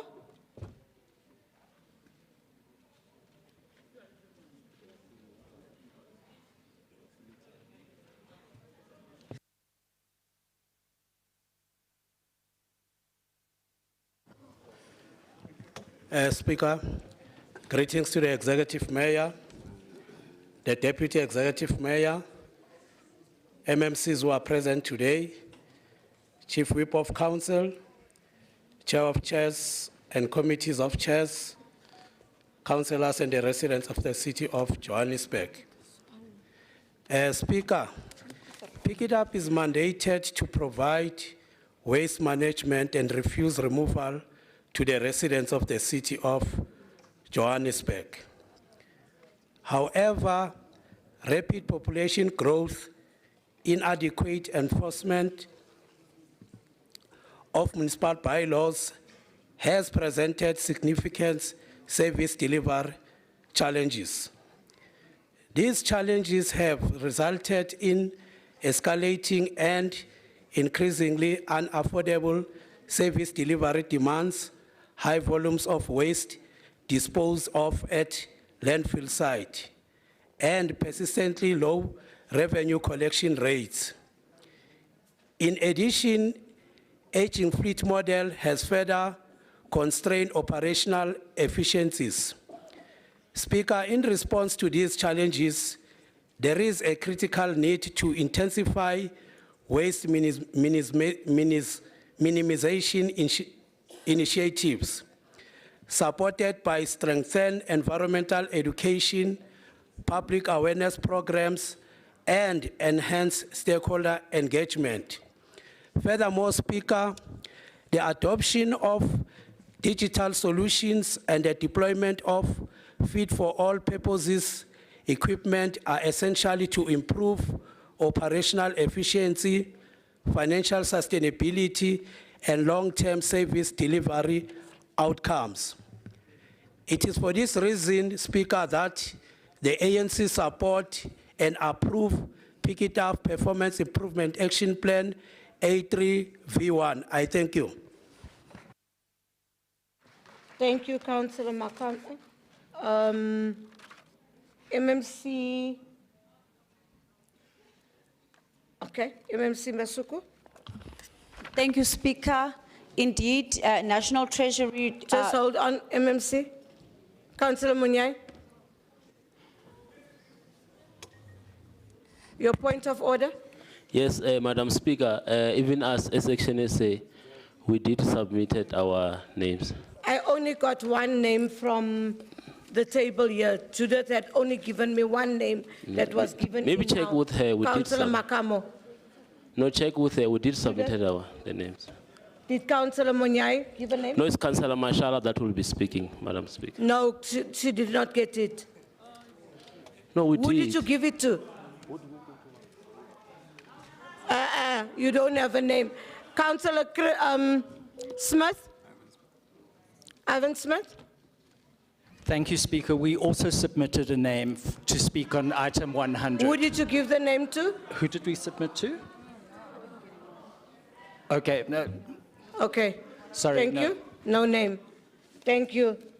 MMC? Thank you, Speaker. As I was saying, good afternoon to the Executive Mayor and yourself, fellow MMCs. That National Treasury requires that the City of Joburg pick it up, develop the Trading Services Reforms A3, and this Performance Improvement Action Plan and narrative, including the budget, is an annexure to those trading reforms. The first version of the PIAP V3 is submitted, and obviously for Council to be able to note that the Pick It Up Trading Services Reforms A3 PIAP, which is the performance plan and narrative report for Council to consider, and continuous updates through the board as well as Council for information and consideration. Thank you, Speaker. Thank you so much, MMC. The recommendations is on page 100.2. Is the item noted? Thank you so much. STC, yes, Councillor Smith. Avanti Smith. Thank you. The DA requests a 15-minute caucus break, please. Your caucus is granted. It's now 15:43. We will come back at 15:58 sharp, because I know some of you come in late when we are out for caucus, please. 15:58, please.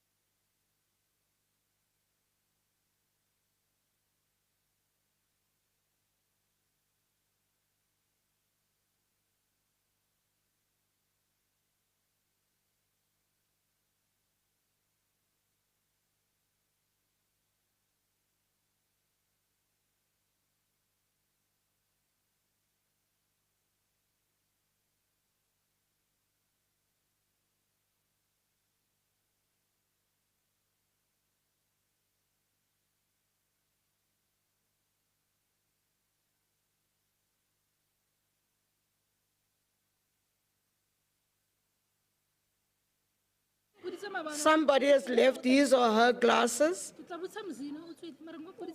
and that person, it's very strong glasses. I'm sure where he or she is are struggling.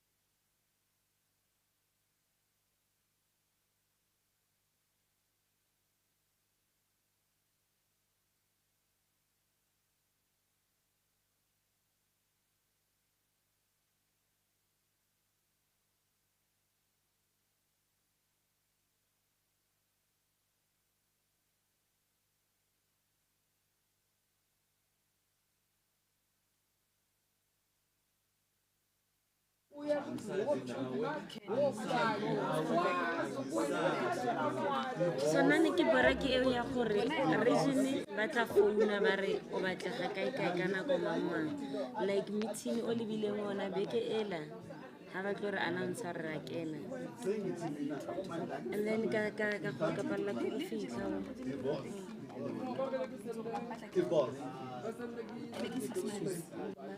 There's no plan of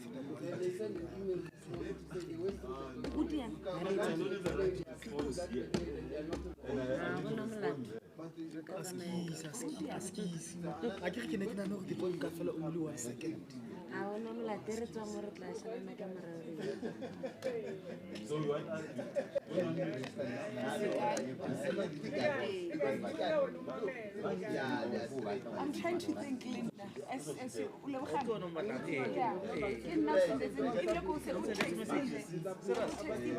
remember the other time, I don't know if it was you or somebody else. Name tag. I lost my name tag. You got to send a local WhatsApp. Unless you change the number. No, I don't have it. Amen. 065. 083 Oh, trying to go to the book. If I send that information, bring your ID number. I use that. 065 989 finally 8828. What happened?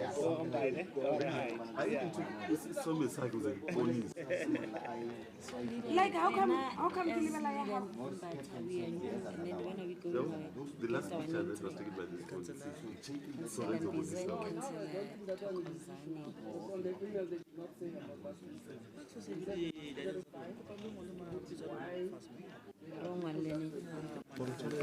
name tag. So the feeling was everything like Yeah. So I don't say I can only pen. Kupa pen shile kwa. And over how it's up on that. yeah, don't okay. Yes, just the one put it on the Ingwala libitso la then re tla tia out page. maybe we will not just Ingwala di initial or full yeah, name. Initially. just give it the Initials, no? Full names. Or whatever, let me just do that please. Because number I didn't send it. Send me WhatsApp. The one I'm going to get. Oh, ngwale di number first. Oh, asiluna ba? Oh, okay. Re ngwala bo mang? Re ngwala number e reng re tla shela re senda WhatsApp. 065 989 989 8828. Okay, re tla send them. Who send it? Okay, all right. 065. Welcome, EM. 9 Suzanne and Thomas. There's a councillor, Councillor Twadi. Can you switch off your mic?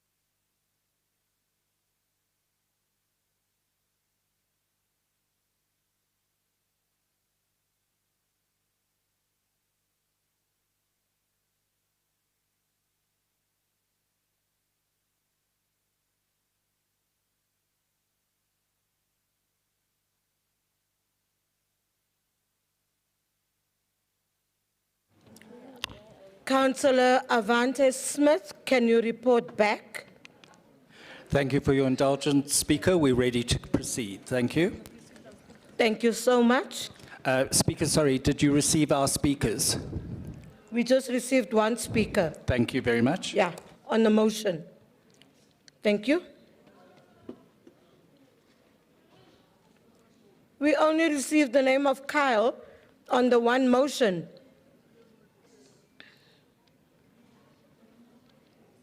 Can we move? Can we move? Councillors, we are on item 101, and that is information statement report for loan funding from KFW in the 2025-26 to 2027-28 financial years. Thank you so much.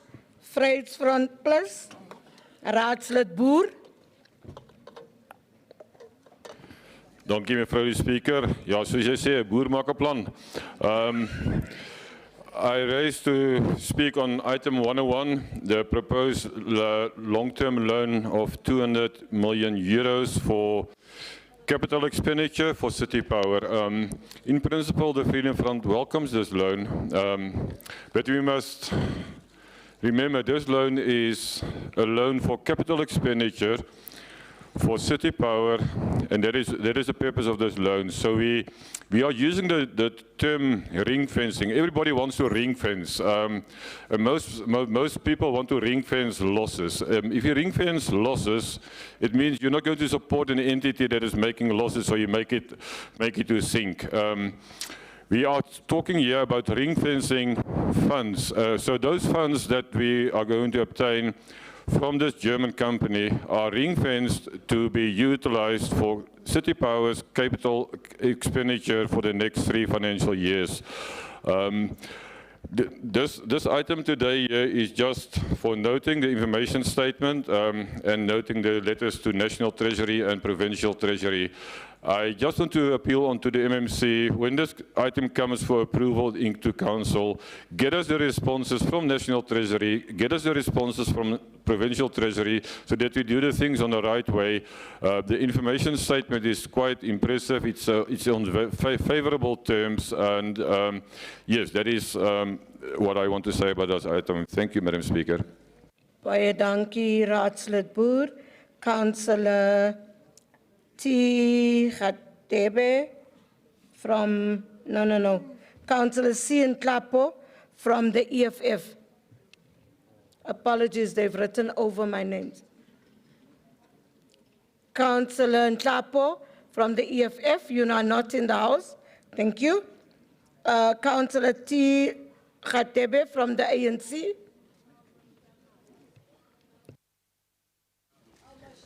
Thank you, Madam Speaker. Greetings to you, the Executive Mayor, Deputy Executive Mayor, Mayoral Committee, chairpersons of committees, fellow councillors, residents in the gallery.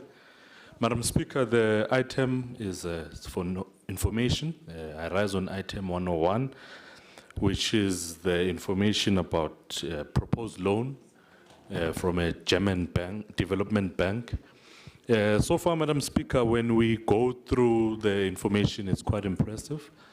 The loan is mainly for infrastructure for City Power. We need to modernize our infrastructure. We need to make sure that we are up with the times. It's also part and parcel of the just transition. So, Madam Speaker, as the African National Congress, we are saying we went through the document, we are impressed. We'll wait for the response from the National Treasury and also from the Provincial Treasury. But also, Madam Speaker, what also impresses me is that there's always an issue of accountability to check if we'll be able to account for every rand and cent. But I think with the German government involved, the National Treasury involved, we will definitely be able to account for every cent. And this loan will take us quite a long way. And we also read that we will not be paying anything for about 5 years or so. So the loan will be given to us. We'll be able to construct and renew and do all the things that we need to do. And then after 5 years, when we start generating revenue, we'll be able to start paying the loan.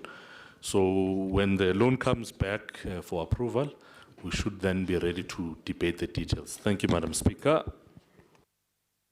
Thank you so much, Councillor.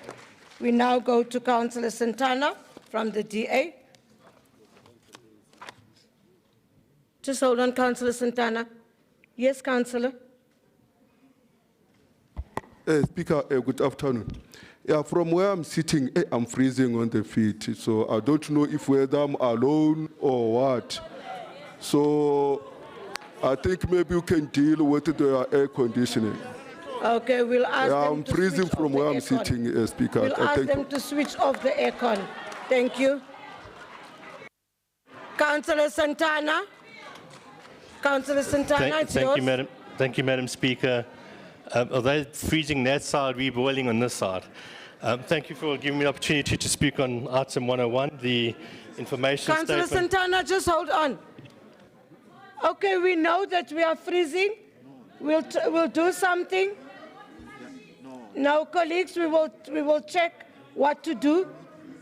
Can we allow the person to speak? Colleagues.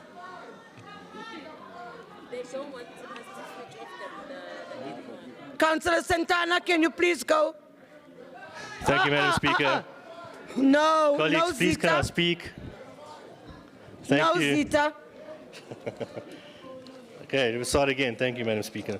Madam Speaker, thank you for giving me the opportunity to speak on item 101, the information statement for the sorry, just wanted to look at it quickly, sorry. It was the German bank, the KFW.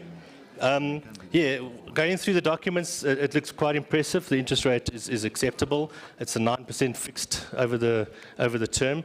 If we consider where we are currently in the geopolitical aspects of the world, with interest rates possibly going to increase, it seems to be quite a decent deal. We have obviously requested the relevant assets. Councillors, we are trying to listen to the person. The MMC that's going to respond must also hear the councillor. Please, colleagues. Councillor Santana, can you carry on?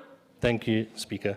Yeah, Speaker, so obviously it would be nice if when it comes back to Council that it has the list for Council to see what assets are actually being funded over the medium-term budget. I think it also assists making informed decisions in passing that. So just ask if that please can be part of our assess when it comes back with the whole budget, as this is part of the budget process at the end of the day. In essence, it does look like a good deal, so we'll just see how it plays out at the end of the day. Thank you, Speaker. Thank you so much, And it's ring Councillor fence, that Santana. helps us. Thank you. MMC Masuku, Deputy Mayor. Thank you very much, Madam Speaker. And of course, to both Councillor Boer and Councillor Santana, yes, we will bring all the necessary documents and of course adhering to all the governance principles in line with provincial treasury and national treasury, so that we maintain that transparency. And indeed, it is particularly for city power, electrical project funding, and specifically for that CAPEX. And I think councillors would recall that the council meeting of the 29th of May last year also deliberated on how we must continue to do the funding for our CAPEX project, and all councillors approved. So we appreciate that councillors agreed to the noting of this item. Thank you, Madam Speaker. Thank you so much, MMC. Councillors, the recommendations on page 101.5, is the item noted? Thank you. We now proceed to agency reports. And starting off with item 102, which is nomination of municipal electoral officer and deputy electoral officers. Thank you, For 2026. councillors. We have 3 speakers. EFF, T. Mogape. Thank you, Speaker. Greeting to the leadership of the EFF, the caucus of the EFF, the councillors in the city of Johannesburg. Speaker, this item before us deals with the nomination of the municipal electoral officer and the deputy electoral officers in preparation for 2026 local government elections. These roles are critical because they ensure that elections are properly coordinated, managed, and conducted in a way that supports our democracy. As the EFF, we recognize that the responsibility for appointing these officials lies with the Electoral Commission, and that council is requested to support the proposed nominations. Speaker, we want to state clear that the EFF agrees with the proposed nominations. We believe that the process must be supported so that preparations for the upcoming election can proceed without delays.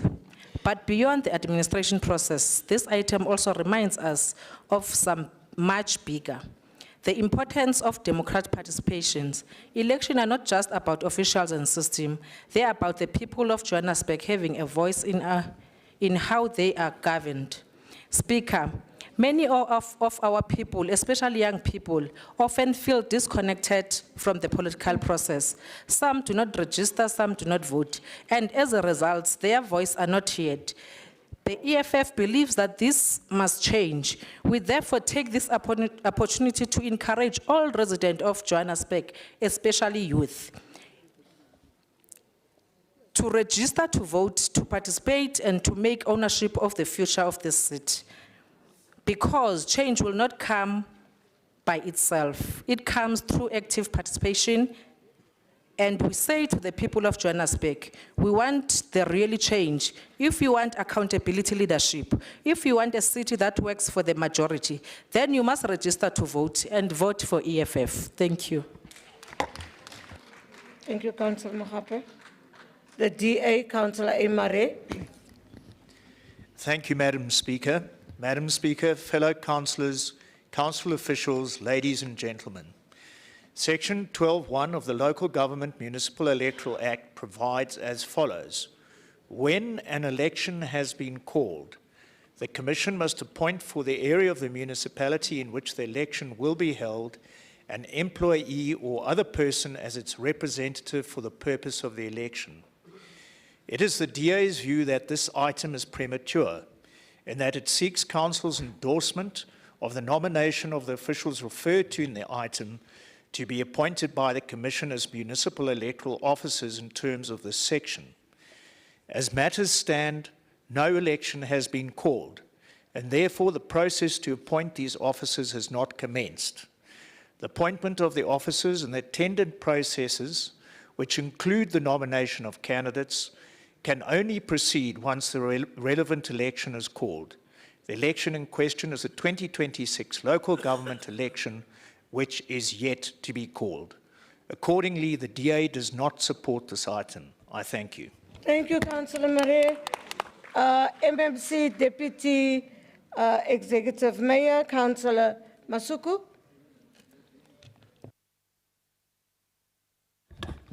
Thank you, Speaker. The IEC has to prepare and start planning for the work that they need to do in preparation for the elections. It is up to the President of the Republic to declare, but we all know that the term of the election is up to 2026 and can go beyond, determined by that, but no later than February last year. Now, any responsible institution like the IEC would do what they're doing, which is to make sure that municipalities do what is actually required to support them. And we appreciate that they even respect that they understand that municipalities exist in the local sphere. That is why they would bring reports, recommendations through the Office of the Speaker for the relevant support that we need. And of course, voting is an important civic duty, and it was good to hear that we had students from UJ who are a constituency that also is important in exercising their vote. And I think that now that they even understand that there are processes where city councils also have a responsibility to support And I repeat, to support the work of the IEC, because that is strictly their preview. And we ask council to support the work of the Independent Electoral Commission in order for them to prepare for the elections as and when they are declared by the President of the Republic, President Cyril Ramaphosa. Thank you, Speaker. Thank you so much, MMC Deputy Executive Mayor. The item is for, the recommendations is on page 102 and 3. Is the item agreed to? Thank you. Thank you. Thank you, colleagues. The yeses have it. Councillor Christians.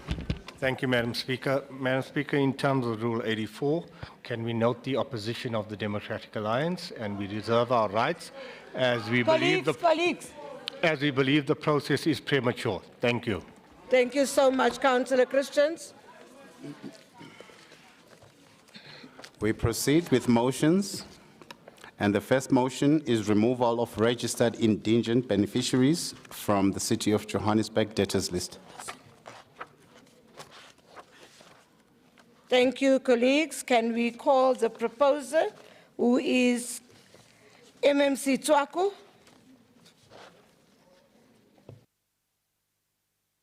Thank you very much, Speaker. Greetings to the caucus of the EFF, Chief Whip Tabisa, the Whip Tabisa Mohapi, and also all the councillors that are here today. A motion submitted in terms of Rule 89(2)B of the Standing Rules Orders of the City in Metropolitan and the Johannesburg Metropolitan, the removal of the registered indigent subsidiaries from the City of Johannesburg debtors list. I, Councillor Mgcini Chwako, hereby table the following motion in terms of Rule 89(2)B of the Standing Rules and Orders of the City of Johannesburg Metropolitan Municipality. Noting that the City of Johannesburg has adopted an indigent support policy which provides for the subsidization of basic services charges for qualifying indigent households with the financial and administrative capacity of the city. The objective of the indigent support policy is to ensure sustainable provision of basic services to vulnerable households and to establish clear procedures for subsidization. In terms of the indigent support policy, accumulated debt in respect of the approved indigent household is to be written off administratively in accordance with council approved policy and applicable legislation. The credit control and the debt collection policy of the City of Johannesburg acknowledges the indigent support policy and provides for differentiation between customers who cannot pay and those who refuse to pay. Administrative delays, systems alignment, or processing backlogs may result in approved indigent beneficiaries continuing to appear on the city's debtors list. The continued list of approved indigent households as debtors is inconsistent with the spirit and purpose of the indigent support policy. Believing that Section 1521B and D of the Constitution of the South Africa 1996 mandates local government to ensure the provision of services to communities in a sustainable manner and provide a safe and healthy environment. The City of Johannesburg has a duty to ensure that its administrative systems and credit control processes are aligned with its adopted indigent policy. Vulnerable households approved as indigent beneficiaries should not be subjected to credit control measures contrary to the council policy. Proper oversight requires transparent reporting to council on compliance with indigent policy provisions. Council therefore resolves to direct the executive mayor through the MMC of Finance and Municipal Manager to 1. Conduct an audit within 60 days of adoption of this resolution to determine whether the approved indigent beneficiaries are reflected on the city debtors list contrary to the indigent support policy. 2. To ensure that all approved indigent beneficiaries are appropriately aligned with the city financial and credit control system in accordance with the indigent support policy and the credit control and debt collection policy. 3. implement appropriate administrative safeguards and system control to ensure that approved indigent beneficiaries are excluded from credit control and debt collection processes in compliance with the council-approved policies and applicable legislation, including the Municipal Financial Management Act, MFMA. 4, ensure that accumulated debt in respect of approved indigent beneficiaries is written off administratively in accordance to council policy and applicable financial legislation. 5, where necessary, submit to council any proposed amendments required to align the credit control and debt collection policy with the indigent support policy. 6, report back to council within 90 days on 1, A, findings of the audit, B, the number of indigent accounts corrected or aligned, C, the value of debt written off in compliance with the policy where applicable, D, measures implemented to prevent recurrence of misclassification. 7, that this resolution be implemented subject to compliance with the applicable 20 legislation, seconds, MMC. council approved policy, and the budgetary frameworks. I thank you, Speaker. Thank you, MMC. Do we agree on that motion?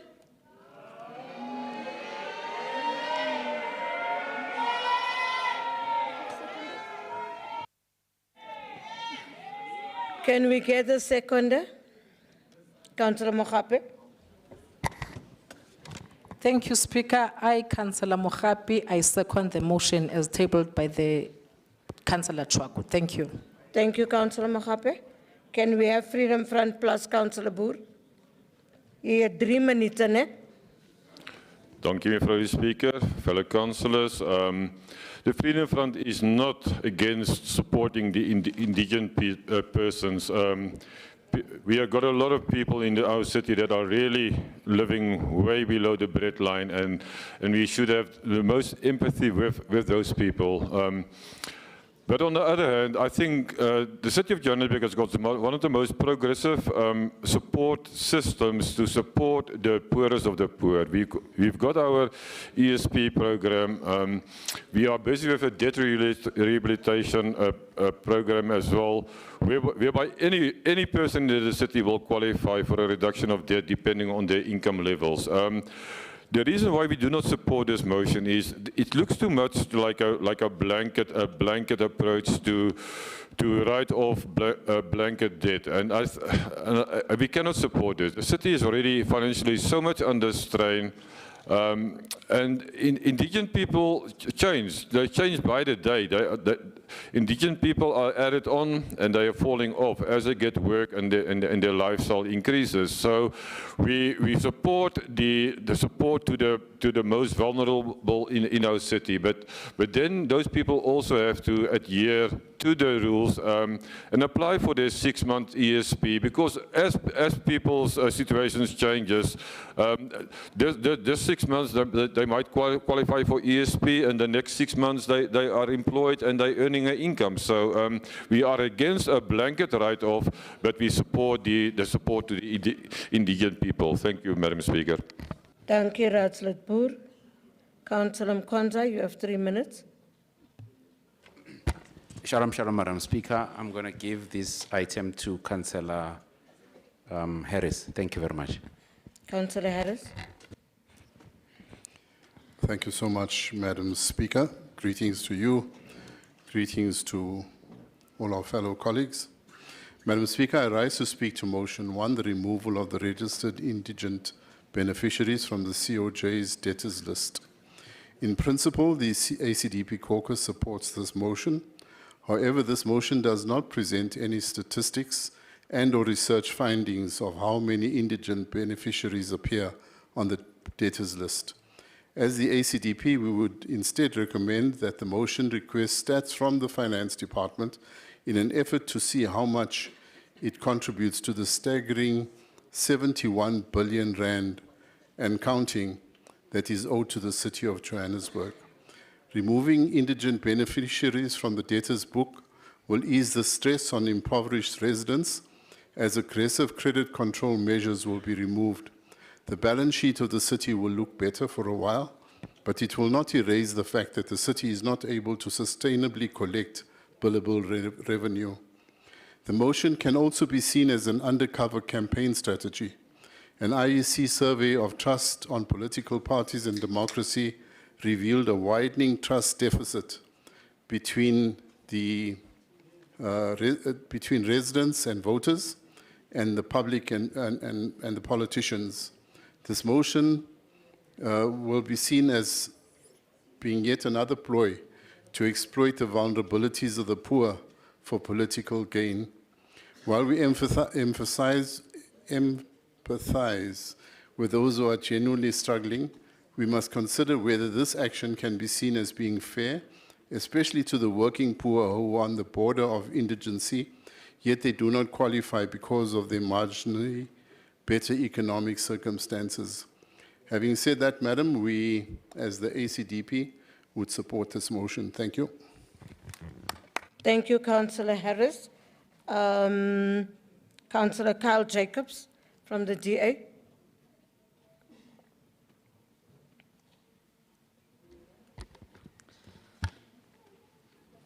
Thank you, Speaker. Madam Speaker, we support the principle of protecting indigent households from being wrongly listed as debtors. However, this motion has serious gaps that cannot be ignored. It calls for debt write-offs without quantifying the financial impact. It offers no safeguards against abuse and assumes the indigent register is accurate when we know verification processes are often weak. Without credible data, proper controls, we risk entrenching errors and incentivizing non-payment rather than fixing the system. Compassion must be matched with the competence and compliance.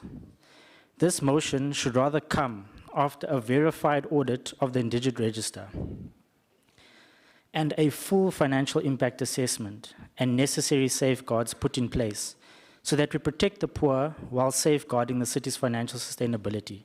We therefore do not support this motion. Thank you, Councillor. Councillor Modupi from the African National Congress.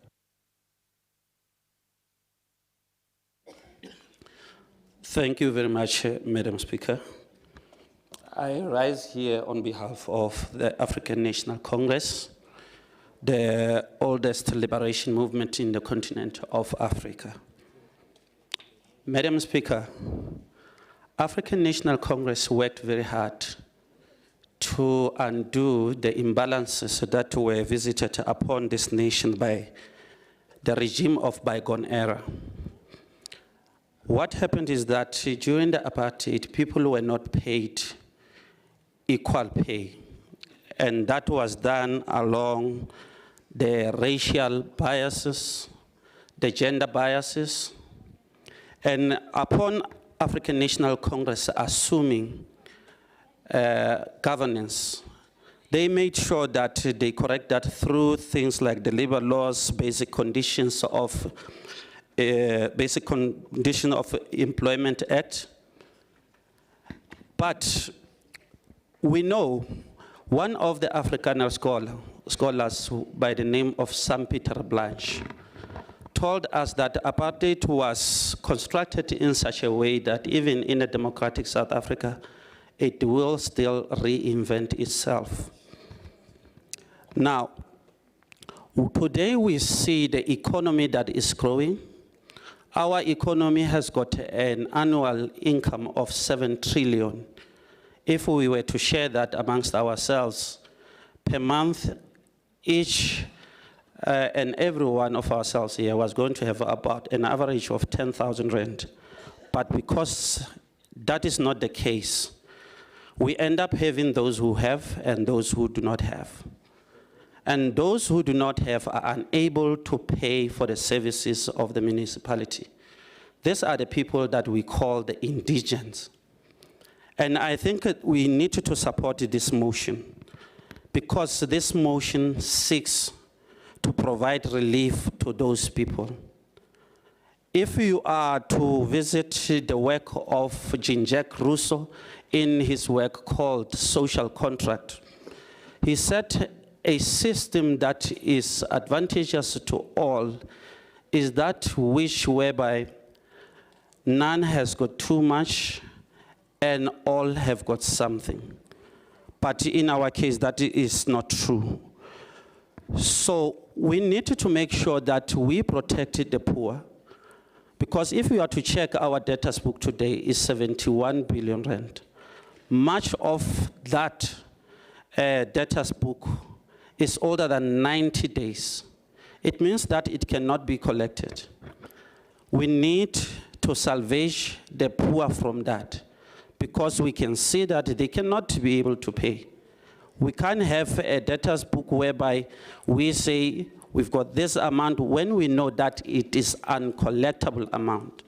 Now, I have heard other arguments saying that this is not quantifiable, but on the motion I saw, the motion proposes that it be quantified and it be brought back within 90 days after being quantified, and the number of indigents who are aligned properly with the policy should also be reflected thereon. So on those bases, Madam Speaker, as the African National Congress, we will always be on the side of the poor. We are not going to politicize the benefits of the poor. If something is going to benefit the poor, we will, of course, support it without any blink of an eye. Thank you very much, Madam Speaker. Thank you so much, Councillor. MMC Masuku, Deputy Mayor. Thank you very much, Madam Speaker. Good afternoon. Madam Speaker, from the side of the executive, we can implement this. We can follow similar models in other metros, and social development would just need to make sure that they assist us in speeding up the consolidation of a proper indigent register, and we can agree in terms of the timeframes. We are not opposed to the motion, Madam Speaker, as it is about making sure we provide relief to individuals living in extreme poverty and below the breadline.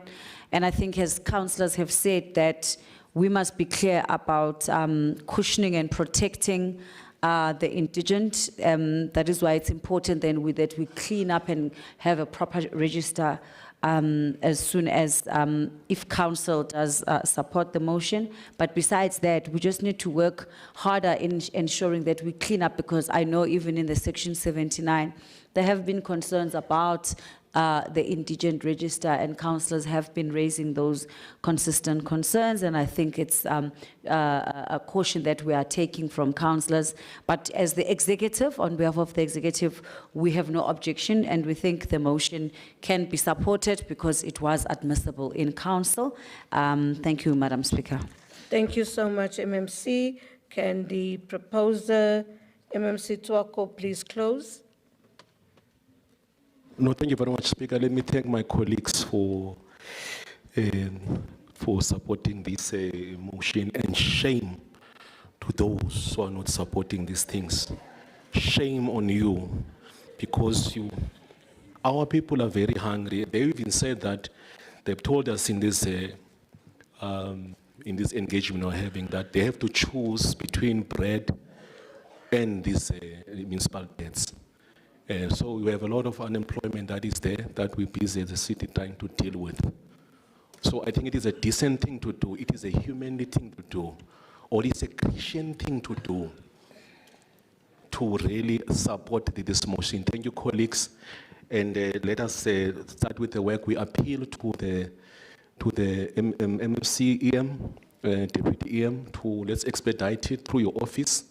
And the city manager, let's do it, and let's go to our communities, and all those who are indigent and all those who can afford, come, let's approach the city so that we can see if you qualify or not. Thank you very much for supporting this motion. Thank you. Thank you, MMC. Can we then now, when it's closed, can we check those that abstain from the item? Okay. Can we see, oh, you abstain?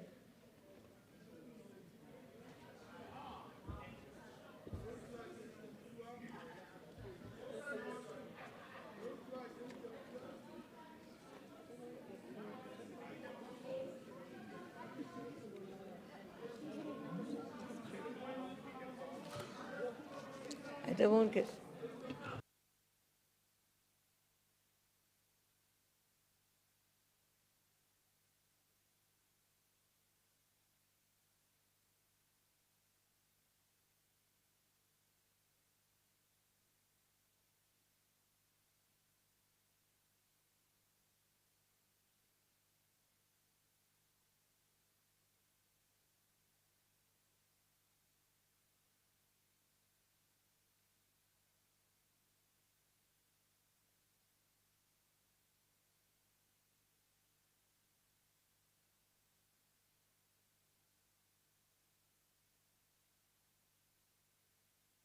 You will be remembered in November.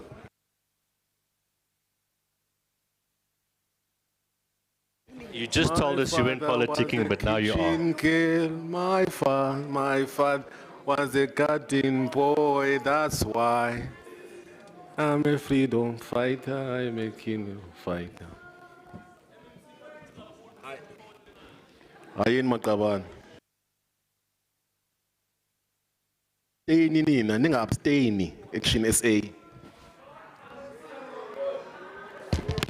Uyaqala ngithi MMC. Uyasikala ngithi. Xolo mhlobo wami. I love life. Izolo nisibiza amamenemene asikhohlwanga njalo. Into ezinomona. Ncelebane.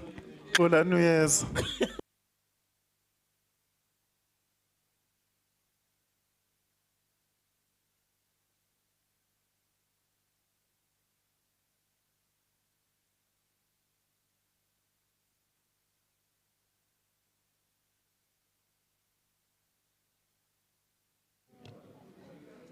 Thank you so much, colleagues. You can lower your hands.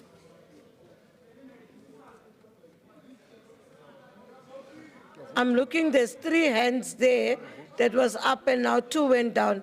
Councillor Smith, are you voting again? Okay, let's hear.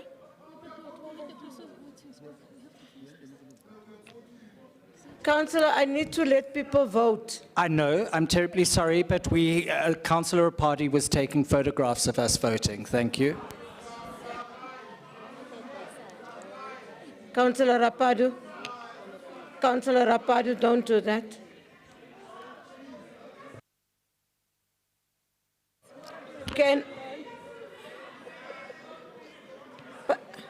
Councillors, can I have those that say no?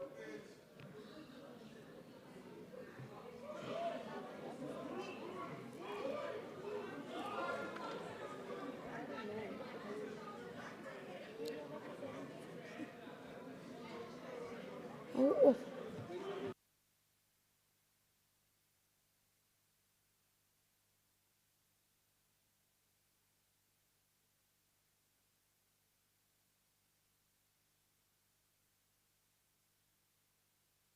Can the noes drop their hands?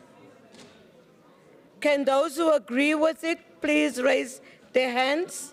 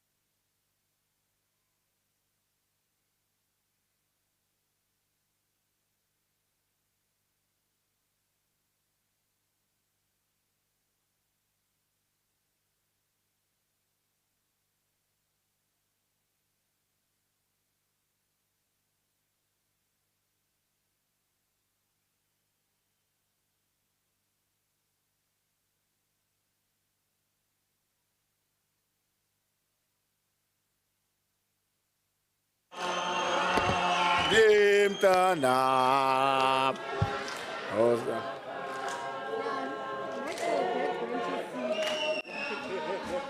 Ungakhali mtana. Let the bench make a seat, sit down.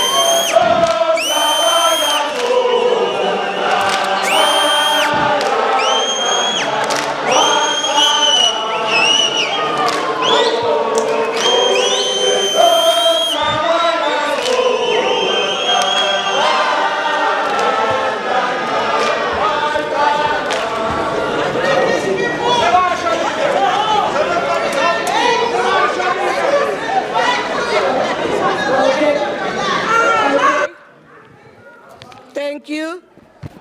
Thank you, colleagues. I think some of you missed Councillor Dlanjwa today. Those that abstained was 60. Councillor, do you have an objection against the voting? You can't interrupt now. Those who abstain is 60. Those who said no, it's 3. Those who said yes is 151. The motion is carried.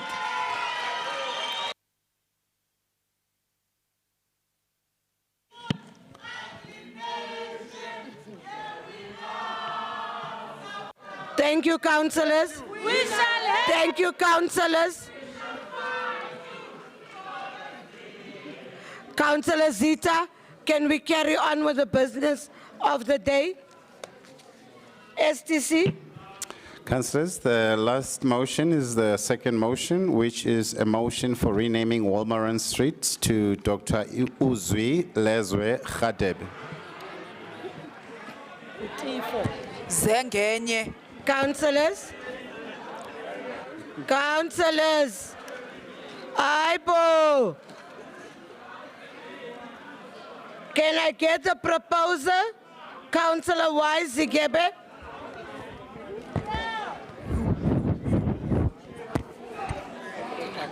Madam Speaker, this motion before Council is not about symbolism. It is about recognizing a living legacy that has materially shaped communities in the city of Johannesburg and beyond. Just hold on, Councillor Zigebe. Can I ask that Rule 30 still applies? Thank you. Councillor Zigebe.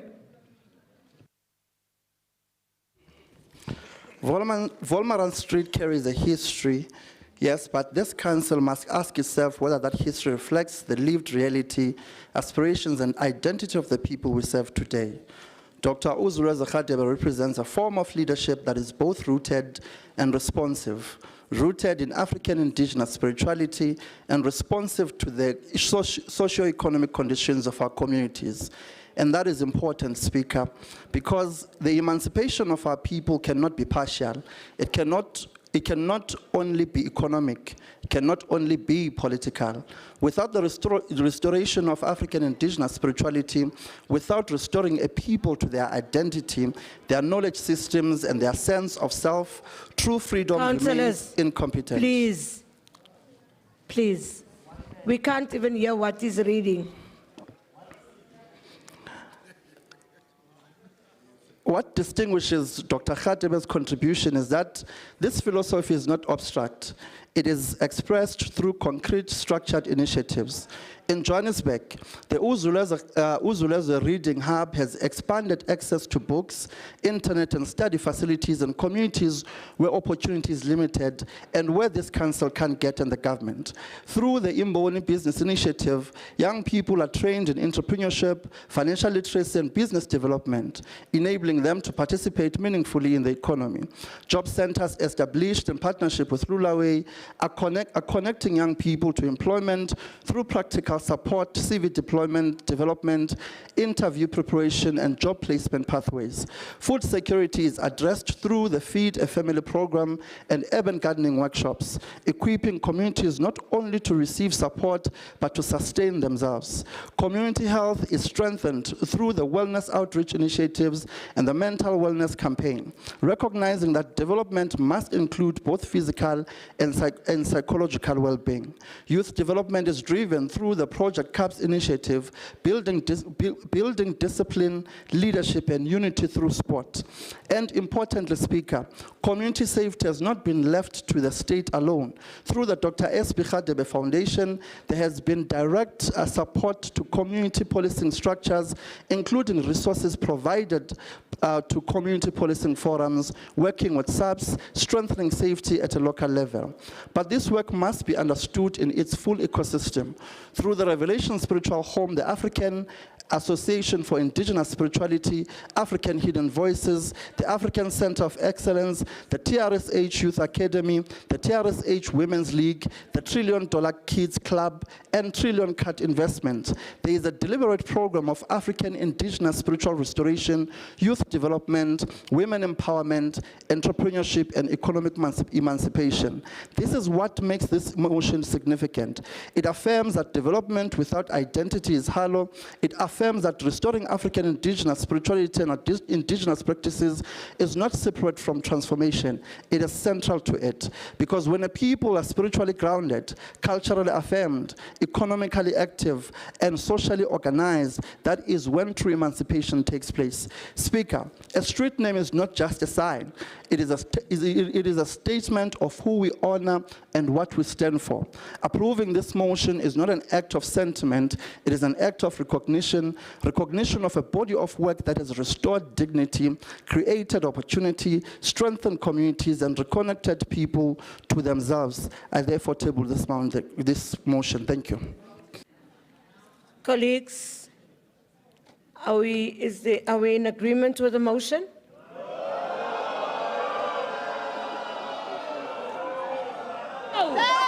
No, Okay. no. Can I ask for a more structured way of doing it? Are we in agreement with the motion? Okay. Can I get the seconder?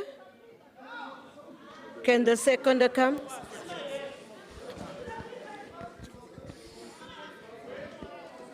Colleagues, And there is support. Ungabana uthetha lo uyithethayo there is support. Azuxelwa nini apha? Councillor Themba Gwenshu. we are The not seconder. Colleagues, can we just stop? Asiselanga nini apha? Seconder.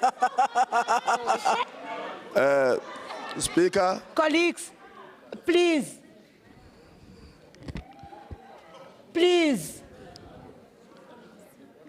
Can we go to Rule 30? Please. Councillor Magwenchu. Thank you, Speaker. Speaker, I stand in support of the motion. Thank you. Thank you. Let's go to the speakers. DA Councillor B Nkwanyana. I hope I'm saying it right. Ubonga Nkwanyana, thank you very much. Thank you. Uthethwa kuthethwa ke lo muntu.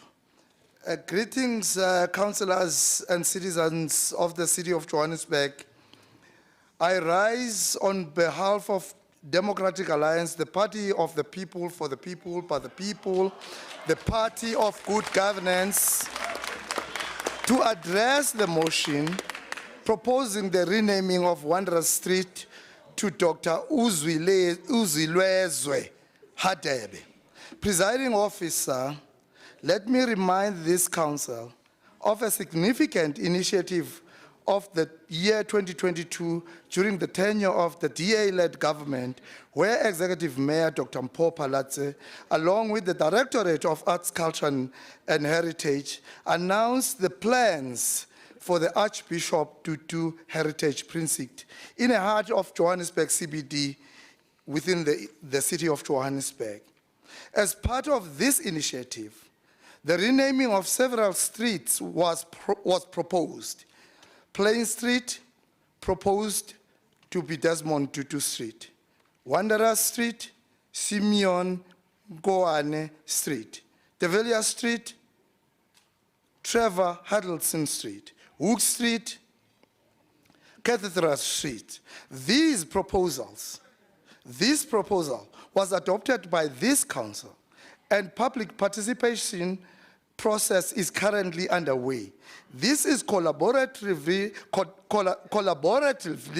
effort between the City of Johannesburg and Johannesburg Development Agency, aiming at transforming the Johannesburg CBD, enhancing pedestrian-friendly areas and public spaces, improving accessibility, integrated transport, enhancing safety and security, promoting environmental and sustainability. Presiding officer, it appears the proposer of this motion and the seconder may not have considered these existing initiatives. One may ask a question: what value does renaming of Wanderers Street to honor Uzilwezwe Hadebe will bring to the city of Johannesburg? But the answer will say, dololo. As a progressive city of gold, we should avoid parallel processes. It is concerning that this motion has been brought forth without considering our existing processes.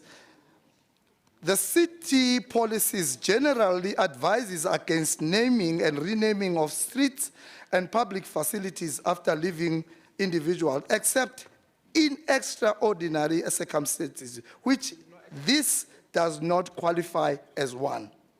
Furthermore, our policy emphasizes the importance of reflecting the city's diverse cultures, history, and heritage, which this proposal does not achieve. As Democratic Alliance, we cannot support a motion that undermines established council processes or the proposal that promotes faith foundation over others. We urge the proposer to align this motion with the existing plans of Desmond Tutu Heritage Precinct and thoroughly read naming and renaming of public facilities policy of the city of Johannesburg and other documents. We believe in Johannesburg. We, the DA, do not support this motion, and we request this council to reject it. Thank you very much, Speaker. Thank you, Councillor. Raadslid Boer, Freedom Front Plus. Thank you, Mevrouw Speaker. Through you, I just want to say to Councillor Madupi, he was saying that the ANC was the oldest liberation movement in the African continent. I've got news for him. There was a movement called the Voortrekkers, and the Voortrekkers was a movement that came from the Eastern Cape and the Western Cape to be freed from the English oppression, and they moved into the Zuid-Afrikaanse Republiek as we are here at the moment. And this man, Jacobus Wolmerans, he was also one of the sons of the Voortrekkers. He was a member of the Zuid-Afrikaanse Republiek. He was instrumental of funding Johannesburg. In fact, he was the first founder of the first hospital in Johannesburg back in 1891. Madam Speaker, now we bring a motion to change our history. History is not getting changed by changing names. History is here. It will always be here for the next, as long as Earth exists. We are, as the Freedom Front, totally opposed against renaming Wolmaran Street to this other Dr. Radebe. But I am pretty interested in this $1 trillion club of his. And I make a suggestion to this doctor to give us part of his $1 trillion, and maybe he can refurbish our metro building for us, and then we can probably think of renaming the metro building to Dr. Radebe. I think that would be a better item to consider. Madam Speaker, we just spoke about the indigenous people, and now we want to spend millions of rand of renaming an existing street to somebody that was not even racist or even connected to any racism. We want to change that name, spending millions of rand instead of looking after our indigenous. Madam Speaker, I'm closing off. The Freedom Front is totally opposed changing any names which are not political affiliated. Thank you very much. Thank you. ACDP, Councillor Rolson. Thank you very much, Honourable Speaker. Greetings, Madam Speaker, and greet you all in the precious name of our Lord and Saviour, Jesus Christ. Amen. I can't hear you. Amen. Amen. Councillor Rolson. Apologies, Madam Speaker. That's just a joke. Just a joke, Madam Speaker. Madam Speaker, greetings to you, Madam Speaker, and Executive Mayor, Deputy. Councillors, especially the councillors there. No. Really? No. Councillor Rolson, you may carry on. Thank you very much, Madam Speaker. And I'll start again. Greetings, Madam Speaker. Greetings, Executive Mayor. Greetings to the Deputy Executive Mayor and MMCs, councillors, distinguished guests and residents of Johannesburg. Madam Speaker, I rise on motion to the renaming of Wolmaran Street to Dr. Uzwe Leswe Radebe Street. Madam Speaker, Dr. Uzwe Leswe Radebe has indeed contributed immensely to South Africa, and especially in the areas of poverty alleviation, education, and entrepreneurship. And the ACDP takes note of his contribution. However, the current economic condition that we find ourselves as a city cannot justify a name change to Dr. Uzwe Leswe Radebe or any other name for that matter. Madam Speaker, as a city, we are struggling to pay our suppliers. So the ACDP will not support any name change and this is totally out of the question. Only once our financial condition improves could we relook at the naming of Wolmaran Street. So the ACDP does not support this motion. God bless South Africa. God bless the sovereign state of Israel. I thank you. Thank you, Councillor Olson. Councillor Tuma from the African National Congress. Is Councillor Mashinini. Okay, Councillor Mashinini. Thank you. Honourable Speaker, Deputy Mayor and the Mayor in absentia. The African National Congress acknowledges the importance of recognizing individuals who contributed to the development of society. The naming of the street and public spaces is a powerful tool of transformation, remembrance. However, it is also one of the highest honors that this council can be shown. It must be therefore exercised with therefore care and integrity and adherence of the law. and this council is bound to act strictly within the framework of this adopted policy. In instance, this motion before is procedurally incomplete.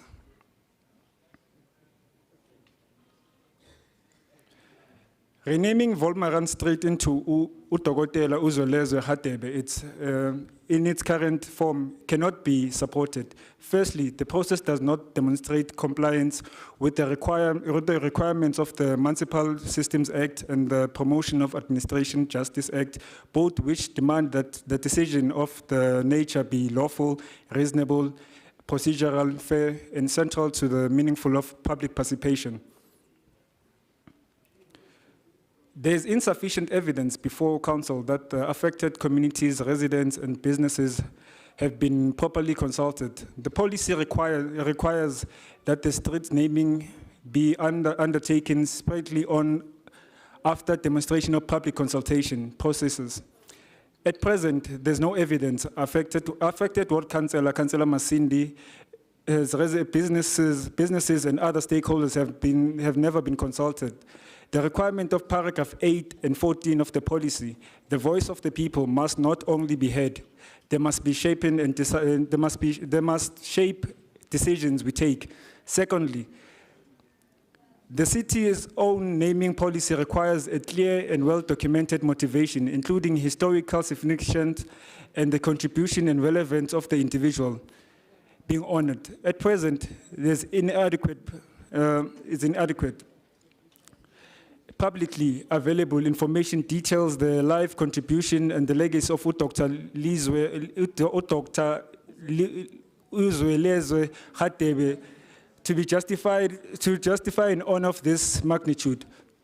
Honorable Speaker, the naming of the street must be reserved for individuals whose contribution is exceptional, whose legacy, endurance, and recognition is broadly supported by the community. Without this, the process risks undermining both the integrity of the council and the very purpose of transformation. Thirdly, we must consider the socio-economic impact of renaming the established street carries financial, administrative implications for both municipality and the public residents. Businesses are required to adjust documents while the city inquires the cost. That must be weighed against passing several service delivery priorities. The ANC family believes the transformation must be inclusive and rooted in the will of the people. It must be rather not decisive. We therefore propose that the motion be deferred and the relevant committee be mandated to undertake a lawful, transparent, and community-driven process in its full compliance. The legislative processes requirements. The City of Johannesburg policies on the naming of the street, public places, and discourages naming streets after leaving people unless exceptional circumstances are clearly motivated. The motion does not provide justification for this. Therefore, council should consider alternative proper ways to honor Dr. Lizwe Hateb, including naming a new development, a public facility, a space that do not impose on undue burden on the existing communities, which can secure broader public support. Honorable Speaker, as the ANC, we remain committed in building the city that is just and inclusive and responsible for recognition of meaningful and where voices of the people remain at the center of all. We do because there are no minor technicalities. They are mandatory safeguards that ensure transparency, legality, and community and public participation processes. Without compliance, would expose ourselves, and this will there will be people who may take us even to court. Udokotela Uzwelezwe usaphila nakhona sithemba ukuthi khona into esingazibiza ngaye kwamanje asikwazi nje ukubiza istrati ngaye akubuyele phansi kubuyele sibone ukuthi yini esingayibiza ngaye kodwa istrati lesi umthetho awuvumi inhlozo nje sibize ngaye. Ngiyabonga. Sizobiza isonto lakhe ngaye. Thank you, Councillor Mashinini. MMC Amat.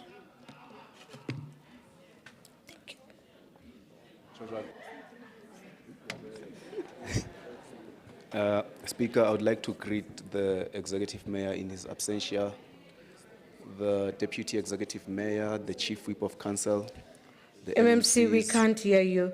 the MMC's Chair of Chairs, and yourself, Speaker. Eke Khomia Moshate, Speaker. Waihapa umolato, wailesa umolato. Please say that in Afrikaans.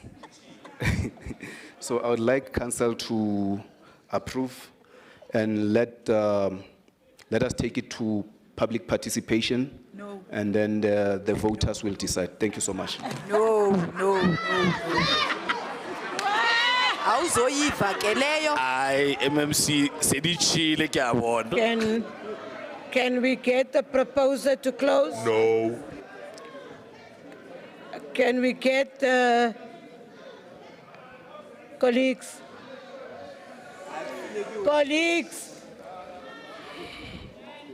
Chief Whoop. Can we get the proposer to close? Madam Speaker, ndingathandi ukuyiphendula imiqukunqa namaxoki namaweqweqwe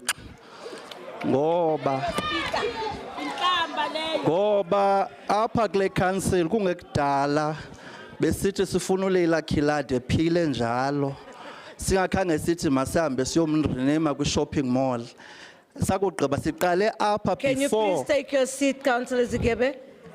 Is it Councillor Serrane? Musetla? Facility. Can you switch on your mic, Councillor Musetla? Thank you. Thank you, Speaker. The councillor, although not calling a name, but called the speakers who spoke before him amaxoki, which means liars. And I think that language is not proper for our chambers. Thank you, Speaker. I think Councillor Zigebe was not in yesterday's council meeting, and we had a long thing about people calling each other liars. Can you please withdraw that word liars? Speaker, I don't know whether I should speak while there's yep in my background. Should I continue? Councillors, can we allow the speaker to speak? But I also want you, before you carry on, to withdraw the word liars. Because I think yesterday we had a discussion, a long discussion on the word of liars.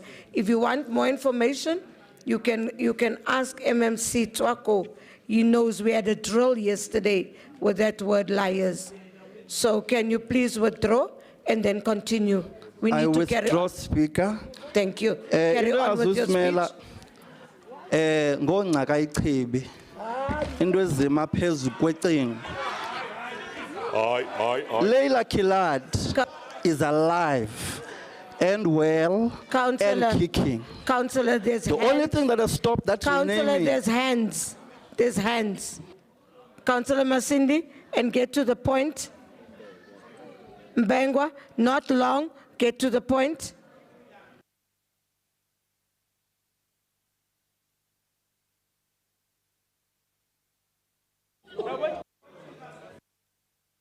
Check another mic. Nana kudombera wechipika ti. Risongo semana nga nyambo zashu ngori vone wechipika ravafi zvina mtu akwamba zvone.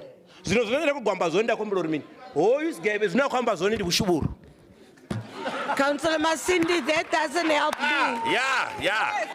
Councillor Masindi, that doesn't help me as the speaker. Councillor Zigebe, can you carry on? You have withdrawn, so just carry on, don't repeat. Akunamsebenzi, Madam Speaker, kodwa ke sidlulisile nyani apha ingakhoyo. I-public participation apha yenziwa emva kuba nivumile into yoba maye ku-public participation. Khandiyibone before. It says something about your table, Speaker, and yourself having allowed this motion to come here. It says into yoba khona umsebenzi ongenzekanga. Kwagqitywa kuzothiwa thina siwenza umsebenzi. Mhlekazi andithethanga ngewandrasi.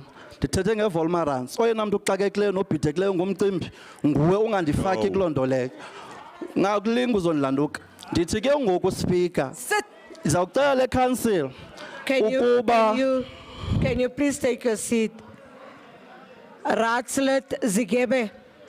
Raadslid Zigebe. Jy het nou besluit om nie deur my te praat nie, om net met raadslede te praat en jy praat nie deur my nie. Councillor Belinda?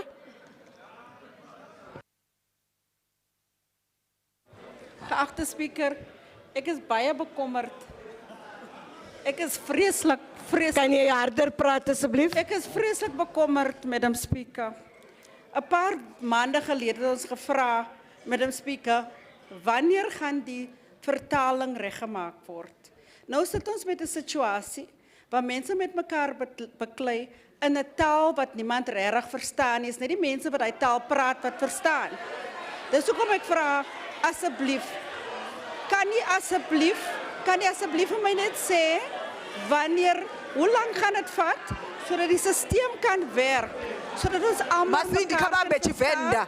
Want ek dink dit gaan baie misverstande. Order. Thank you. Dit gaan baie misverstande. Order, Speaker, order. Thank you. Thank you, Councillor. Thank you, Councillor Belinda. Colleagues, I allowed Councillor Belinda to do what she did. Reason being, and she's right, we have said we will have translation and we haven't had that. But she is quite right. No. Councillor Zita, can you listen to me? No, sorry, the one next to you. Sorry, Councillor Zita, the councillor next to you. I've allowed Councillor Belinda to do what she did. Because we are having people speaking in languages that I do not understand, and I cannot rule on that. So Councillor Zigebe, address us in English. Speak. Uyayimosha ke ngoku. No. Wena speaker kule council uthethe Afrikaans wena.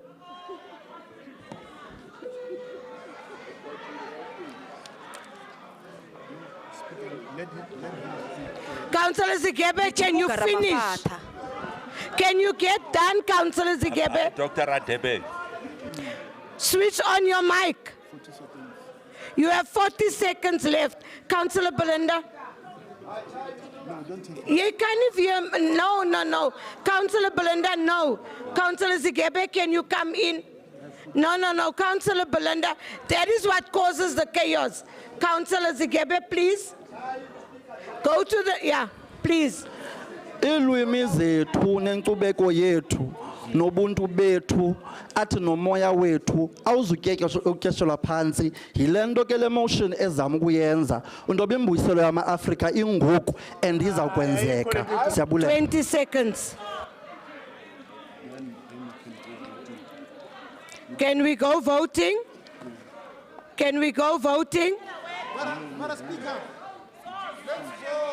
It's closed. The proposer has closed. It's closed. The proposer has closed it. Those who abstain, can we see your hands?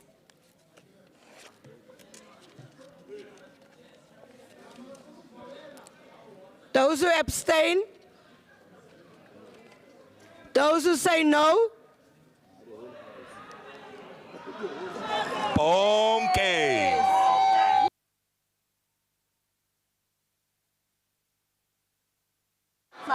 United. Mnganam lo muntu usaphila. Usaphila mnganam lo muntu.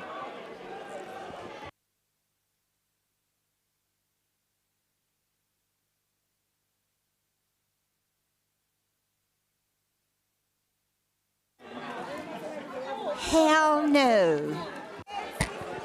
They were not supporting Legal. You don't have to count us. Just count those ones who did not raise their hands. Just count the three that are not voting. Speaker, the motion carries, please. MMC, raise your hand. MMC, raise your hand. 270 minus 3. Only 3 hands. Stephen, don't count your head.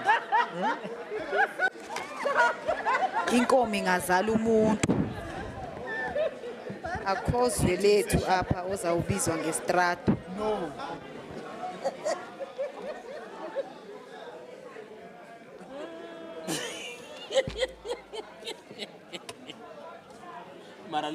Speaker, it's a 2/3 majority.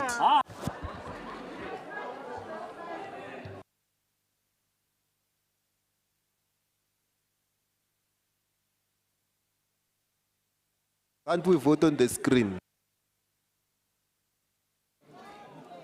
Azinanyani chomi.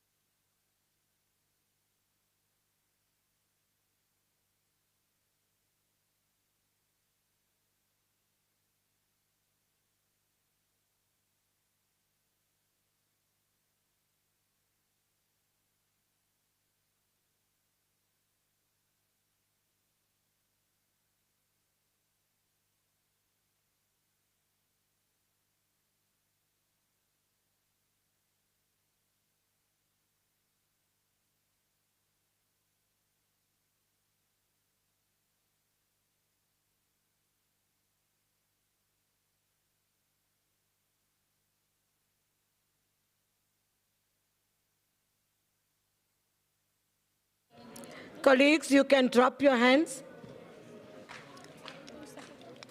Can we have the yeses? Okay, 5 again.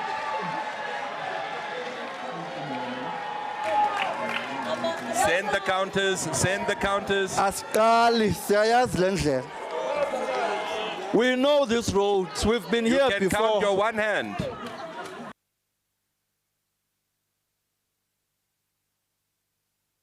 We have been here before.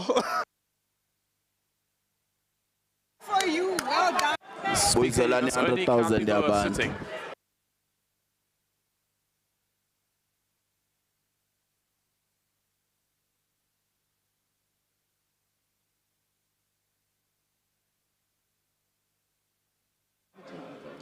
You may lower your hands.